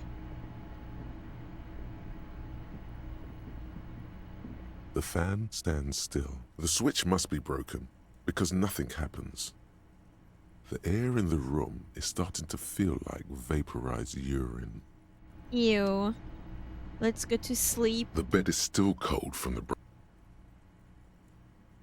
What kind of It's not easy, nightmare? but your bones are so tired from what feel like weeks of work on the case. You have to try. After what feels like hours, you feel you might be sleeping. Don't use nicotine. Even if it were free, eventually your health will go bad and the withdrawal symptoms will make life hell. You're not talking to the right person.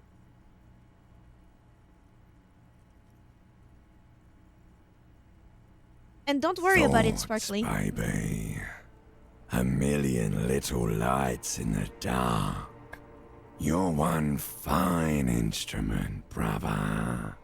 All those faces and all those names. All that laughter and screaming and scheming around. Every corner and every street. Recorded in you forever on Faraday. Spinning, spinning. Tell me, am I dreaming? No, you're spinning tapes at the discotheque. The great unceasing disco of the mind. The flash. The bang. The endless learning experience. Spinning in eternity. On and on it goes. For untold hours. At the disco where you first asked her to dance. Rising. Rising. Above the dark curvature. The great wingspan of sleep. Studded with stars. Stars? Behold, there are millions of them down there. The first time. The last time. The smoke in her mouth. The plotted flowers. The faces turning, changing. What is it? It's the world, Harry boy. And you're made of it. Every day you're out there, you make more of yourself from it. I'm afraid you can't be unmade now. You can never forget this shit. The colors, the voices, the rain, the snow. I don't want to, it's beautiful. Beautiful. It's stuck on loop, whirling, spitting out words and images. You're the son of the world again. Harrister, a ceaseless agent. Picking up litter and old newspapers, collecting your little bubblegum wrappers and idiotic picture postcards. Meaningless keepsakes. Reading your awful letters and recalling things, aren't you? The endless names of the world. An address book you are. The map of a city. That's right, I am an agent of the world. You'll go insane if you keep going like this. One more day, and you'll be in the loony bin. I just know you will. And for what, brother man? For the working class. For the working class. For the money, baby. Also, yeah. For the greater good. Yeah. Solving your little crossword puzzles. Doing your tasks. Crossing names off lists. Trying to become some sort of world detector. It won't make it okay. It won't put smoke back in her mouth. I'm building communism for all. This time we won't fail. There he goes again. He's a real political animal, our Harry. He still doesn't see that it's the world changing around him. He's got no idea what he's in for. Why? Cause only love can break your heart. Feel the pillow under your cheek. Beep, beep, beep. The alarm is ringing, Harry. The disco circus goes on and on. You barely slept 3 hours last night. You can do it. It's nothing. Do it for the city. Go. For the Do city. it for the picture puzzle. Put it all together. Solve the world. One conversation at a time. Open your eyes. Rise and shine, comrade.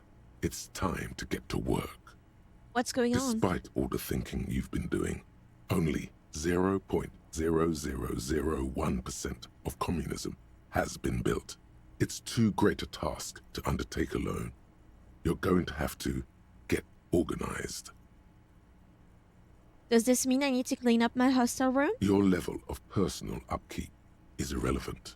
All that matters is your commitment to building the World Republic. You must seek out your revolutionary brothers and sisters. Find out how much communism they've built. Then, together, maybe you'll be able to build as much as 0.0002% of communism. But it won't be easy. Decades of persecution by coalition authorities have driven the remaining communists of MARTINAISE underground. They live underground. These communists aren't men. They're mole people. Will they help me fire up Mazov's socialist sausage grinder? Just between us, you may want to lay off this grind up the bourgeoisie stuff. It's a bit off-putting, even to fellow communists. But I'm part of the coalition authorities. Have I been persecuting communism this whole time? Possibly. If you have been, it's only because you're a double agent acting in furtherance of your long-term objectives. Listen to this. Do you really think you're the kind of person an underground communist cell would entrust with a mission that requires such discretion? Regardless, what's past is past.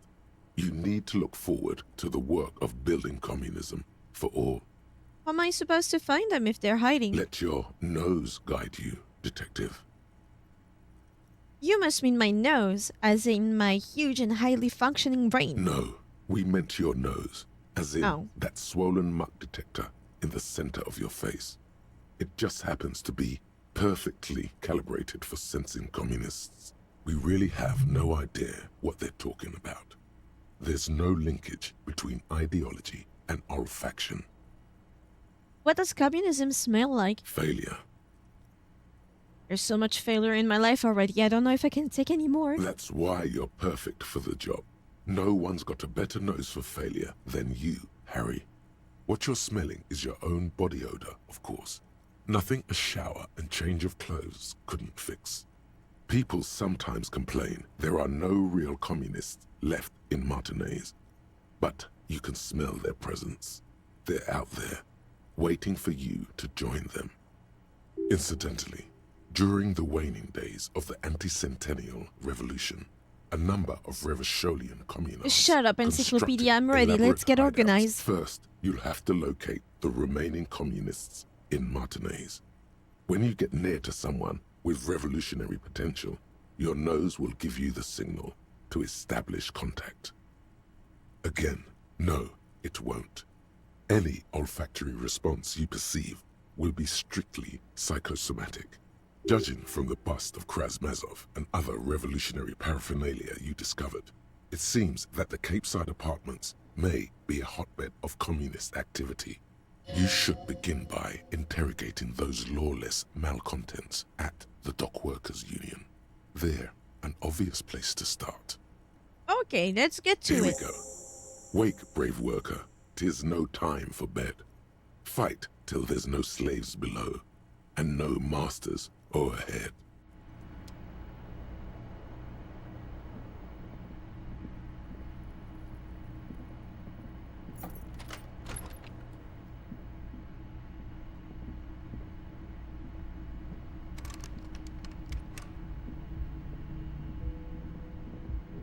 The door is closed. Still nothing. You should punch a fucking hole in it. The murmur in your ear. No, we're not violent.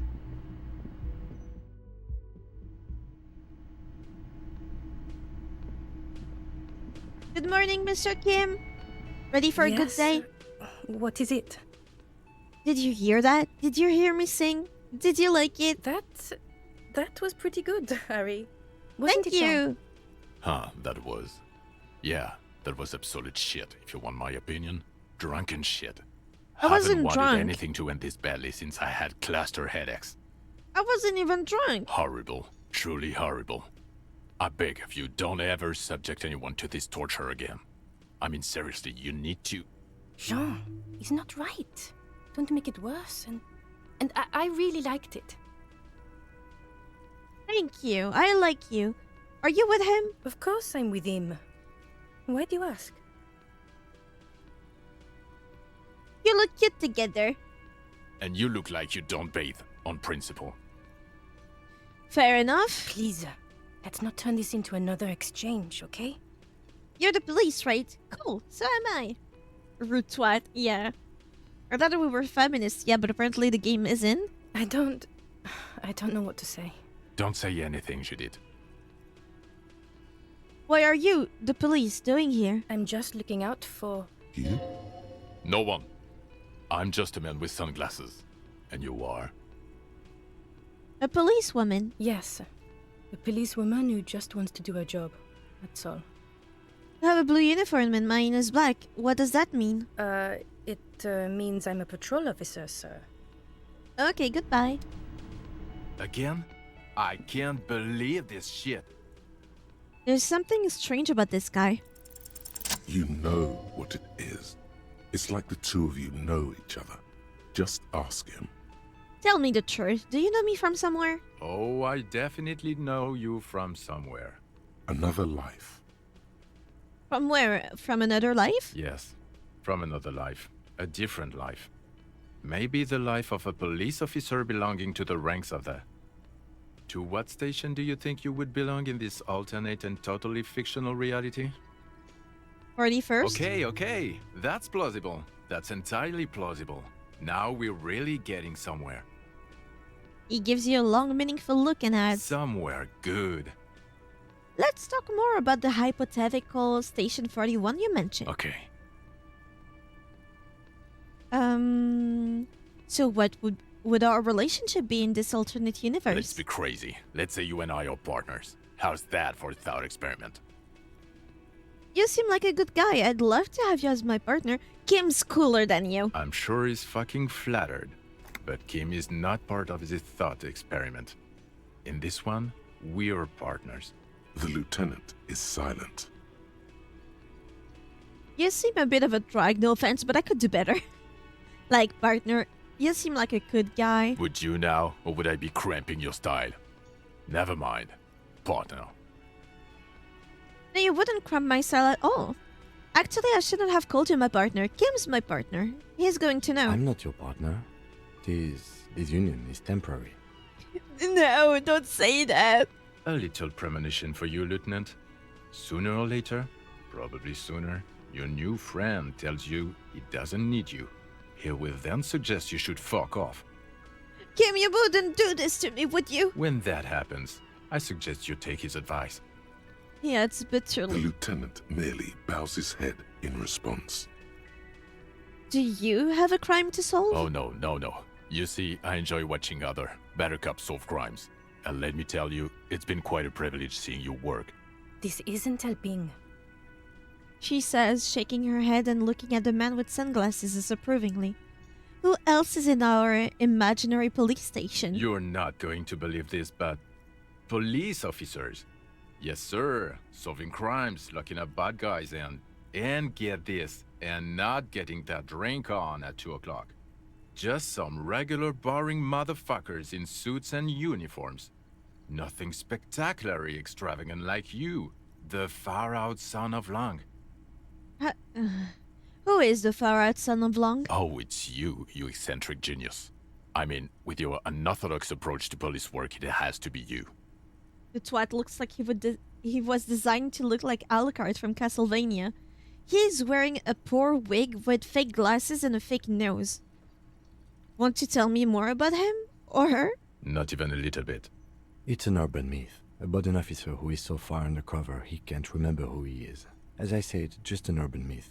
You are not the son of Lang. He's trying to protect you from further rough handling, dished out by this sunglassed man. Kim, can I be transferred to your station? I hate mine. Okay, yes, you get the joke. Leave it at that. I can't imagine it anymore. Neither can I, partner. Neither can I. You're no partner of mine. His grey eyes suddenly flash above the glass frames. They feel It's sad. a mere second, but it feels like you saw something. A gram of compassion in that sadness. Got some questions for you. I'm a cop. About what? You don't look like a cop. You know what you look like? A revolutionary? No, not like a revolutionary. He looks away. He didn't answer your question. Now, will you answer some question for me? No. Don't you have to? No, he doesn't. If I wasn't clinically depressed, I'd burst out laughing. But I'm gonna go with no right now. If you don't want to answer question, maybe you want to hear me say things? Actually, I don't want to hear you say things. Come on, Jean. Okay, say things. I want to hear you say things. Hear that? He wants you to say things. Say one. Please let it be one option that just say things. Suddenly, out of Ow. nowhere, case-related things start popping up in your head. Okay, I'm doing this investigation and it turns out he was shot and hanged. You think he was hanged as a cover-up? To hide the shooting? Basically, yes. Okay, well... He corrects his blonde wig. His hair. He corrects his hair. Why am I telling you this? I don't know. Why are you? He gives you an odd look. Who knows why we do the things we do? Somehow, bouncing those ideas off the man with sunglasses felt calming. Like you've done it before. Oh my god, there's more. You want something more? What is it? Let's talk about the hanged man again. Okay, why not? Let's Okay, you no. think he was hanged at I don't know. Oh my god. Okay, the man with the sunglasses and his hypothetical Station 41. Weird, right? I know, super weird. There's something missing here. Something you can't put our finger on. You know what? Just ask him. I know it sounds crazy, and you'll probably get laughed at. But still. I was thinking the same thing. I should just ask him if we're from the same station. Yes, just cross it off the list. It's probably not true, though. Again? I can't believe this shit. Look, I just have to ask. Are we from the same police station? I'm going to say no. Just to see what you'll say to that. What'd you say? Okay. Okay. Jean, he said okay. Give it a rest. Okay, I was clearly wrong. He is a firefighter, male nurse, animal control agent, something of that kind. Not a cop. Go on with your cop work. Don't let me stop you again. Oh, I'm gonna pay for my stay first. Ah, smallest church in Saint-Saëns, right? The cafeteria manager is waiting for you to acknowledge that he recognized the song. Yeah, the church is actually my life. The church is actually my love. Things are really bad with it. My life. Cool. Now, what can I do for you? How about my bill for Got the tonight? 20 real? Yeah. Good. You got the room for the night, but... How could anyone forget, asshole? True. True, Half-Light. Ma'am. Hello, dear. It's good to see a familiar face. I restocked the empty trap. Where's Morale? Thank you for doing that, dear. She manages a smile for Her you. smile is wary. Her earlier ebullience has left her. What happened, ma'am? Morel still isn't feeling well. I convinced him to stay at Gary's to get some rest. I'm afraid the cold has really gotten to him. It's probably for the best. It's awfully cold out there in those reeds. I'm sorry, dear. You've had to drudge through them so many times. Such is field work. A young person's game, as they say. So, who's going to check the traps? Morel will eventually, or we'll talk Gary into going back out, perhaps. The lieutenant stares at his shoe, caked in mud. He doesn't say anything.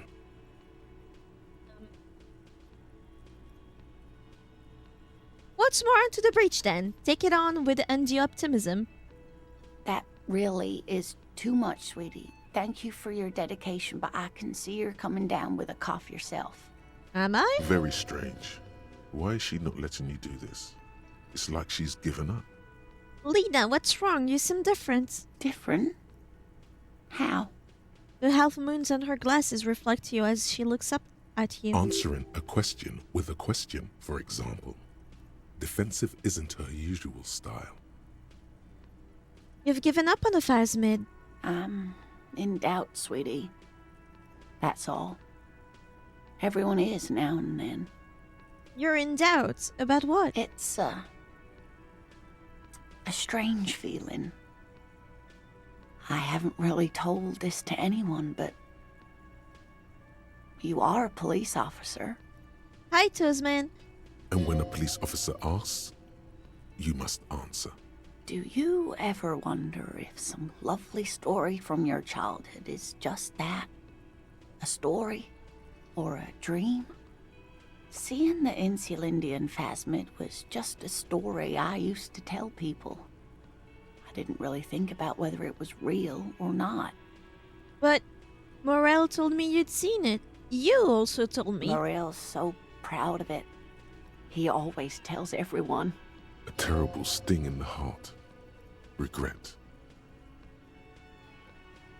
Are you saying you made it up? No, at least I don't think I did, but She's Morel not was sure. so eager to believe my story was evidence of the phasmid's existence, that I'm some queen of the cryptozoologists.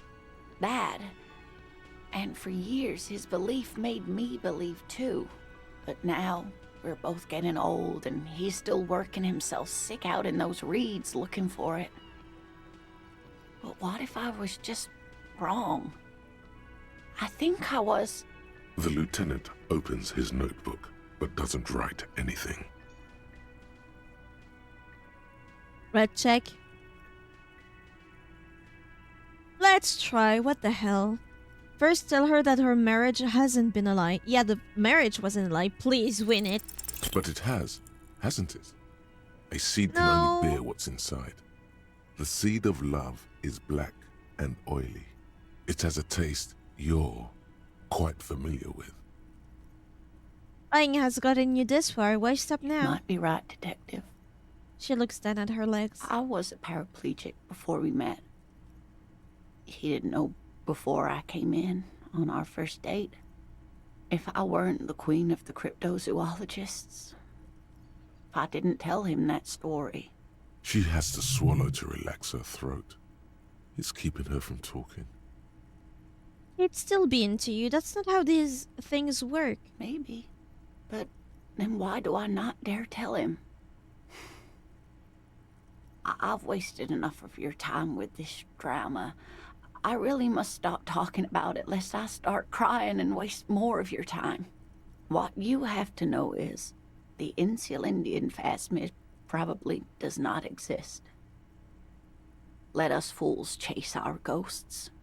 There are a million better things to do with your life. Are there?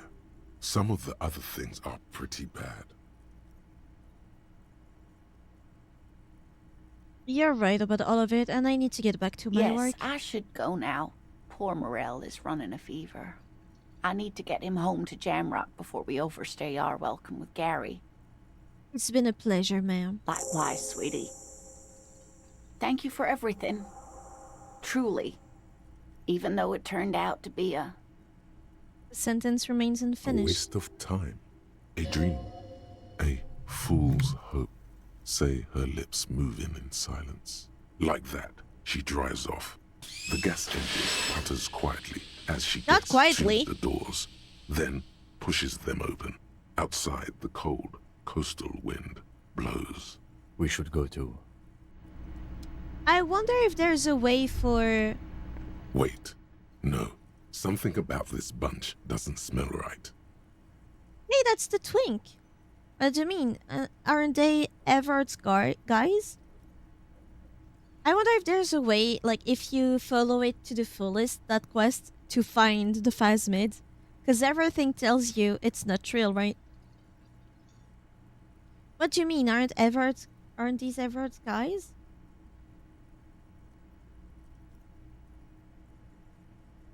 They are, but they don't seem too keen to talk with you, do they? No, they don't. Glenn seems to be contemplating grievous bodily harm while he massages his raw knuckles. In the far back, Eugene is doing his best to ignore you. Meanwhile, Fat Angus keeps shooting you furtive glances and mumbling uneasily to himself. And from his perch at the end of the table, Titus Hardy himself stares at you with a cold contempt that makes you want to leave the cafeteria straight away. Besides, you're pretty sure they consider themselves social democrats. Guess I'll look elsewhere then. Yeah.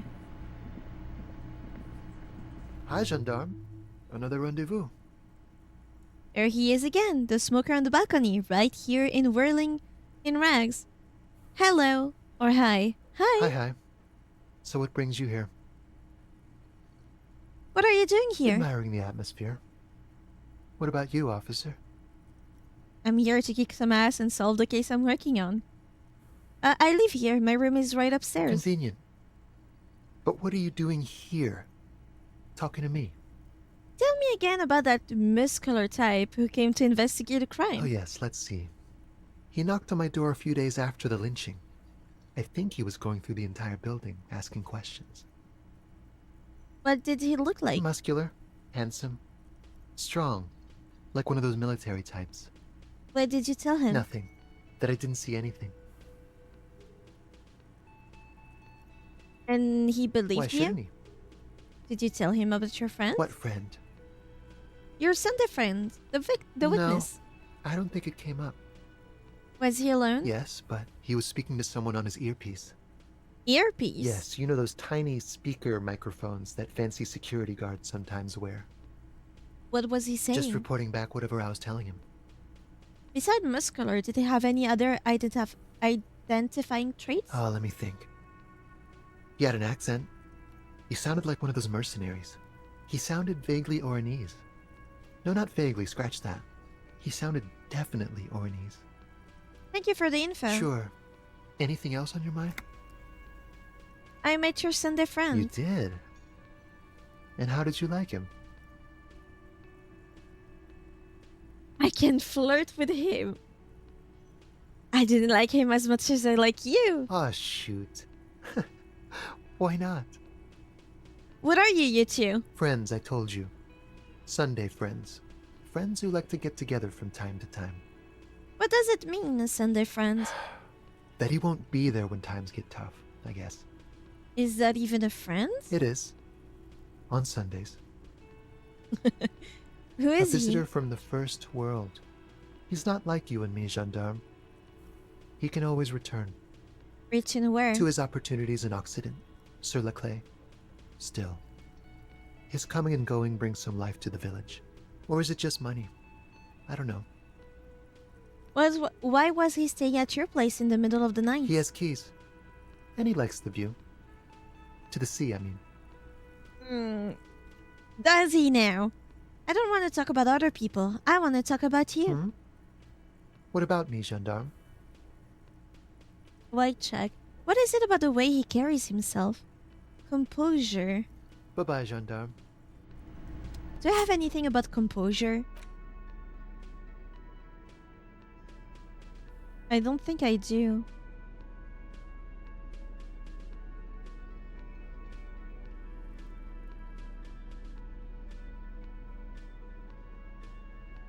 Do I have any points? I do have a point. But I don't think that will be enough. Composure. At high level, composure makes you tuck your guts in and maintain a stern expression, even lying in bed late night when no one else can see you. You'll have to keep it up.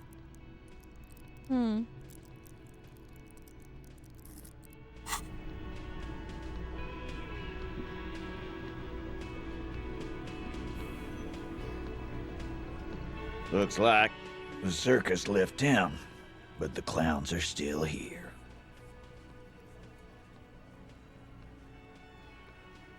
Ooh. There's an old catatonic lady in the old fish market, and on the other side of the bay, she needs help. What's that, Copper? You want us to help little old ladies now? You're local law enforcement, aren't you? Helping troubled civilians should fall under your jurisdiction. Yeah. We'll send someone out. Who is? Wait. It's the pigs, isn't it? Yep, her. God. Poor lady. Don't worry. We'll handle this. I think she got some family in Kurong or something. Bastards left her alone when she got sick. We've been getting complaints. Yeah, poor lady. Hey, wasn't Everard's B team looking for her the other day? They said something about her, I don't know, finding something?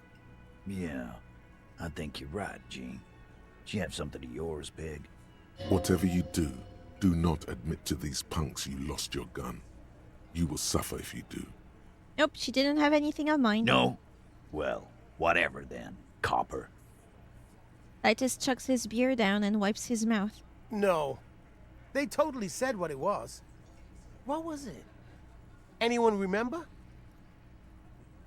I don't remember. I was fucking drunk. Let me know if you figure it out back there. Now, anything else we can help you with? What's her name? Her real name? Auntie LaPlante. We always called her. Something LaPlante. Marianne, amigo.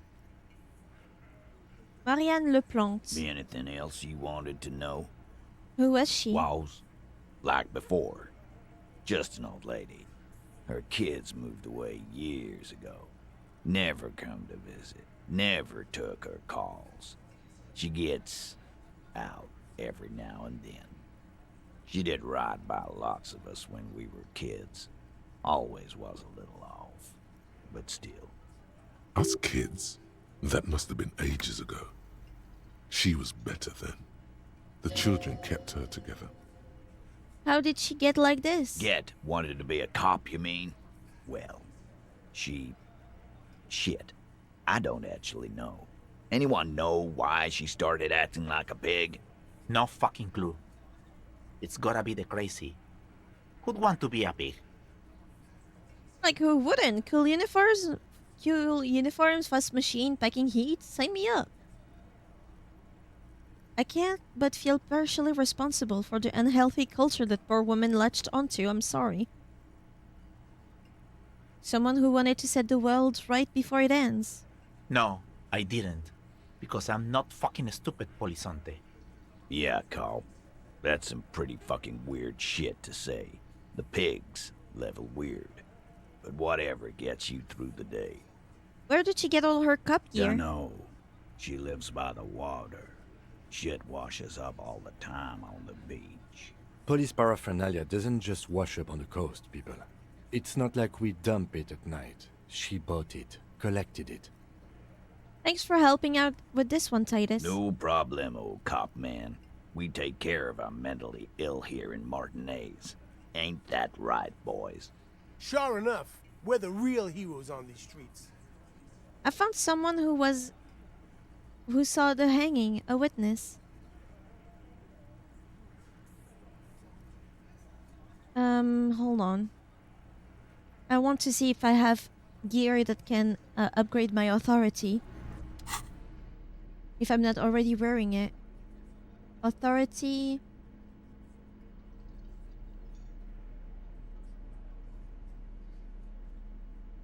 Half-light, perception.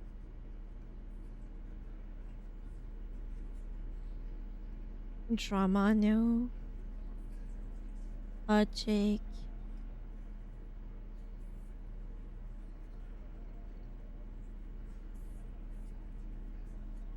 Exposure.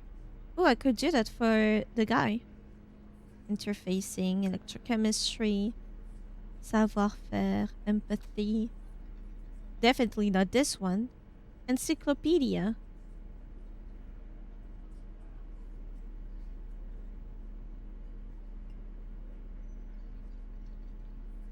Plus 2 logic, but this one gives me authority. Also, I would start quickly saving a little more often in case something happens and you can't heal enough. Oh, gotcha.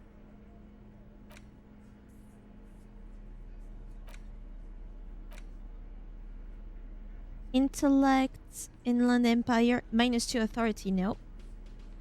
Physique. Quick save. Looks Let's abuse the quick save. Town, but the clowns are still here. Because I'm tired of this part. Authority. As you look around this room, Don't even need to. Swearing, drinking, spitting out tobacco. Does this look familiar? I get it, Titus. You guys really are the authority around here. Oh. You must be. You're just like real cops, drinking beer and sitting around with your dicks in your hand. You got a problem with beer now? Not quite there yet. Push on. No, I got drunk so drunk I drove my car to the sea. I don't give a shit either. I'm just like you guys. No, I'm also a big fan of beer and jerking off instead of helping people. Speak for yourself, buddy. We've been giving a shit for 10 years. Martinaize was a dump before we put this outfit together. They don't know, man. They weren't here. We had 3 shootings a week, kids dead, fucking graffito everywhere. You cops haven't shown up since the 30s. Congratulations on the graffiti removal. All I see is you sitting around talking about Monica's titties while there's a rape victim. So what? What do you want from me? We took care of that fuck. He picks the beer back up. Don't let him drink that. One more push. Quick. Someone's been raped. She needs counseling. We need to talk to her. Titus? He looks at her. She stops mid-sentence. That's it. You got him. He's going to give it up, but on his terms. You want to talk to her, cop? Fine. I'm gonna let you talk to her, but you treat her with respect.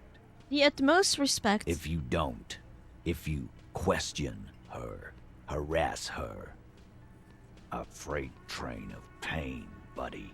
What is her name? The lieutenant takes out his notes. Claudia, I'm on due. She's staying here in the whirling in rags, a real pretty one. Silvery jumpsuit, blonde. That's I'm on due with an O-U. Pronounce it right then, Amandou. Shit. The girl. The girl upstairs? That can't be her. She knows you drank so hard you forgot you were a cop.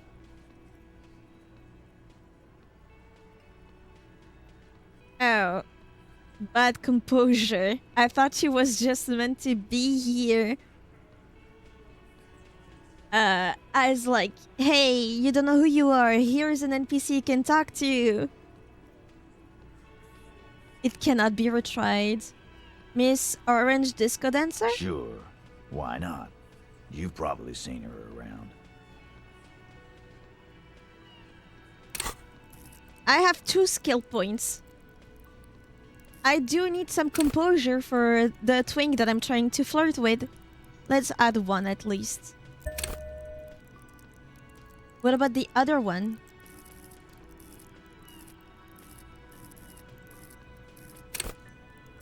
Visual calculus would be nice.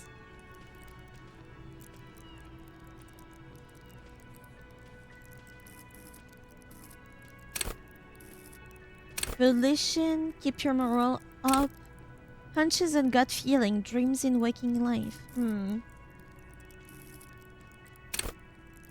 Raw intellectual power could be cool too. Understand cop culture. You'll be the very heart of the police force, not only willing and able, but obliged to take a bullet for your partner. You'll be flying blind, unable to understand discreet remark colleagues make in high-stakes situation. Remarks that might just save your life.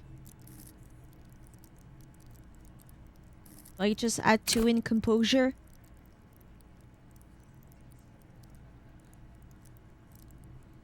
Have 20 out of 100 for another skill point.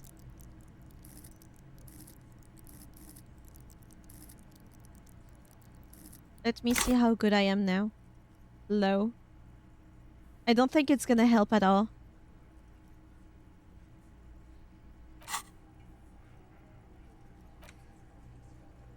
-1 authority, hell no. No.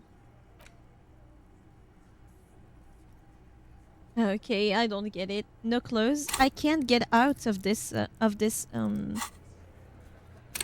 can't get out of the conversation. You can't change in convo, yeah. Charm men and women. Or resistant to their charm in return.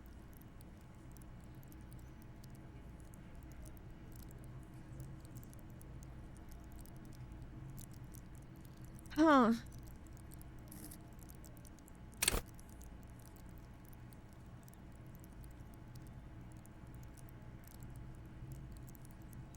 Let's upgrade this one. You inexplicably add cool after the victim's name, with your eyes bulging like some wild beast. Your fingers are fidgeting and sweat starts forming on your brow as Titus looks at you oddly. I don't understand what's so cool here. Nothing. We just have a few more questions. Then we'll be on our way. Calm. Normal. Try to forget this little hiccup. What was her relationship with the mercenary now?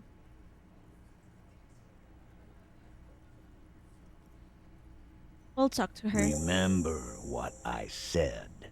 Freight train of pain. Yeah. Going to take off now. We don't need to ask him too much questions in this state of affairs. What you have to Officer, say, Kim? What was that? You mean the sweating and the fidgeting when he mentioned her name? Yes. And the sort of... I think I know that woman. The victim? Is there something I should know before we talk to her? Whatever you do, don't say the first thing. Yeah, don't say that. I met her in the hallway after I woke up. Understood. You were not in good shape on Monday. She knows I didn't remember being caught. Okay, that's manageable. She knows I did some pretty crazy stuff before I passed out, that I party hard and not very mentally healthy. So she overheard you? Or did you party together? So this is what it feels like to be interviewed. Got nothing What if to you hide. do, but you just don't remember that you do? You'll get through it. You overheard me listening to music and doing weird things from her room. It's the one next to yours. Anything else? Ask her where we are, what city this was, maybe even what year, something like that. That's clearly your interrogation technique. Anything else? Nothing. We'll be alright, officer. This is nothing. You feel fortified by his assurance. It's going to be alright. Is it though? Nothing? You're still in for a bumpy ride here. Try not to mess it up. How about my composure? Do I have nothing for composure? Reaction speed, drama, logic. +2 logic. No authority, no composure. Logic, empathy, savoir-faire, interfacing, electrochemistry, shivers. Ah, composure. Empathy, interfacing, inland, savoir-faire, physical instrument logic, rhetoric, drama. Hear that? Magnesium. That's what you're lacking. The lack of magnesium has you slouched. So there's a lack of magnesium in me? Yes, and it's critical. Look at yourself. You're practically devolving into a fish due to the lack of magnesium in your bloodstream. I need to mag it up? You need to get so magged up. You've probably had 2 heart attacks and a minor stroke already. And the only prescription is insane amounts of magnesium. You're saying I need to become a magnesium-based life form? Yes.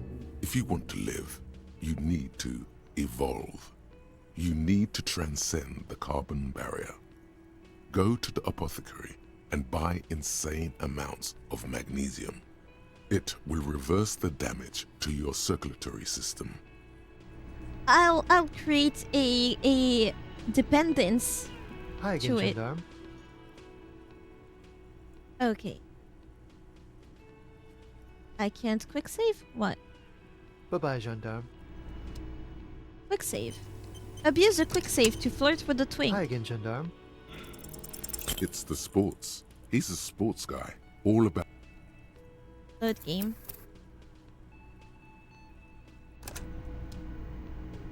Drugs raise learning caps. Hi again, gendarme. Could he be a member of the homosexual underground? Homosexual underground. Oh wow, I could never have guessed. Oh, how mysterious. Yes, this man is definitely one of the homos. I've seen them homos with my own eyes. Can you not say it this way? Just pointing it out. We're not talking about some kind of cult with members here. You made it up. Yeah. And it's not a good thing to ask, is it? In Pride Month, yeah. Do we ask or do we not ask? Am I not bringing it up because I'm homophobic? And it's like, quote unquote, what's that? Embarrassing or something? Then I'm gonna ask. Are you part of the homosexual underground? Do it. The homosexual underground? I would have laughed in his face. The smoker sits up immediately, his eyes widen with amused surprise. A honeyed smile lingers in his lips. Why, yes, I am, officer. Why? Do you want to investigate? Yes! Yes, I want to hear more about this homosexual underground you're part of. Oh, it's a pleasure group. A I'm subversive sure. pleasure group congregating in cellars under the cover of night. Saturday night. Sometimes even Friday night. What about Thursday night? Or Thursday night. Sometimes the congregating doesn't even end. It carries on into our daily life. He lowers his voice conspiratorially, and looks around. But why do you convene? What do you do? Oh, we're ambitious. We want to destroy the Oh. last vestiges of meaning, the last things people in REVACHOL have to hold on to, the true symbols of security. The meaning of man and woman, mother and father, their marriage. Go on. Everything will be constantly shifting and moving under our rule. The future will belong to a circus of identities just spinning around, surreal and unreal. You won't even know who you are anymore. Does it have anything to do with disco? Yes, we listen to a lot of disco. Oh. Some say we engineered disco to spread our vision Oh. of a vertiginous, ever-changing society, where all there is a razzle-dazzle of gold. Where do I sign up? All for the disco, we are baby. going to change the family unit with all this razzmatazz and finger Oh dancing. my god. And with mysteries. Of course, the mysteries are also of sexual nature, very esoteric. I do like disco. Maybe I should get into it. You can't just get into it. You have to be born into it. Oh. One is either already in the homosexual movement or forever excluded from it. What if I can't remember whether I'm in or not? What if I can't remember anything about my life, aside from the fact that I like disco? Beautiful. Beautiful. That's exactly what we're looking for. Who knows, maybe you were homosexual in the past. Maybe all of that has Maybe. been repressed.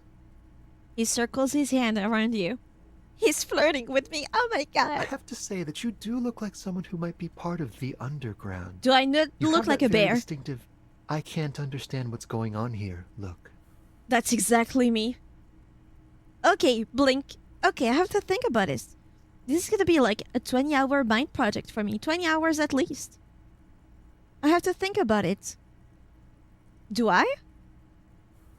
20 hours? Do think about it, officer. He starts laughing and leans back against the counter. Okay, 20 hours at least. Absolutely wonderful.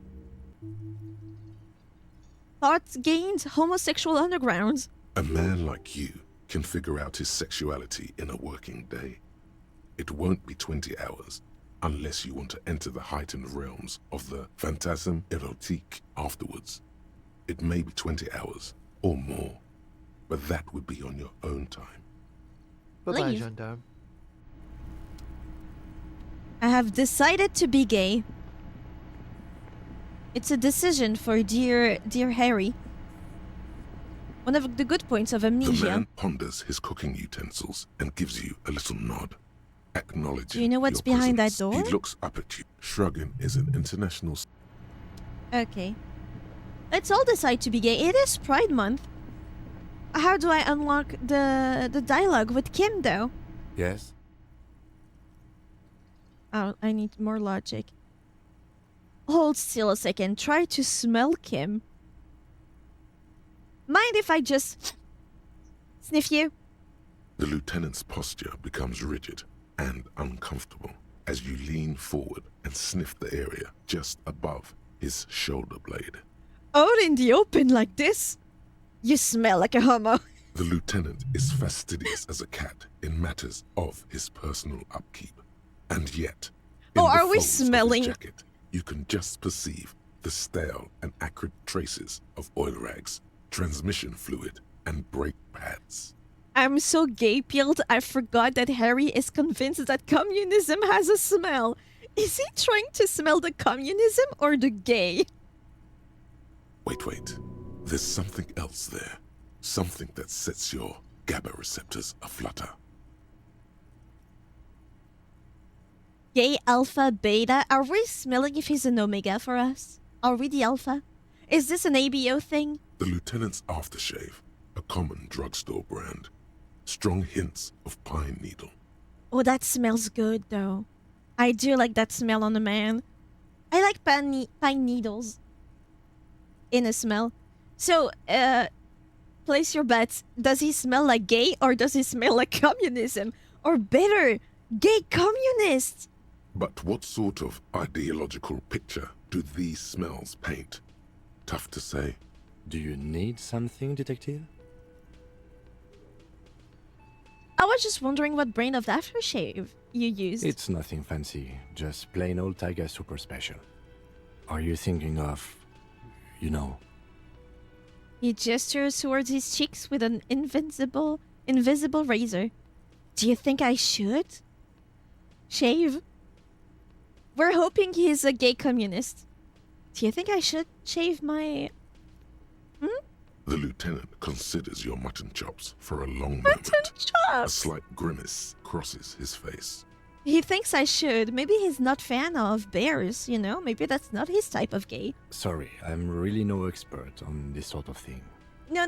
Just shape me in the type of man that you would like. You know, wink wink, gay month, you know? I just learned about homosexuality right now.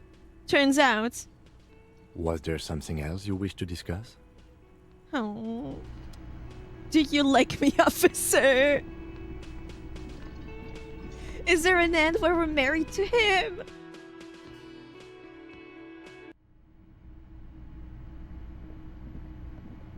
The door is closed.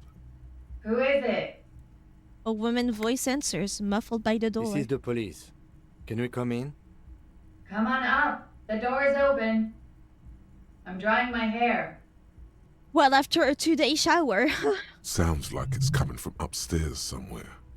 You could snoop around before going up.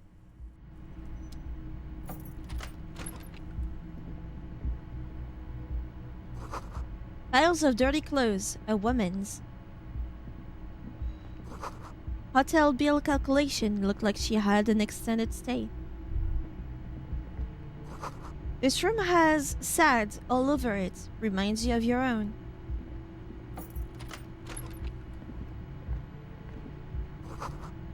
You see the yard below. The corpse is no longer there. So This she could have medicine seen it. cabinet is full of wares. Sheets of pills, haphazardly stacked, one on top of the other. There's also a toothbrush somewhere in there. Look at the medication. Pharmaceuticals line the shelves. Sheet upon sheet of pill bottle next to pill bottle. Acetylic acid, APAP, eye drops, blood thinners. There's quite a collection in here. Anything of note? Search the bottles. Pill bottles rattle like bones as you search the cabinet. Paracetamol, histoperidol, something in a foreign language you can't read. Behind them, an unusually shaped nasal spray. Its label reads, Nacra. Nacra? This is used to treat opioid overdoses. Always handy to have around. Whisper, Nacra, opioid antagonist. Interesting. That's used for diamorphine overdoses. The lieutenant nods, then looks at the door. Search the pill sheets. Among some foreign, probably Messinian or Gotwaldian, marked red blister packs you find. What do you find? This is going to take a little know-how. Okay, electrochemistry.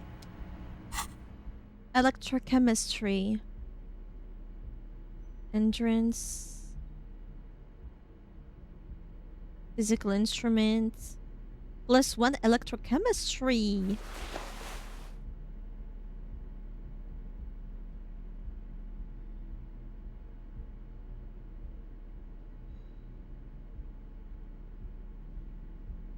Hell yeah, gloves.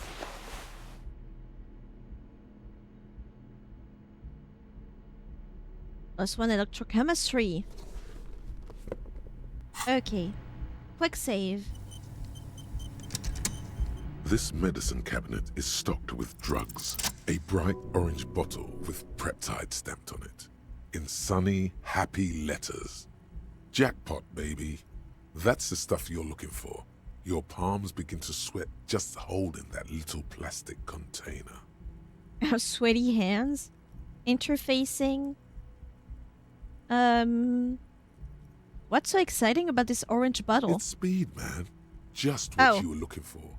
They call it dextroamphetamine and talk about psychological disorders. But what we're seeing here is some scientifically advanced trucker speed. Lieutenant, I also see a brand called Peptide. Peptide, a euphemism for pharmaceutical amphetamine. Prescription speed. The fuck are you waiting for? Let's get super fucking preppy. Hell no. Fuck you. I'm just putting back my original fit.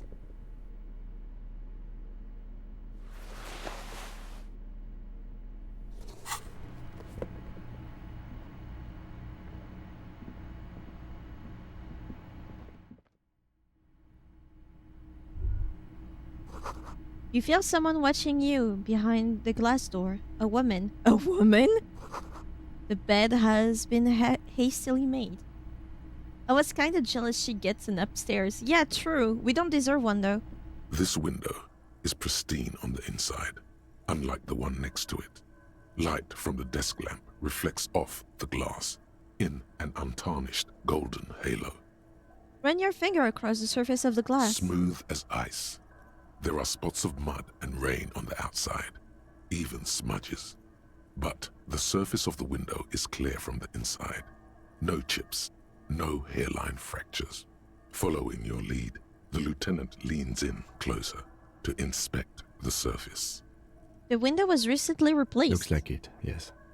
He adjusts his glasses. You know which window has not been recently replaced? The one I smashed in my room? Yes, that one. Cold wind is seeping in right now. Just one floor below you.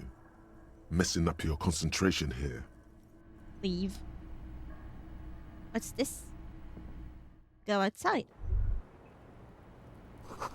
The smell of cigarette smoke in the air. Astra menthol. Cold coffee and an ashtray that looks like a hedgehog. Cute. Look, a handful of dried white wildflowers. Just as you look at the flowers, a gust of wind raises them from the roof, picking them up in the air. Come on. You catch a single white flower between your fingers. The rest fly off into the wind. It's a maybell. The young woman looks at the maybell in your hand. Just a glance, then takes a drag of her cigarette.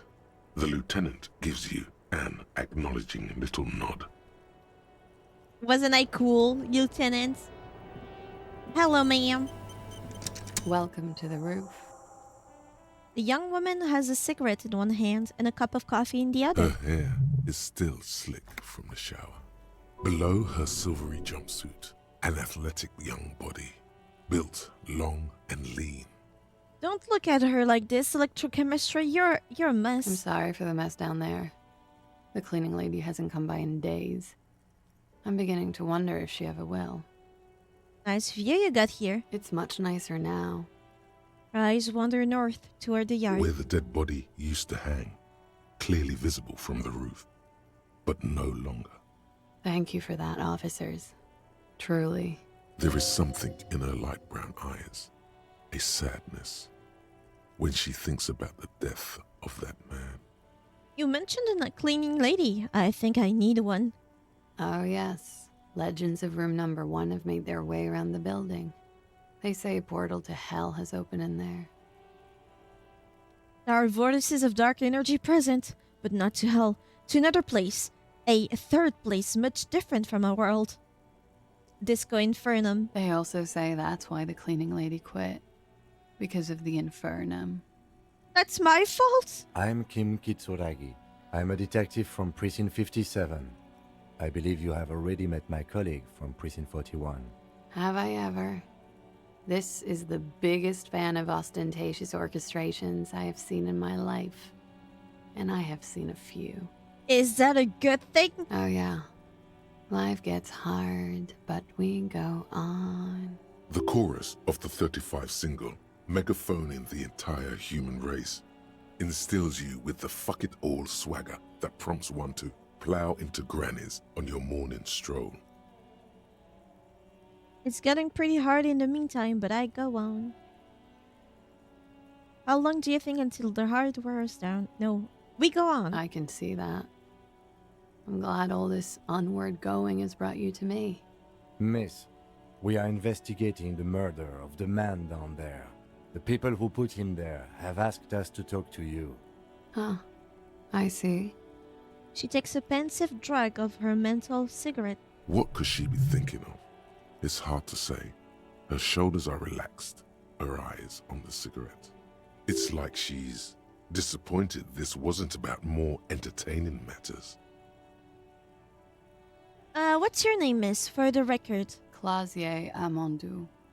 And where are you from? Vredefort, Republic of Oranje. What is Oranje? No, we don't care. How old are you? I'm 28. Oh. What do you do, miss? What is your specialization? Something stupid. What's that? Oranese lit. Oh. Oranese literature. It's what I studied at the university. What is it about? Fear of failure, fear of death, how it sucks to be Oranese. All national literatures are... Only the name of the nation changes. What about Revacholian literature? People sometimes reveal things about themselves when they discuss such matters. Revacholian literature too? No. Revacholian lit is about how magnificent and serious Revachol is. It's about how you have to save the world. I do feel the urge to save the world, yes. I guess that's why I'm on this case. That's the natural state of the Revacholian hero. She breathes in the menthol-flavored fumes, savoring it, then breathes out. She seems quite relaxed for a victim of assault. But, hey, of course, what seems should not be your priority. Schlit, Oranese literature, what do you do with it? Nothing. I do nothing with it. How do you make money then? Money is very important. Show her some money. Cool.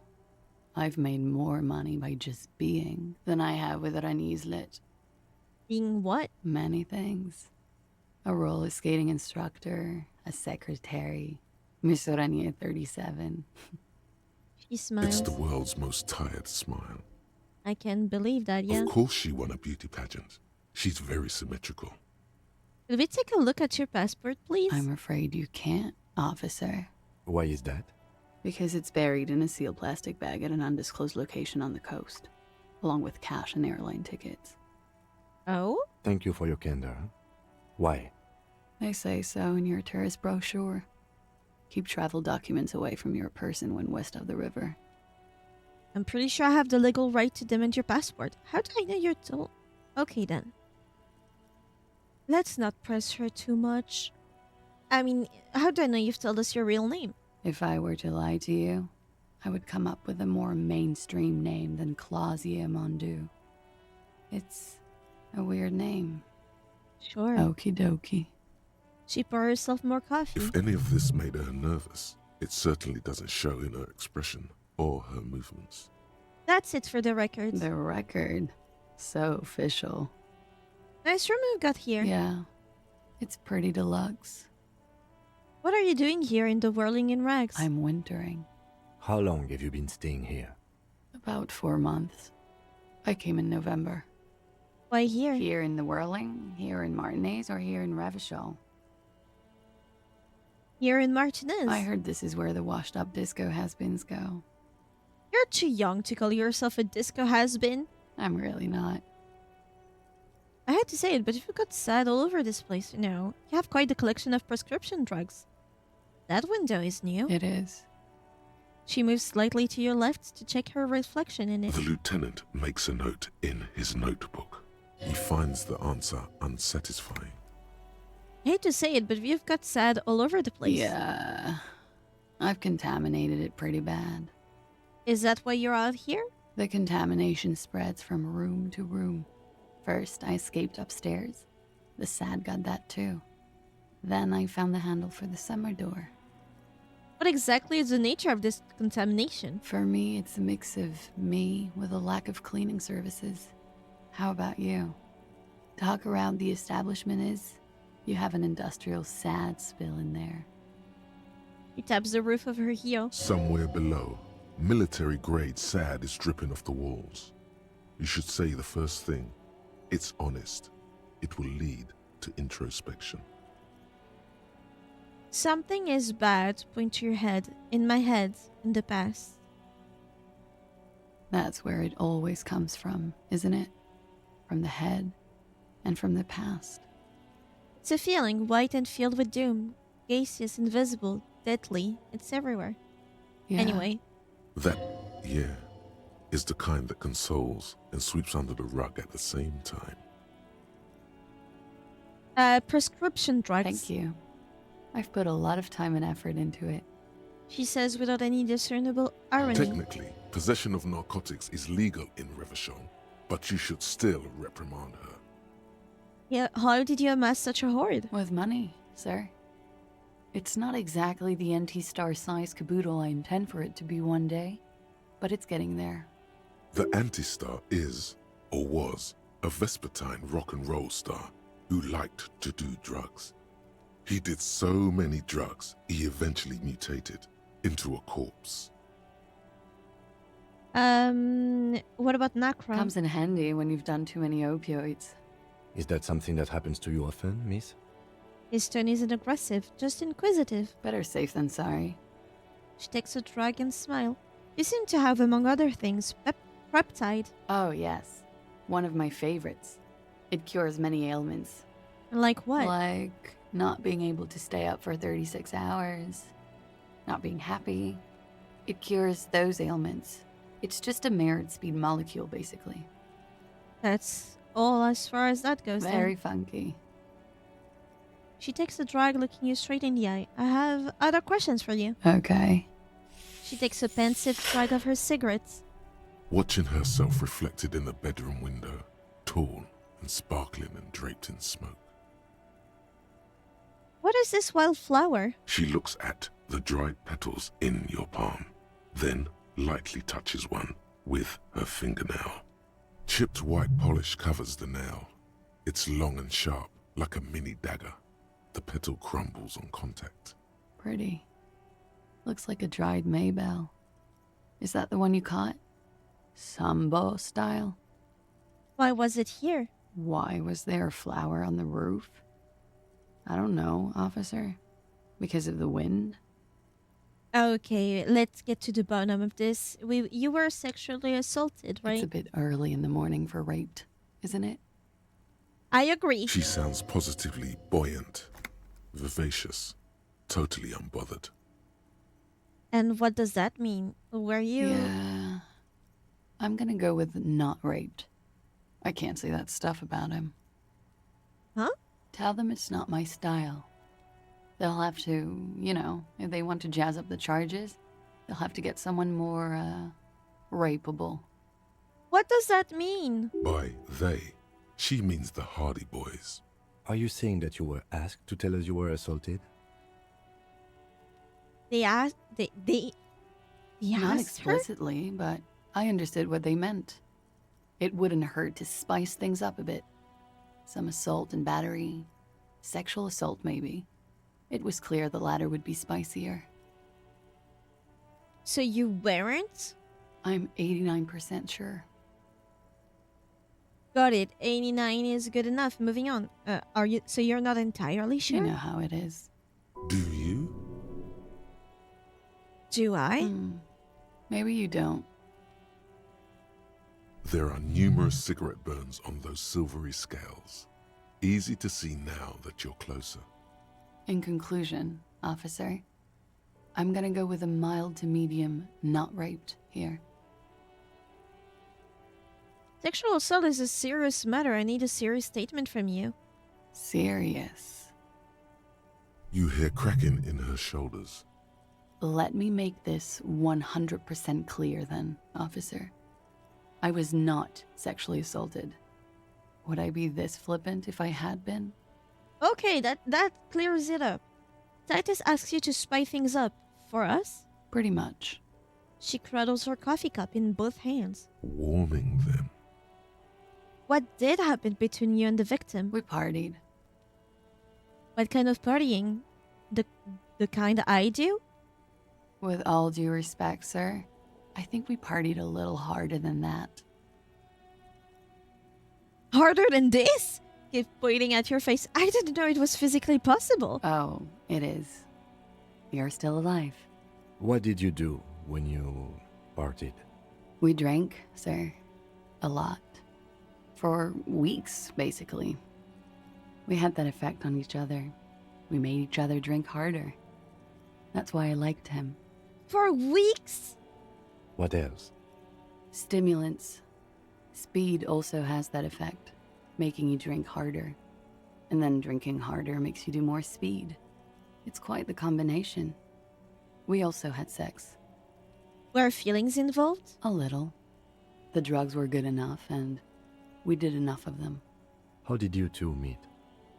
The lieutenant's voice is quiet, calm. Downstairs, at the bar. He was on some sort of assignment, a military man, as you probably know. Had a cool, scary scar. When was this? A month ago? Something like that. Must have been hard seeing him there. Oh, yes. I've had a great view. From the roof, out of the bathroom window, in my dreams. A bitter cringe. It hurts. You look to the lieutenant. He takes a small step closer. You called us, the RCM. Yes. Jackpot. The call reporting the hanging, that was you? Say nothing. I made it. And I would appreciate it if you didn't tell everyone. In Martinaise, they call it snitching. We won't say a thing. Reporting crimes is confidential in REVACHOL, miss. The caller's voice was disguised. I didn't exactly disguise it. I just muffled the mic and nicked the landline a little. Nicked it how? With nail clippers. And I diverted some radio fuzz into it. Into the cold wire. You were right to suspect there might be foul play involved with the broken phone line. And in the process, you broke the landline downstairs. Did I? Fuck. I didn't mean to. I had no idea what I was doing. Why go through all the trouble? I don't know, sir. It was stupid. I was drunk, too. I was probably afraid the union was listening in. Locals say they have ears in the wires. Thank you for making the call, miss. It was the right thing to do. I didn't want to, sir. But if I hadn't, he'd still be hanging there. What can you tell me about him? Name, eyes, age? I'm sorry, I can't do it. Not right now. Later, maybe. I keep seeing him. Like he is now. I can't talk about his... I don't know... hair. Another puff, more nervous. I know it's difficult, miss. We can return to it later. She meant she sees him in her dreams. I've also seen him in a dream. You have? Not like I do, I imagine. I see him as me. She fishes a cigarette out of her pack and lights it, then looks at you with her lungs full of smoke. I can see the similarity, yes. You breathe it out through her nostrils. The air smells of menthol. Funny. The lieutenant says softly. Funny how? Nothing. I also saw him. We had a long inspection and that sort of thing sticks with you. Let's move on. What did they hang him for if not rape? He had something to do with the strike. One has been roiling since I got here. Rotten timing. But you probably know all about it. And his role in this strike was what? I think he was in a security detail. He was ex-military, worked for Wild Pines, and against the Union. We didn't discuss work much, if you know what I mean. But I understood it was dangerous. And they lynched him for it? She nods. Was there a bullet in his head? Bullet? They There's shot a him too? We're still not clear on that. They stripped his clothes and they shot him? You mean after they hanged him? I'm confused, sorry. So am I. Were you aware that he had also been shot, miss? Things are starting to go a little over my head here. I thought he was hanged. I was not present when they did it. I don't know what happened. I just know what they told me. And Sylvie, the bartender. Sylvie knows? This is beginning to get confusing for you too, and we don't like that. Where was she last Sunday night? Where were you when this happened? Cowering. I was cowering downstairs with Sylvie. How did the Hardy Boys know you? They're frequent guests. Downstairs, they have a booth for union members. They're probably down there now. And how did you meet? Over drinks. It's been a long, boring winter. Did you party? A little, yeah. Like you partied with the deceased? No, not as hard. I'm sorry to have to ask this, but have you had a physical relationship with any of the Hardy Boys? I have. Which one? Which ones, sir? I don't remember precisely. Titus, obviously. But as I said, it's been a long winter. Thank you for telling us all this, miss. She breathes a silvery sigh of relief and weariness. The air on the roof feels humid. Should we head by downstairs, officer? We may have things to discuss there. Let's go. Looks like we have more to discuss with those so-called Hardy Boys. Half their reasoning just went out the window. You think this will make them cooperate? Nothing will make them respect the RCM, but it will disrupt the game they prepared for us. We just stripped off one layer of whatever it is. Her decision to not corroborate their story was definitely not part of the plan. Why did she tell us all of that? What else could she have done? Lie? She saw there was no way to lie and get away with it. I'm not sure she had to lie. I wouldn't have known. If not you, then me. It was a smart move from her. Something is off You here. think so? She seemed forthcoming. Unusually so. Being forthcoming about some things is a good way to obscure other things. The best liars are always forthcoming. Anyway, we should move. I suspect our investigation will bring us back here soon enough. It feels like... The same small, heavy door. No lock in sight. Physical instruments.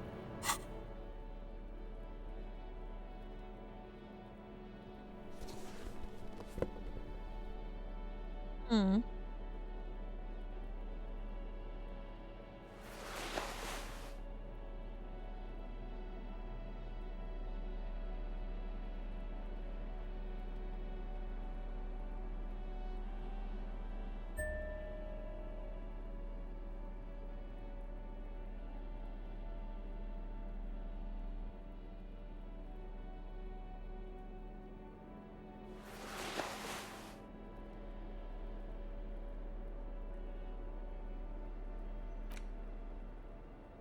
I have a flower now. As you fold your fingers into a fist, you realize you could knock anyone out with one punch. The white ceramic gloves wrap around your digits comfortably. Your movements cause tiny little clicks, like dice rolling somewhere far away, as the plates reorient to your motions. I will be responsible with this. This is just to protect me from harm, not to show off. The hardened vitreous enamel, at once sleek and light, adds a glow to your cheeks and a spring to your step. Just imagine what a full suit of this stuff could do for you. You really do feel more confident. Invulnerability does that. Even partial invulnerability. 1 down, 2 pieces to go. 2? Are you sure you're correct there? There was a helmet too. 3 pieces more like. You were ambitious. Yeah, a wonderful It suit. may be a while before you have all the pieces. In the meantime, you should analyze the armor. Figure out its vulnerabilities. Vulnerabilities? Remember, this is a highly specialized kinetic redistributor meant to stop bullets. Wear it. Observe its properties. See if there's a weakness in the design. For the day you have to fight someone covered in the same material.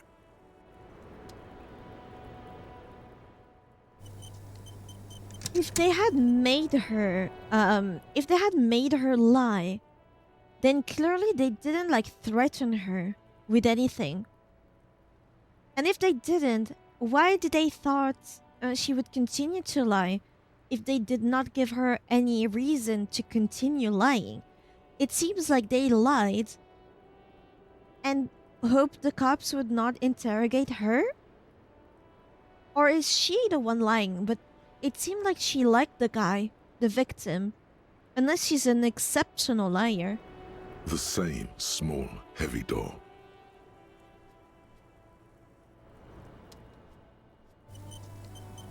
How long do you think it would take for me The to same small, clear this? heavy door.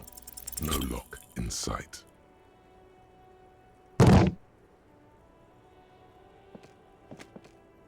You keep.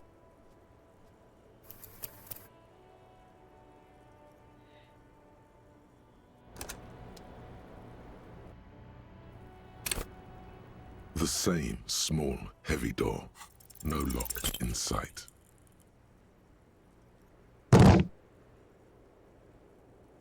It might be You the kick door it. to the kitchen.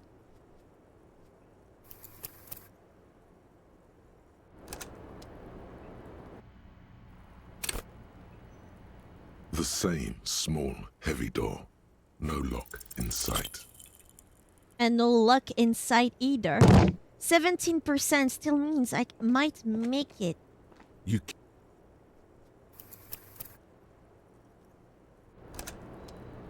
What is it, my third try? 4? The same small, heavy door. No lock in 4. sight. I will get to it. I will be lucky. You. 5. The same small, heavy door. No lock in sight. Maybe I will get more percentage if I just read the rest. You. That would be 6.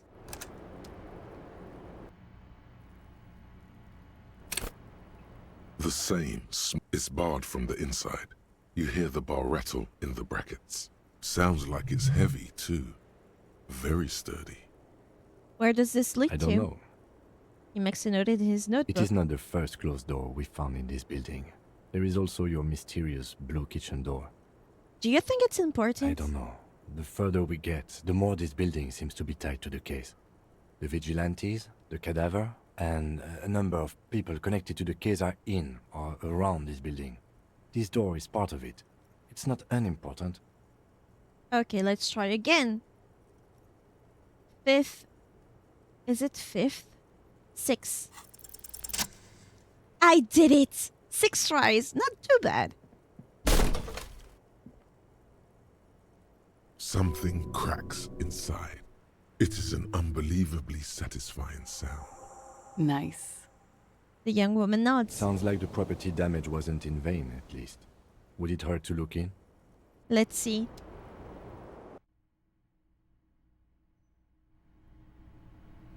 Ooh. Oh, prints. You clearly see footprints in the downy carpet of dust covering the workshop floor. Jackpot. These, unlike everything else here, are new. Someone's been here within the last week or so. 3 weeks maximum, from the dust coverage. It could easily have been 1 week too. You know, officer. He looks at you. This is good. He likes it. Hey. There's a little smile there, in the dark of the workshop. This isn't bad at all. It was a good idea to see where that door leads. Yeah. Commendable work bringing us to this place. It means someone snuck through what seems like a secret route, behind our rape victim's room, in the recent weeks. This may prove to be significant. Let's have a closer look then. Large prints, most likely made by boots. The size is hard to determine. Sole could be bigger than vamp. The soles have left the pattern, uniform, horizontal lines. One person has been here. They've gone back and forth. The tips point both ways. Shoe size is 41 to 42, maybe 43. It could be a large-footed woman or a small to average-footed man. This is, unfortunately, the worst, most vague shoe size there is. The prints look like one person went back and forth. Between that and that. He points to the bare door. This print doesn't look like the odd-soled print we found at the hanging, Kim. The size looks about the same, actually. They're not the same shoe, but they could be the same person. This doesn't look like the worker boots from the hanging, does it? No. These little horizontal lines are different. They look custom-made to me. Or some kind of foreign print. Hard to say. Still a boot, though. Get up. Everything around you is quiet. The prints crisscross the workshop floor. Let's move on.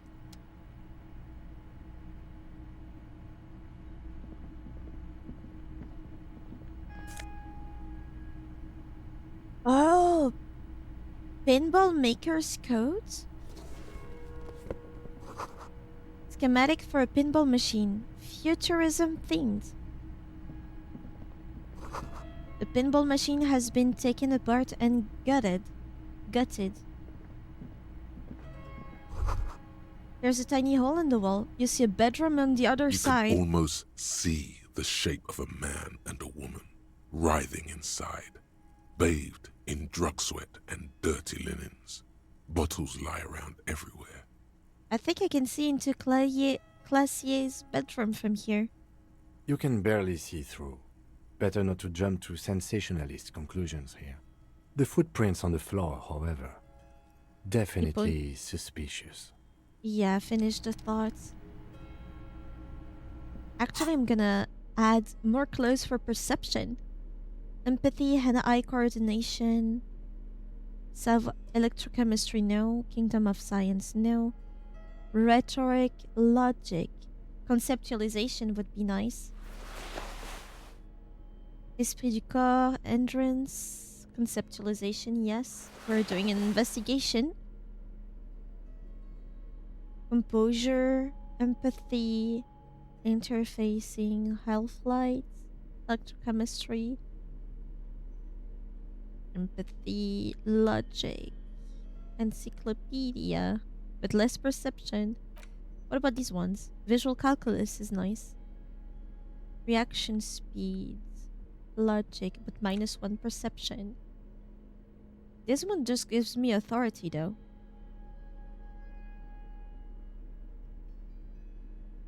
I'd rather have logic.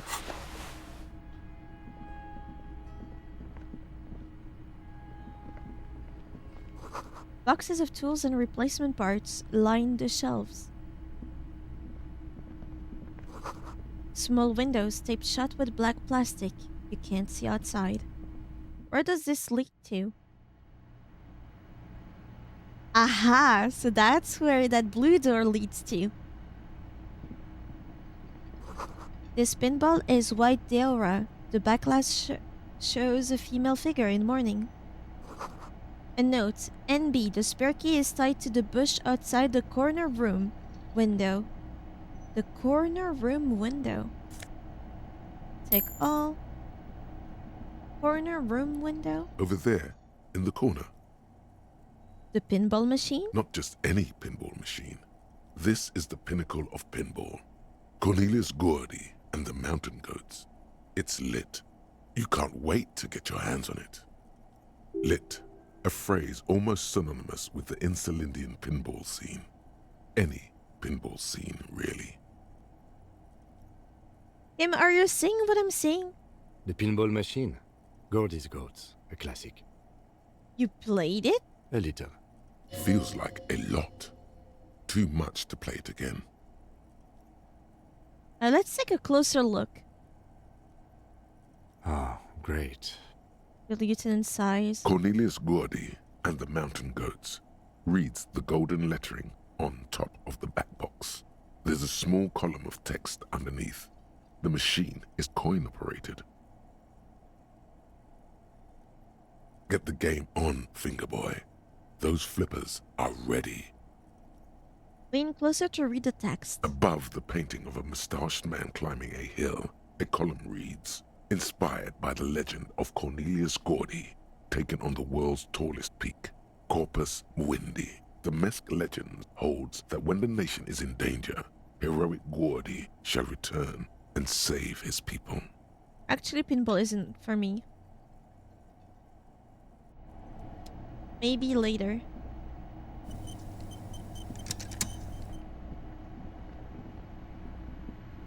You see a heavy steel door with a prominent dimple lock. It's painted blue.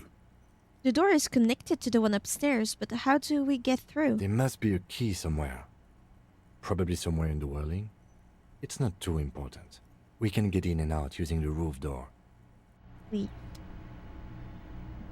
The key was in the room, a bush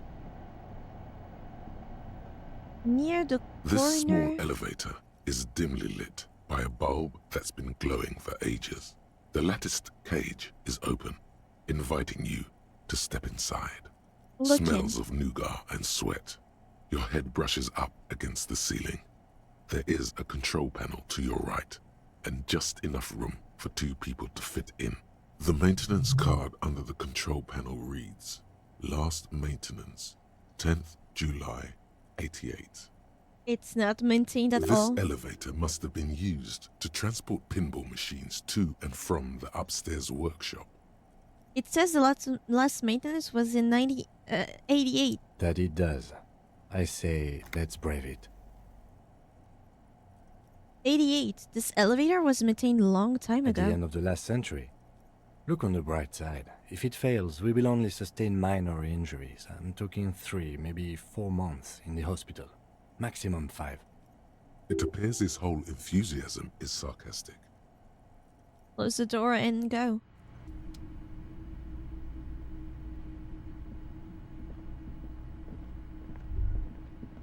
So this is where they brought 40 pinball machines to fix them up, a long time ago. Everything is covered with dust now. The lieutenant looks around the dusty, crowded room, inspecting the tools on the shelf. It's like they gave up on fixing the pinball machine at some point. At some point, 20 years ago, 15 maybe, before pinball went out of vogue. This used to be a pinball workshop. Looks like it. I'm guessing Martinez North 22 used to be a pinball arcade before it became a hostel. There are machines left over. He taps his foot. A creak. Some dust falls off a shelf. Downstairs in the hall, next to the main door. One of them even works. I've seen one of the hearties bang away at it. Remember the dice maker? Then that means...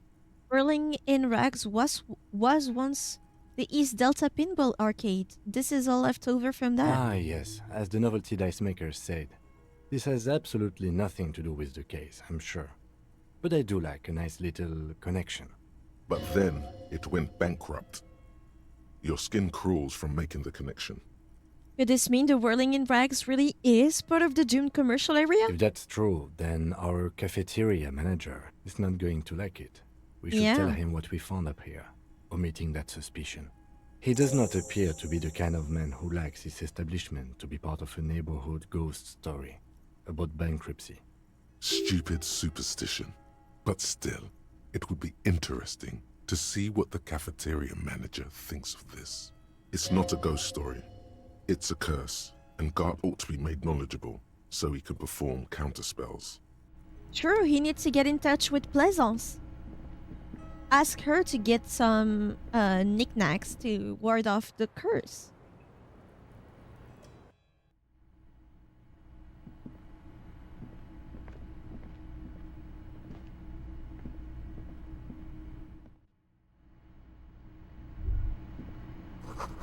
He's made around 4 months of payment for this room. 4 months. At 20 real per day? That's a whole lot of money.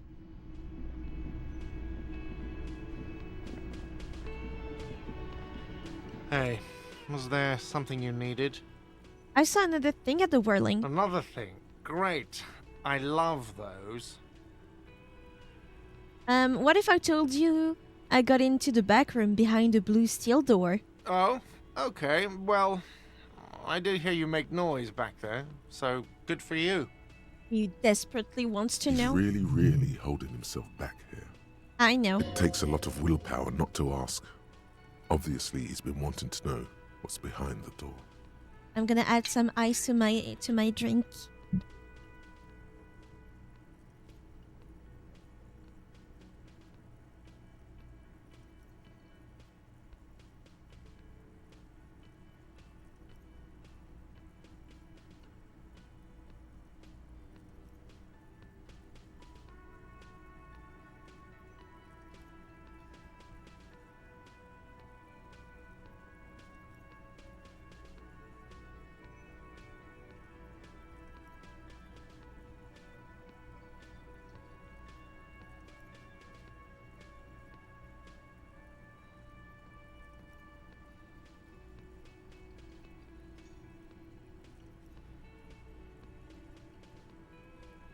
Aren't you going to ask me what's back there? Okay, what is back there?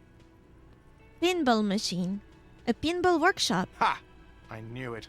I've always wondered where those machines by the door came from. And they told me there was some kind of pinball thing here too. I knew it. Were there any back there? In working order, I mean. Why? Do you want to play? Because I might be up for a game. No, I was just wondering if you found pinball machines there. I feel a capitalist plot coming up. Capitalist plot. The pinball we have in the corner now is broken. I want to diversify the entertainment options. It wouldn't hurt to get a little life in here. Other than the hellish karaoke machine. That one's always causing trouble. Yeah, those numbers he's adding up must be making good sense to him right now. Sounds like he cares about the place. He's not going to be overjoyed to hear that it's part of the doomed commercial area. He should still know. You have to be forewarned about these things. There's a peephole in the wall. What wall? Upstairs in the secret back room. Right next to Classier's bedroom. I found it when I found the pinball machines. I'll have it fixed at once. Thank you for letting me know. I assure you, the Whirling does not abide spying on its guests. The color has drained from his face. Alright, you've been notified. Thank you. I'll patch it up personally. Was there something else about the establishment? I hope not. In room 3, she nicked the phone line. Why? No, fuck it. I don't want to know. I don't want to know why these degenerates do what they do. I thought we had one good guest in the building. You have Lena. Lena is a good customer. Yeah, well, she's not a guest, is she? Anyway, I'll forward that woman her bill and be done with it. Now, was there anything else? Nope. Yes? Goodbye. So what do I have to do? Get yourself organized, roam the street to sniff out some comrades. Confront Hardy Boys with what she told you. Yes. Absolutely. However, I'm gonna change outfit. Something a bit more commanding.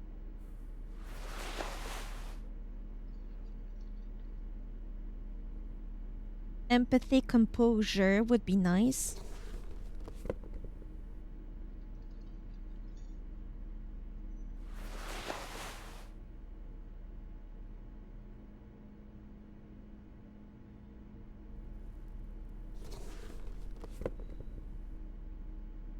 +1 rhetoric would be nice.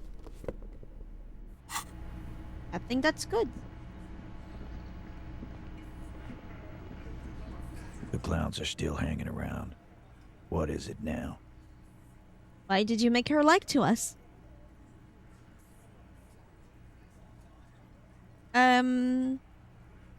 Classier says she wasn't raped. Fuck! I knew that fucking whore couldn't be trusted. For the record, Titus Hardy did not explicitly specify the victim as a whore, nor did he say anything about trusting her. Oh, shut up and stay out of this, Liz. He raped her. He was out of his fucking mind. You have no idea. She's just in denial, asshole. You don't understand the traumatic experience. She's shutting down, and she doesn't fucking trust you. Yeah, she's crazy, you know.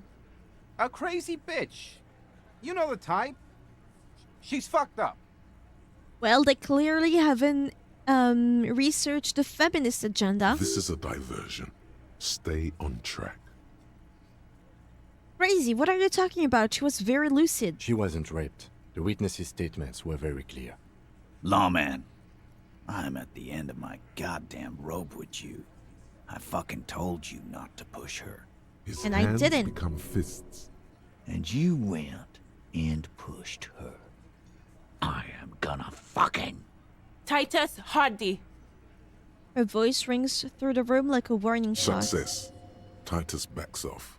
Fists down, everybody.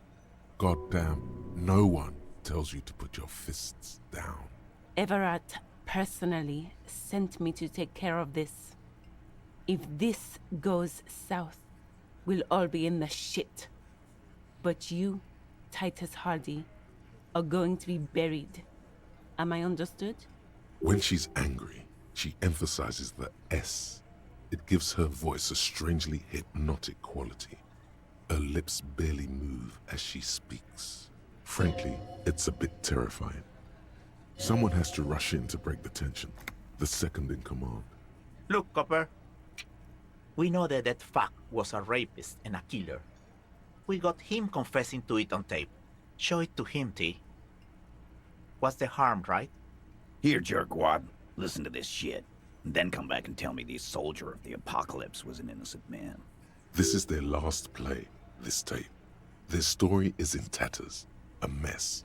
It might be nice to listen to, but at this point, you don't need to. Why should I care about the tape? You lied to me. You don't care about evidence. The fuck are you a cop for, then? I don't know anything about the legitimacy of this tape. You could have been having a gun to his head while he was saying that stuff. What do I know? All I know is that you guys killed him. Pigs, T. They don't care about getting the truth. They care about getting convictions. They are fucking keeping a score on their bulletin boards. I won't be on your bulletin board. If you don't listen to the tape, we got nothing to talk about. There's a lot of questions. If you ask them now, they'll just keep bringing up the tape. Listen to it, and they'll have nothing to hide behind. Where can I listen to this? I'm sure we can find a tape player. The lieutenant whispers. Where can I listen to this? Why don't you try shoving it up your ass, genius? How about I shove it up yours? Yeah, play it with your ass, cocksucker. I'm sure we can find a tape player. It's not a problem. He repeats calmly in a hushed voice. Your room had one. Or maybe it's too broken. That's enough for now. I'll get back to the Don't forget your tape, investigation. lawman. Compliments of Titus Hardy. Take the tape. Fine, I'll listen to it. You do that. Oh, and keep it. Maybe you'll need a reminder of human ugliness someday. Congratulations, Sparkly, you've done it! Despite the crazy clients, the annoying ones, the assholes. Huzzah for you! Where is my... Is it a tool? Items? This one, tape player. The porter reel is just what you needed. The reels attach to the apparatus with a satisfying click. The tape is rooted behind the magnetic reader. Lay the tape. You push Command Set, and the tape starts spinning. Violent static and machine sounds fill the air. This isn't REVACHOL. This is a fucking village. I can almost see the elephants. The harbor. That's the son of a Kvalson crane. Okay. When this shit is done, I'm gonna tear that place up. Soldier of the Apocalypse style. Kill shit. Dogs and chickens too. Not the chicken. Gonna run a room, Cordy. A real nice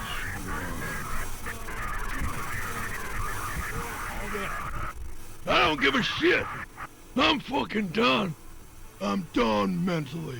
Who is Cordy? We need to talk to that person. I'll fucking do them all in. Rape that disco cunt on the counter. You know, the dance a whore upstairs. Do it Kohoi style. Never did get that taste out of my mouth. A click, then silence. The rest of the tape is empty. So he didn't do it. He said he was going to. She says he didn't. The lieutenant presses the button marked Arrete on your porter reel. The tape stops spinning. What was that at the very end? Silence? End of recording. What do you think? It seemed authentic enough. Probably recorded off the shortwave, then edited to seem more incriminating. He sounded like he was on patrol around the harbor walls. I agree. He also sounded inebriated. Still. The lieutenant looks at the tape. You are familiar with this look now. It's his looks of suspicion. There's more going on here than we know. It might be edited somehow. Who's this Cordy? One of the other mercenaries, I think. The one he was talking to. A friend of his? What's Kohoy? A village on the Samaran Isola, in South Safre. Grad committed war crimes there, the kind of thing he talks about. You think he was Who there? knows? Maybe the tattoos would have an answer. Or maybe Kohoy is just merc talk for atrocity, slaughter. A symbol of soldier of the apocalypse style conduct in a civil environment. What now? I think we've got a few more questions for class here, don't you? Yeah. This seems to contradict her testimony, at least to some degree.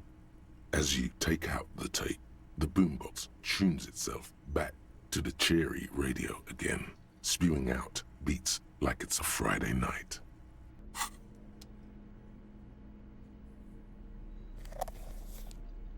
And I think that's it for today. I think. At least it's saved. We have some points. We have 1 point and 15 until the 15 out of 100. We've done some good investigating though. We finally managed to talk to we can do that later.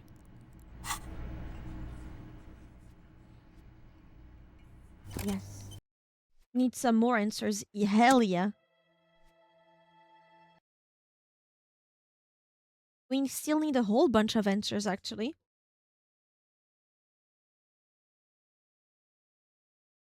Oh. You didn't see that.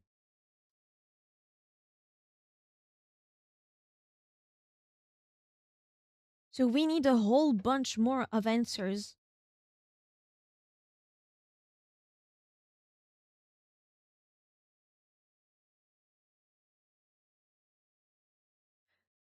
So we have that thing with Katya. I'm gonna call her Katya. That's a good thing, right? I mean, more content, more game, but we need to understand did she lie or not? It feels like a weird thing to lie about.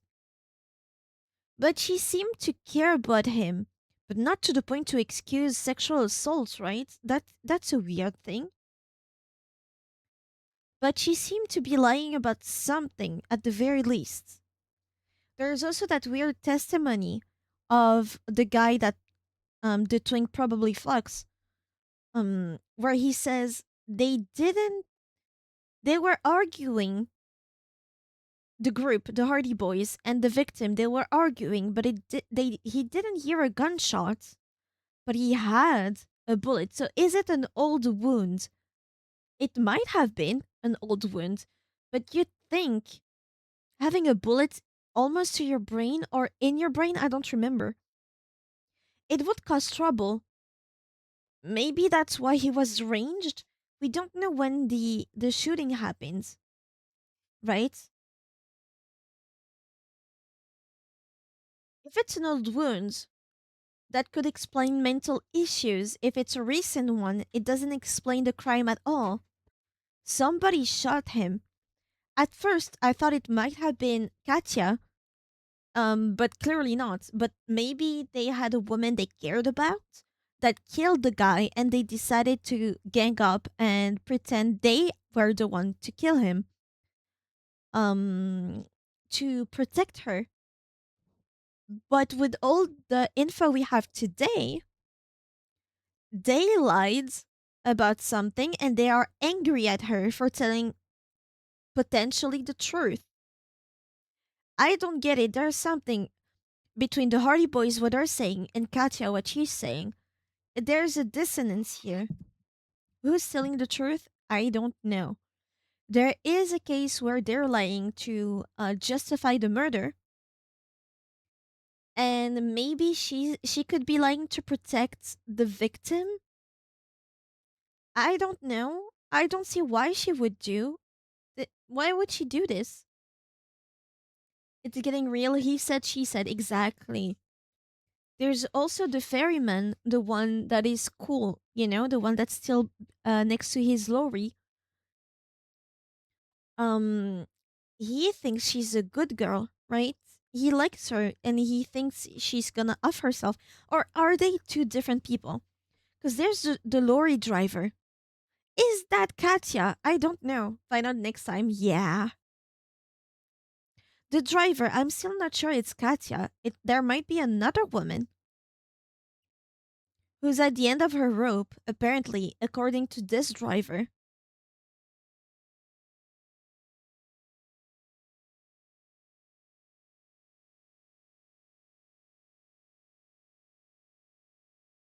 All we know is there is a guy who's definitely not a good guy who has been killed.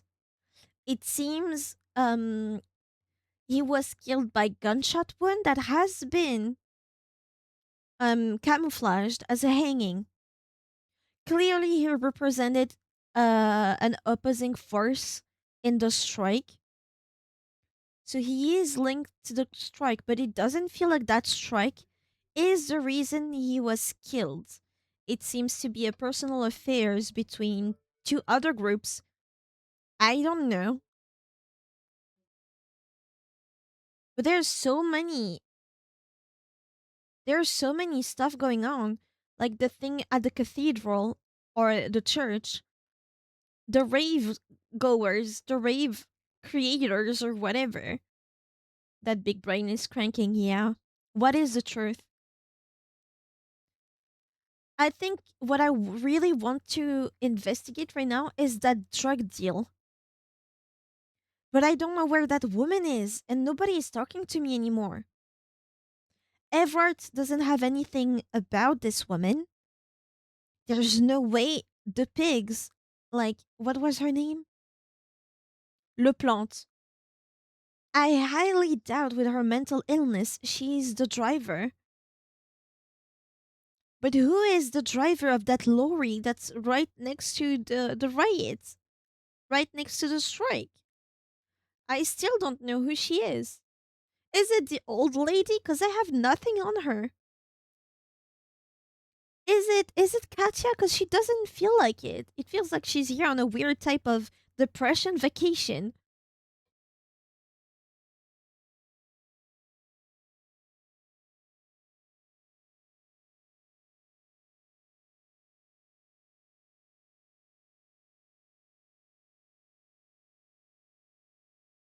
It genuinely feels like there's a woman missing.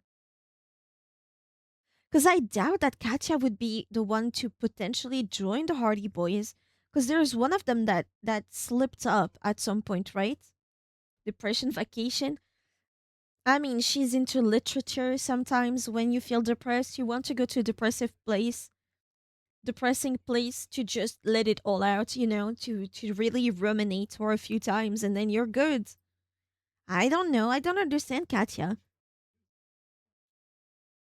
She seemed to be genuinely moved by the death of the guy, but she might be a mastermind at manipulation. Who knows? I don't know her.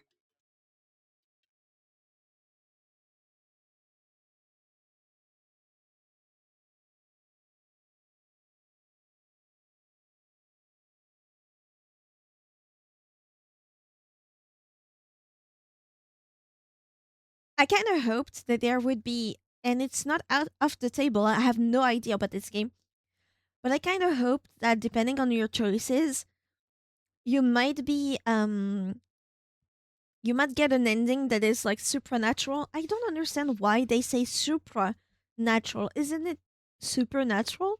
Is it an artistic direction to change a little bit the words? I don't know. Milk is so good, I agree, with chocolate and coffee in there. And some caramel syrup too, if you're fancy. But yeah, with the church thing, I'm so curious about the silence. Like, I genuinely want to know what's up. It should be when we start to play tomorrow. Um, we should investigate more because they needed a few hours, the ravers, to join the church, right? They needed to get in. And once they do, she will have that hi-fi station and maybe listen to the radio more. Listen to the silence, truly.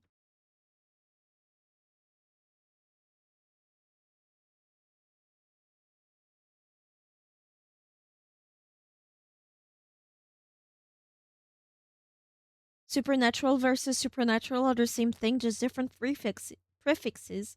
Okay. I'm more used to supernatural. So it's kind of is a choice to use supra.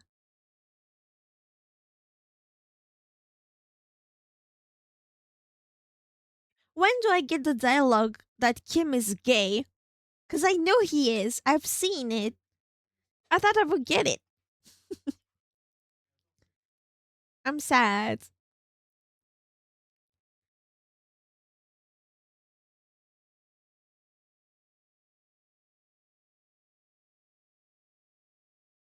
The game isn't over. Yes. I wonder how long there is.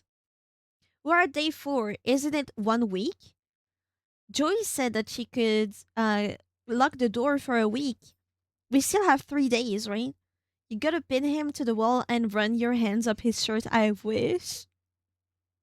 I wish. Was I crazy to see jealousy when we were kind of flirting with a twink? We still don't have a name for it. For him. I don't know what his name is.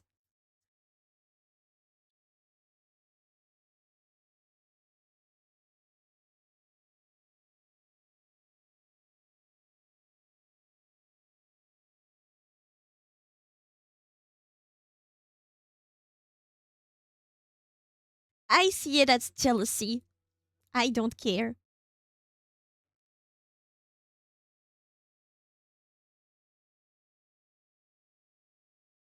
I don't think he shares his real name, yeah. But not even a pseudonym. I believe it. I believe it. It's copium. Copium. Because we've done some good stuff that impressed Kim. At this point, if he doesn't have feelings, I don't know what else to do. I'm ready to change precincts. I'm gonna be on his. I want to be his partner, not that other asshole. He says Martinez. Yeah, but it's not his real name, but that's true. It's Martin. Martin. It's a good name. But I forgot about this one. I'll try to remember Martin. Do remind me tomorrow if I still call him the twink. That's disrespectful. We don't know if he's a twink.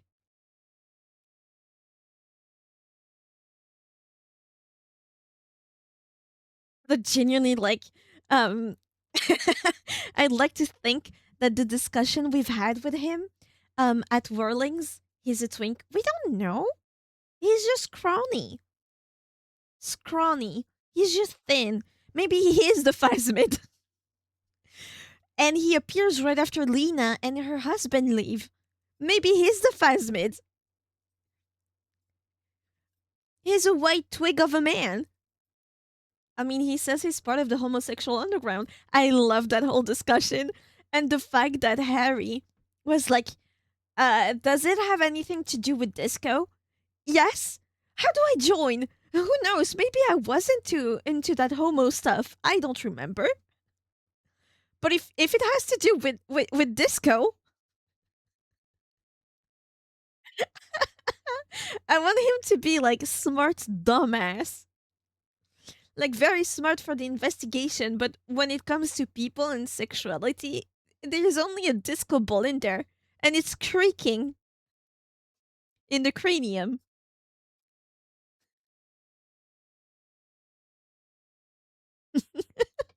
If it has something to do with disco, I'll do it. If I need to suck a dick for disco, I'll do it.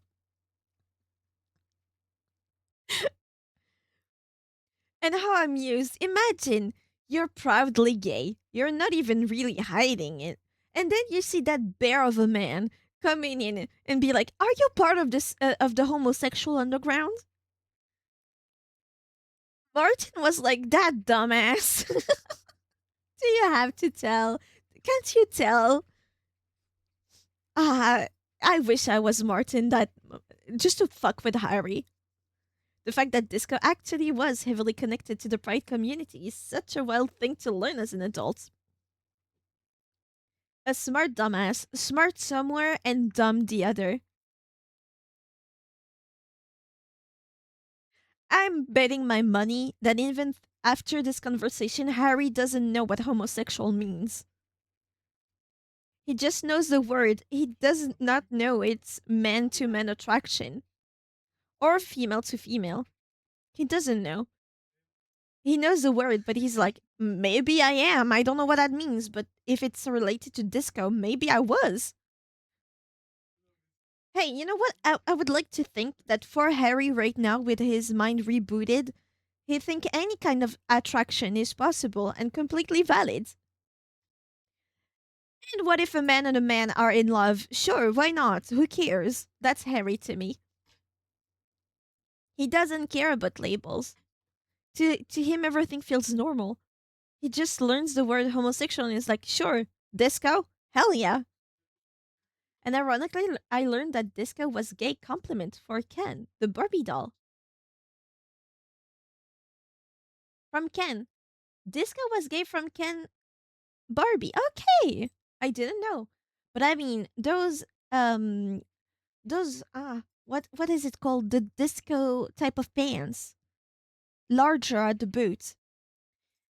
It was very airy at the boots, but very, very, very form fitting, if you see what I mean, at the butt. So, and with those chemise, with those shirts completely opened in the front, and a whole bakery behind, it couldn't be anything else than gay.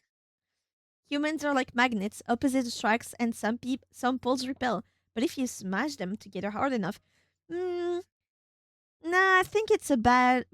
I think magnets is not a good analogy here. Bell bottoms, right? Bell bottoms, but tight bottoms too. But smash, nah. What would be a better one? I don't know. My brain is fried at this point. In the 80s, they made a disco candle and he had a ring. Oh, I remember! Yes, I remember! But in the disco era, the ring that men wore on necklace were sexual in nature. I remember this one, yeah. The first gay doll. Maybe accidental, maybe not.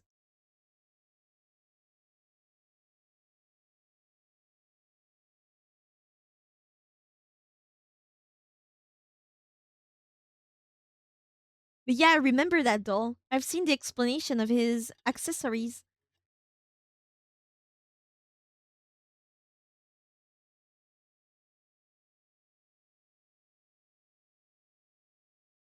I don't know the name of, but isn't that a ring that you put in your mouth to make sure you don't chomp on the D or something like that?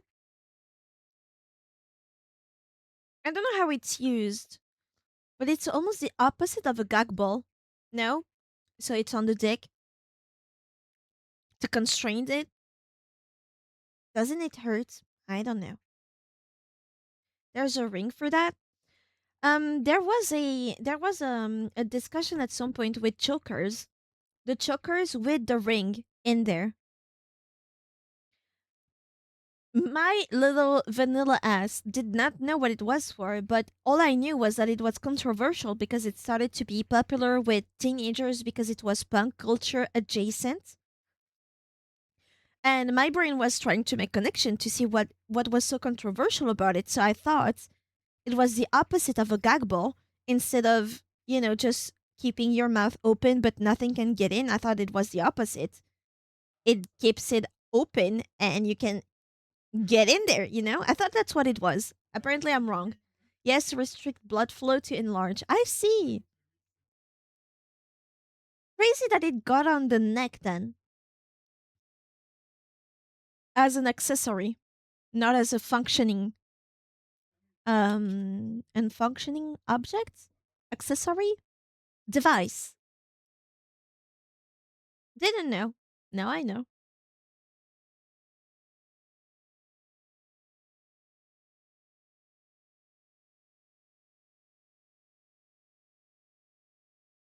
I used to be the type to just try to make connection in my brain before asking because I was scared, kind of, and I just rolled with it.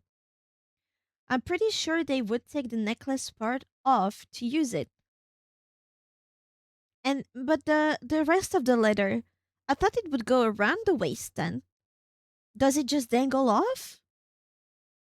Wouldn't that be like weird? Where would it go? Do you add another device to have it around the waist?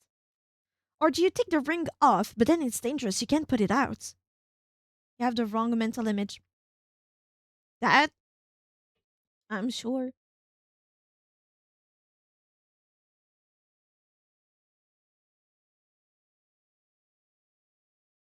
What do I know again? We've established Vanilla House here. Don't necessarily want to search myself because I'm pretty sure I'm gonna find some stuff I don't necessarily want to see. But I wouldn't mind reading about it, you know?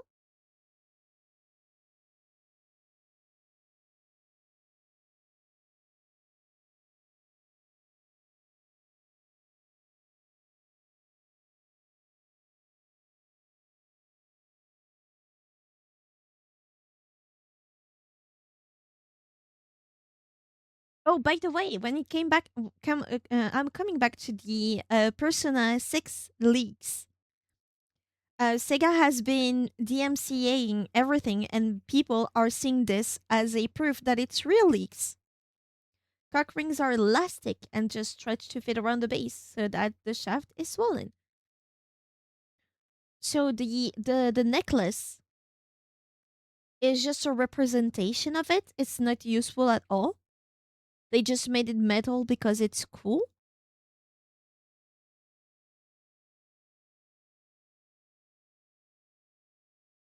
Or is there an actual use for it and some people are hardcore and use the metal parts? And use metal versions?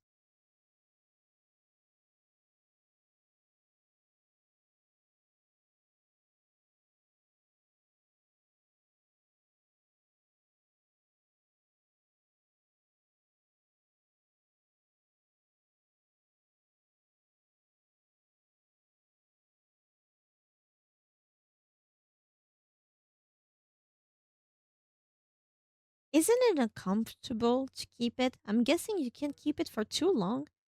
It's dangerous.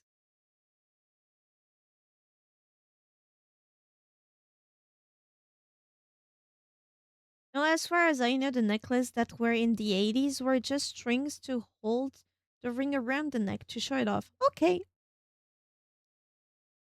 Gotcha.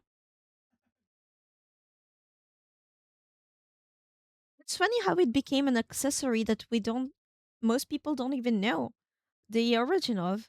I can understand the discussion around it afterwards. Wearing one for too long can become extremely uncomfortable. It must hurt, no? Or is it like ants in the leg when you don't use it for too long and there's some blood restriction going on and it starts to itch or to hurt, kind of like that, kind of statics? I'm guessing this wouldn't be very comfortable there, you know? I wonder I wonder if it's different. I'm glad to not have one myself. I don't want to test that, and I'm glad I don't even have the opportunity to test it. Because my curiosity, if I had one, I would probably try it just to see.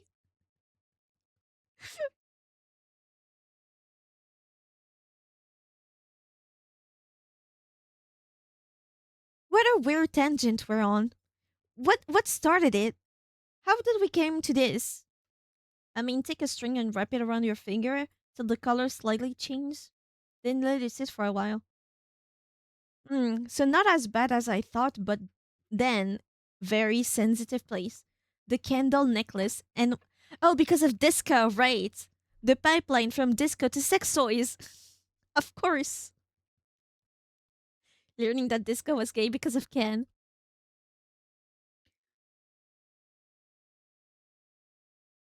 Wow. If I search on Google, is disco gay? Was disco a gay thing? Disco music provided the soundtrack for gay men's culture in the 70s and made one of gay culture's biggest forays into mainstream consciousness. Oh, disco was first played in New York City in small black gay clubs. And then, so you know when you click on a question to see the answer on people also ask on Google, you get other questions underneath that are related or something. The second one is, what is the biggest gay song? Okay. Third one, is Frank Ocean attracted to men? And then, who is the openly gay rapper? And then, what are chubby gays called? What are they called? A chub.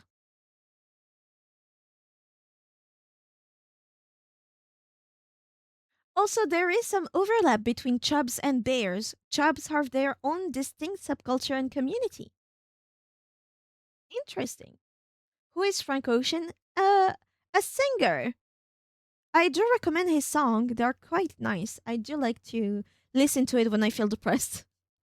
It has a vibe to it that I personally only really listen when I usually it was when I used to smoke not cigarettes. That's when I would be listening to Frank Ocean, but it is very calming.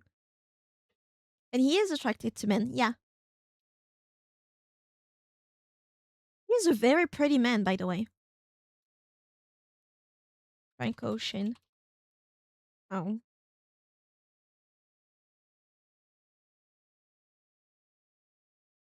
Yeah, he is pretty. I like the green hair on him. It fits him.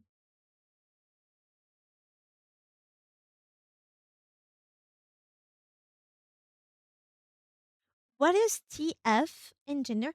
What did John Lennon think of disco? What religions don't accept now? What is TF in gender? Oh, transgender woman.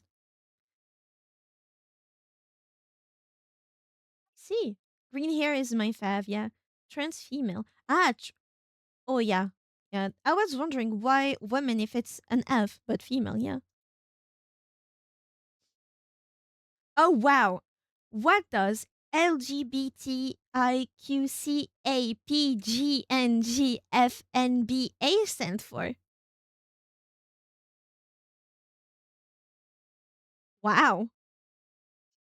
Wanna know what it is? Lesbian, gay, bisexual, transgender, intersex, queer/questioning, curious, asexual, pansexual, gender non-conforming, gender fluid, non-binary, and androgynous.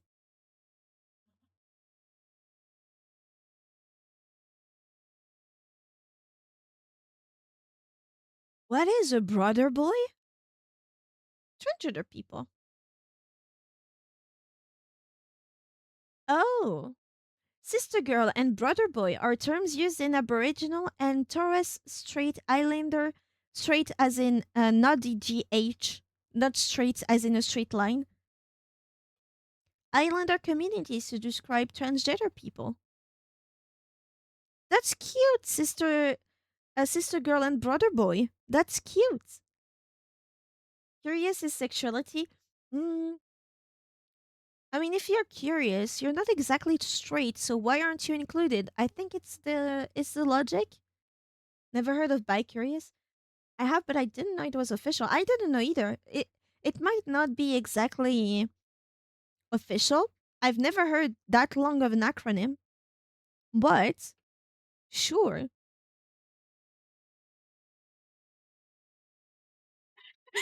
There's a Reddit question on r/popheads. The title is, why do the gays in caps T and gay and G are in caps TM, the gays TM love disco music so much?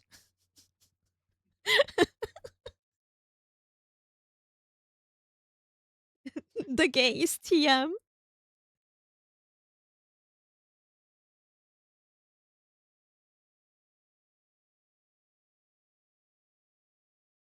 Well, I've learned a lot.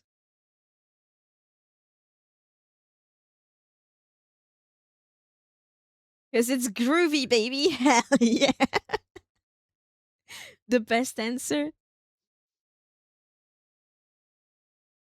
I don't think I've properly heard about disco music. Heard disco music. Maybe not. You know what's one character that would definitely love disco? Yanagishita. Yanagishita would be crazy about disco.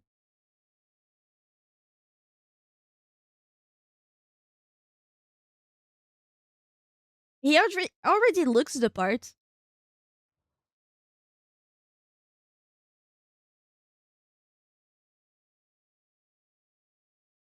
His theme is definitely disco. Oh, should we listen to it again? Now that I don't need to fear for fake ass spoilers, I'll never swallow this one.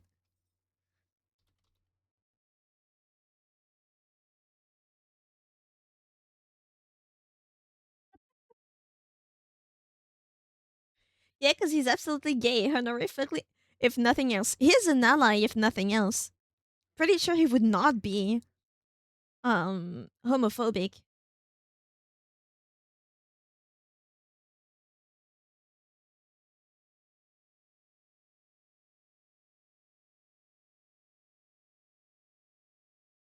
Bow, bow, bow.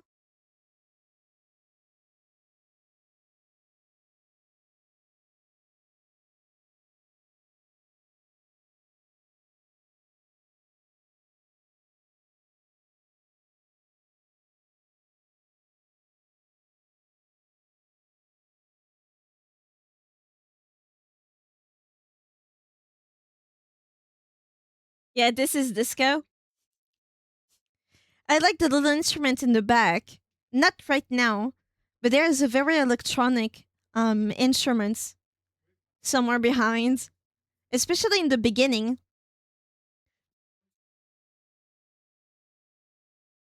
Such a good song.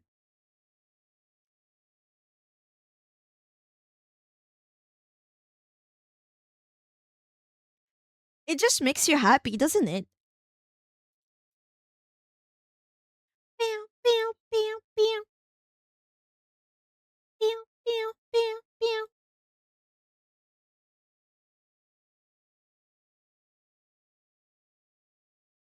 Right now, there's a pew, pew instrument. I don't know how it's called.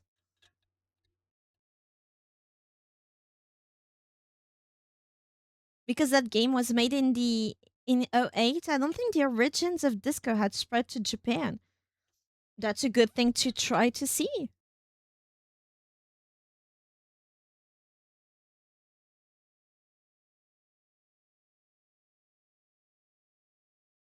Pew, pew, pew.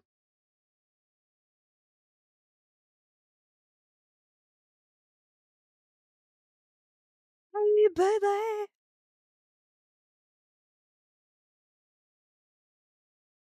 And back to here. Japanese disco fans hit the dance floor and partied like it was 1989. That doesn't tell me. Japan grooves to bubble beats for Heisei era sayonara. What the fuck does that mean?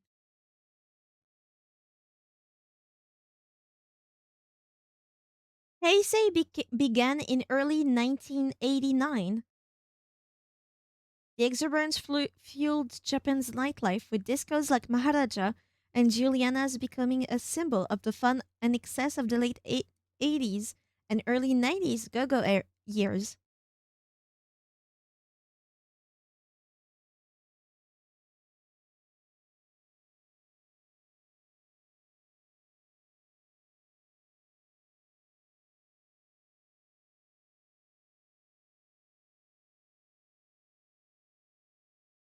Ah, disco in Japan.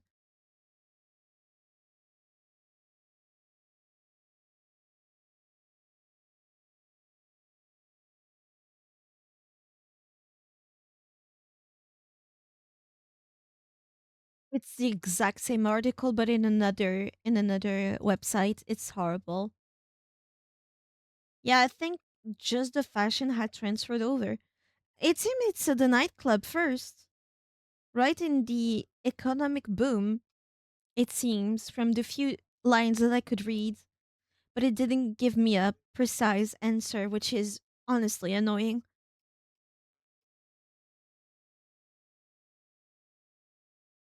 But it would be interesting to see how other cultures adapted a culture, like a part of a culture to their standards.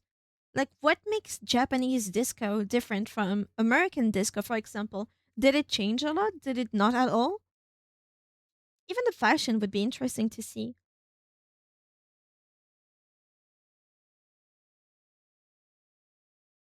I should have been an historian, but like culture historian, I don't know how to explain. I don't really care about events. I care about the little things in everyday life. Like for example, disco, the disco fashion throughout the years and throughout places in the world that embraced it, when, how, stuff like that. That fascinates me, but that doesn't pay the bills. What does, to be honest, what pays the bill today?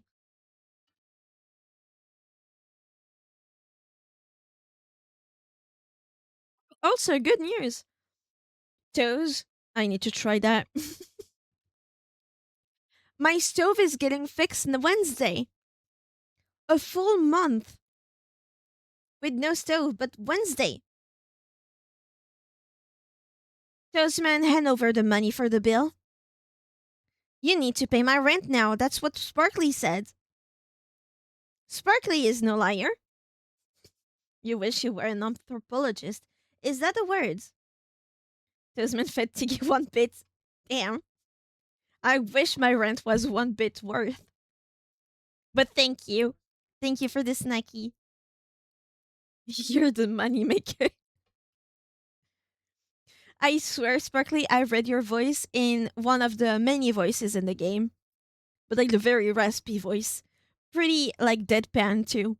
Oh yes, you're the moneymaker. The kitty is very cute.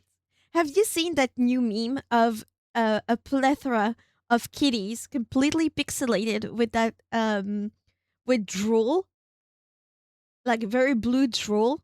They all have it, and they're all like with the drool over. Ah, that's so funny. I don't know why it gets me, but I really like that meme. The scientific studies of humanity that crosses biology and sociology. I would love that. If I ever go back to university, maybe I will go into anthropology. I really like it. But marine biology, I could study sea slugs.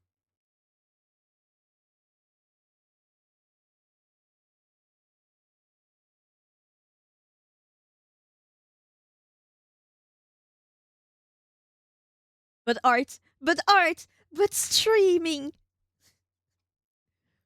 Oh, the little sluggy slugs. Yeah. I think it's in Russian or Polish. That slug is ślimak. I'm not pronouncing it correctly, but ślimak. I love that word. Ślimak. Ah, that's such a slug word. It's just a sound it makes when you make it plop on the ground. Ślimak. Hell yeah.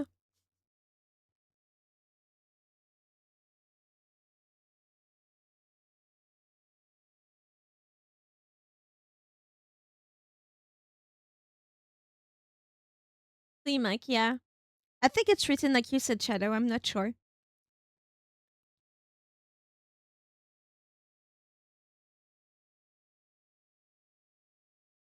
How do you say tiger in Russian?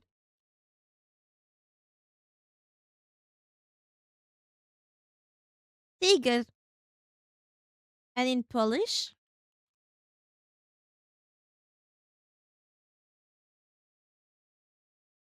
Tigris. It's always kind of boring, tiger, unfortunately. It sounds the same. My phone tried to autocorrect to schlick.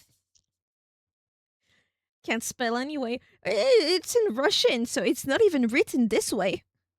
Is it actually in Russian? Slug. In Polish? Ah, ślimak. So it might be Polish. What about Russian? Slizniak. So it's Polish.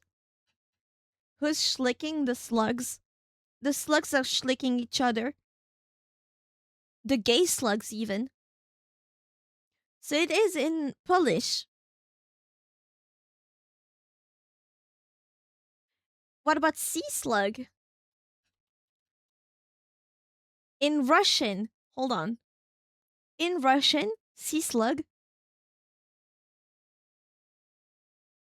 One more time. Morской слизень. Something like that.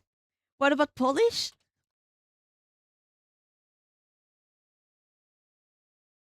Ślimak morski. That one is easy. Smorski. Ślimak morski. Ślimak. The heck are you guys on about? And I'm just listening in, but that differing quick. You weren't there for the cock ring.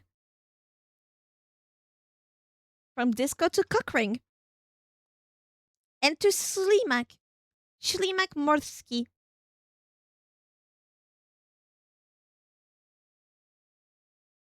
Ślimak morski. Ślizniak in Russian. In poor, very poor Russian. Hmm. This is what you're shocked about and not the penis ring? That tells you a lot about Lucas as a person, I think. The cock ring to Schlimak pipeline. We're talking about whacking peepees all day long. Yeah, but not in anatomical detail.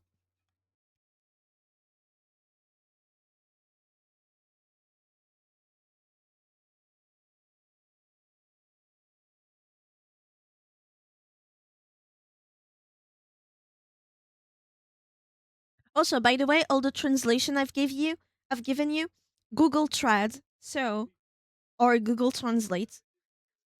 Not the most like it might not be accurate, but at least it's easy to get right away.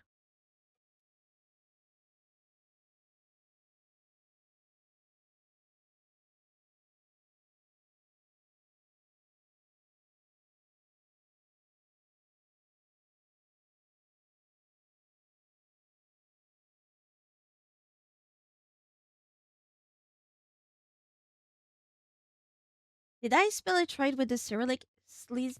Let me see again. Sea slug in Russian. Maybe not sea. Just slug.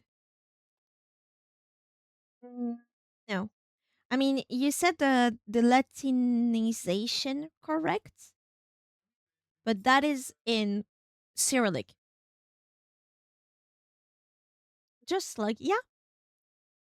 Return to slug. Don't we wish for this? Don't we all wish we could go back to slug? But I want to be a sea slug.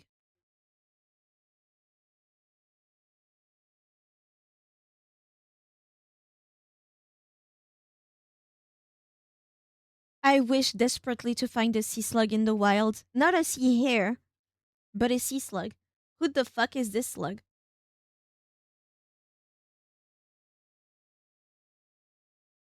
I need to make that command where you can see your sea slug of the day. Sea slug of the day seems fun to make, but I need to work. I need to make it.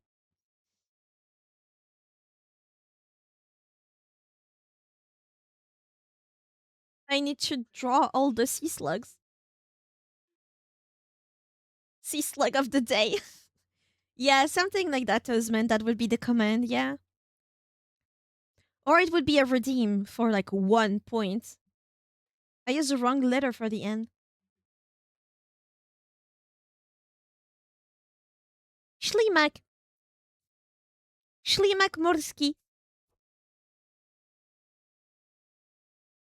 Such a good name for sea slug. Yes. Seems like the one I. Oh, wait. Yeah, there's one. Oh, wait. The.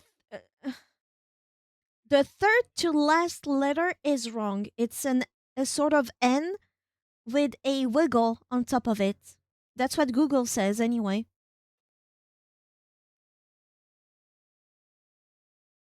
Third letter from the end. Wiggly N. Yes.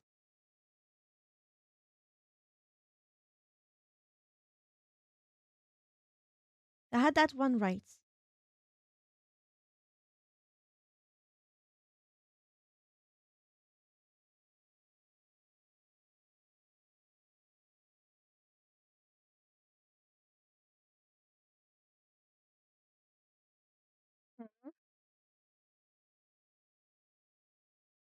And the second letter to the end is an A, like a manuscript A looking thing.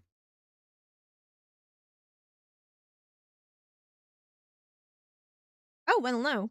Wait. Well, no. You have it right. Wait. Did I?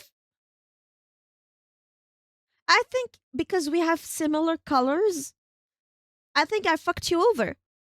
I think I saw your message and thought it was mine. Something like that. I fucked you over. I'm sorry.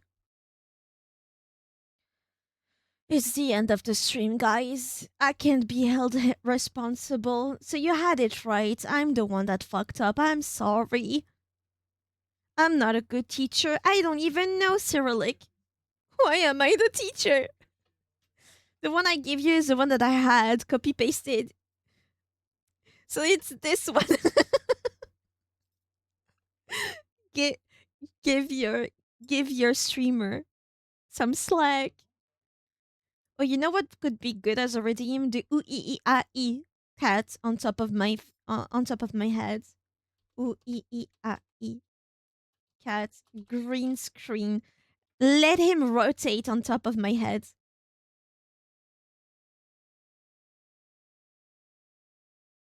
Perfect. Yeah?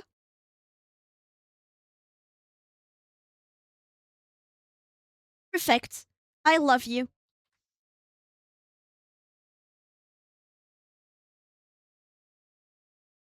What am I doing? Love that cat. Me too. Oh, I don't know if I gave you sis Kirby. Why is it not working? It's um plus it's 700s. Fuck. Lucas, you know how to redeem to give back um channel points. That thing happened to me yesterday too, and I had to close OBS and then give it again. I have 100. Let me try something. Can Is the jackpot guy working? Because if not, it means it's OBS that's fucking me up. Wait, hold on.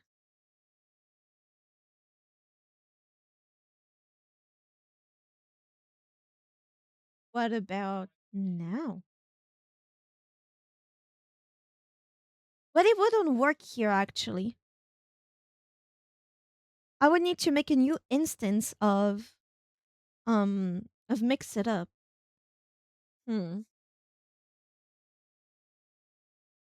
Yeah.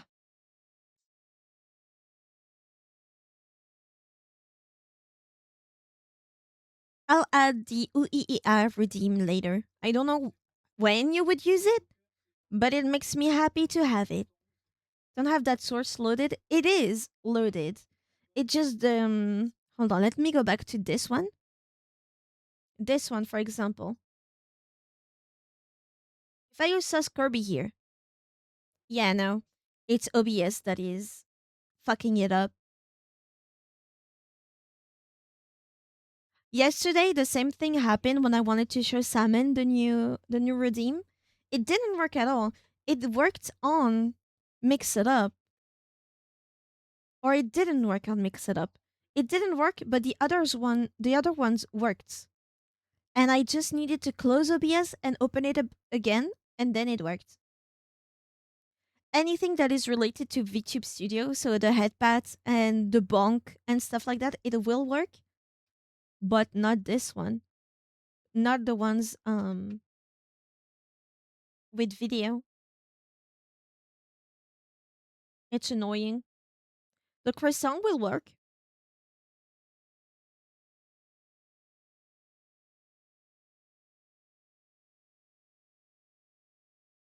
Yep, not working.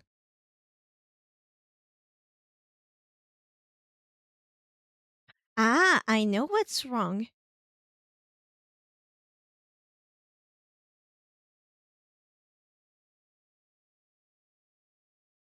Okay. So now there would be the sound. You help me troubleshoot. You help me troubleshoot the issue. Desktop, nope. Um, application audio capture beta is what I need for this one, because the sound now for croissants comes from VTube Studio itself. So now, hopefully, it's not too loud. Prepare your ears just in case. Today, I wanted to eat a croissant. Croissant. Perfect. But yeah, because I tested everything in the stream window, not this one. So I forget to add stuff.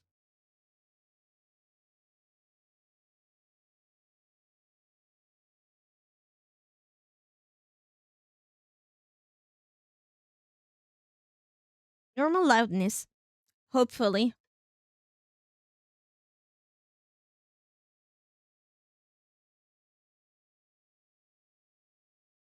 So now Sissy Kirby works? Nope. It would work tomorrow. I'll try to remember to double check. But no, don't use any redeem that would put a video. It won't work right now. Unfortunately. So the jackpot, the shrimp song, the seal invasion, none of them would work. And also I would need to make another instance of Mix It Up so that the probably an oh wow. No, it wouldn't work on this one actually. Yeah, I think in this screen I wouldn't be able to make Kirby work because I gave it specific position so that it would be on top of my head and stuff, and because my model is not on the same place, it would not work. And I can't tell Mix It Up to understand if I'm on this screen, then you change the position, so at least for Kirby it wouldn't work. For the others, yes. It's complicated. I'm tired.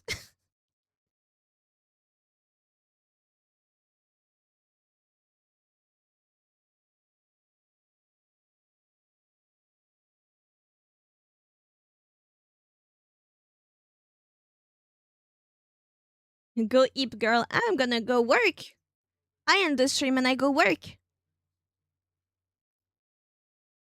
I'm gonna work. I'm gonna eat, and I'm gonna work some more. Because I have a bit more than a month to finish the anniversary stuff. So I need to work a bit more to make sure everything that I want to is ready. And I hope you like my version of what whispers look like. It's not exactly the same type of mascot that other VTubers do. I did not go for the cutesy ones, is what I'm gonna say. Because I've been doing the holding toggle yesterday. And then I started to feel like, but they're not exactly cute. Like to me, it's cute, but to other people, it might not be. And I started to feel self conscious. If you like it, I do like it. So I hope you do too. It will be customizable for you guys. You'll have a version that you can make it yours. We are your community. Yeah, but exactly. It's not something that I'm doing for me. It's something that I'm doing for you. The model, my model is for me. The mascot is for you. We'll just see. And if I need to change it later on, I'll change it. It's not that bad. At least the first time you'll see it, I hope you like at least most of it.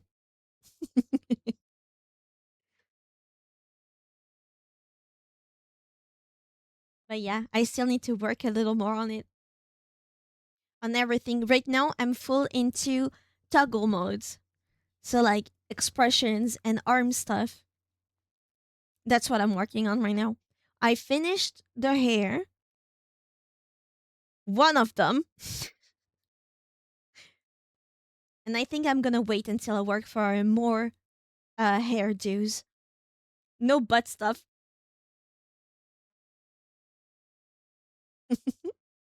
But expressions and arms is what I'm doing right now.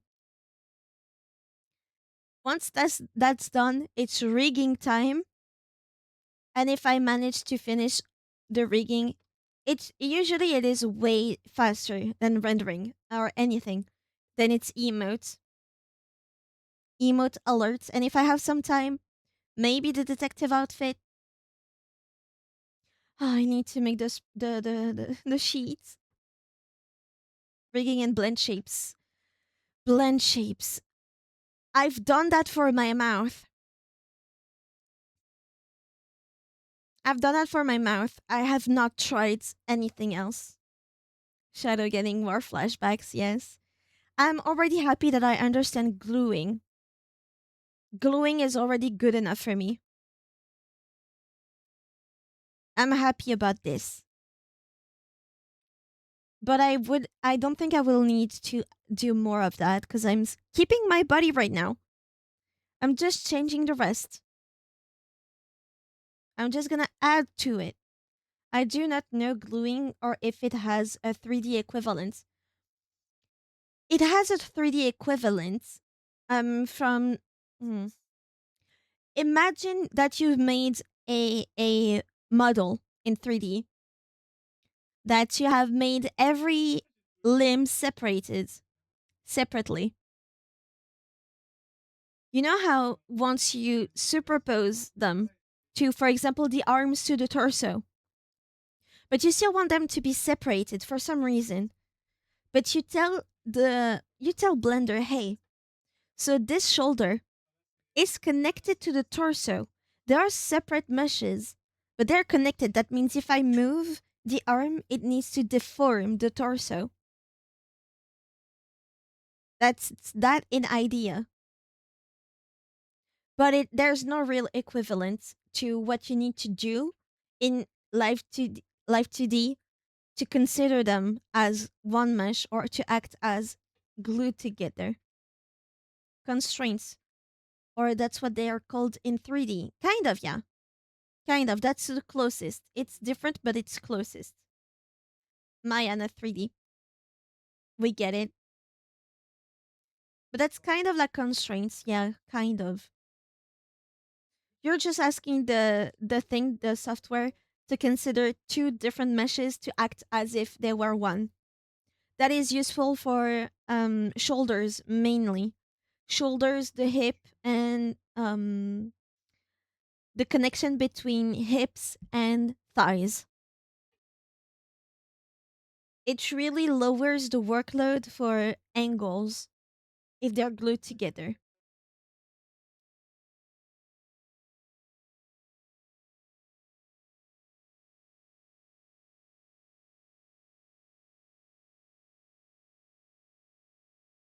But blend shapes? To me, blend shapes is closer to constraint because that's how they make tutorials. They are telling you about blend shape constraints. But I know I have one. For example, right now I'm pursing my lips. Makes my mouth smaller, right? That's a blend shape. That doesn't work if my mouth is open a certain way. So it will work under a certain threshold. That's what constraints are in Live 2D.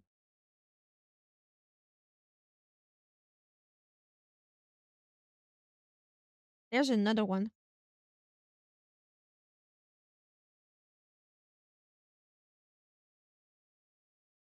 But I had to follow tutorials and only use the tutorial version. So if it's for the mouth, I only used it for the mouth and could not apply it to other stuff. I don't know how to use those. I wish. But I'm not gonna try or later on, maybe. Right now, it's very experimental to me. So I'm just following the tutorial and not try more. I don't have the time. Well, for 3D, blend shapes are linked and paired with constraints and set-driven keys. Yeah. It's very different in Live 2D. You can find the closest thing, but you cannot find um the exact version. It doesn't work that way anyway.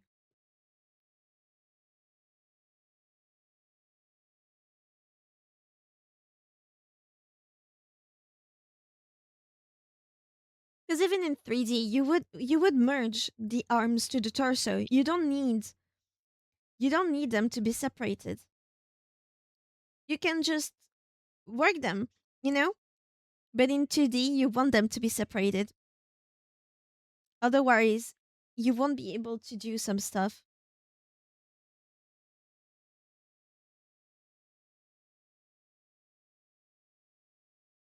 So yeah.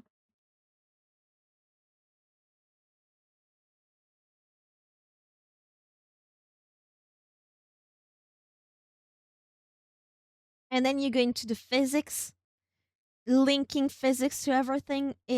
Oh, I think I have a blend shape for my eyebrows. Physics constraints exist too. And that's what I do for my eyebrows when they go like this. Or like this. Angry. Or sad. Those are physics constraints.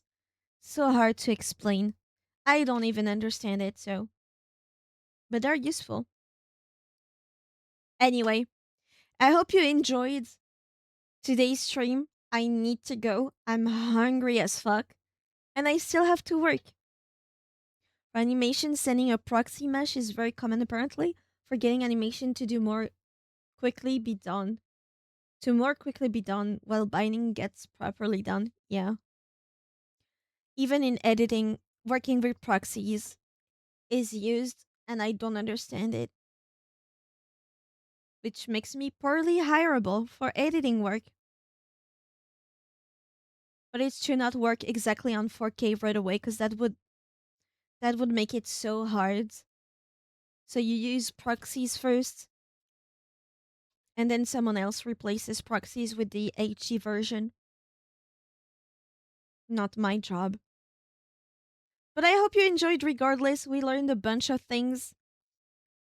Again, I'm gonna stop saying that because it's just every episode. I hope to see you tomorrow. Hopefully, I get more energy. Thanks for stream. Thank you for coming to the stream. And for lurking, for those that lurk, thank you for lurking. And I hope to see you tomorrow for more Disco Elysium. Good night, enjoy your rest, don't forget to stretch and to drink water, and see you guys tomorrow. Bye!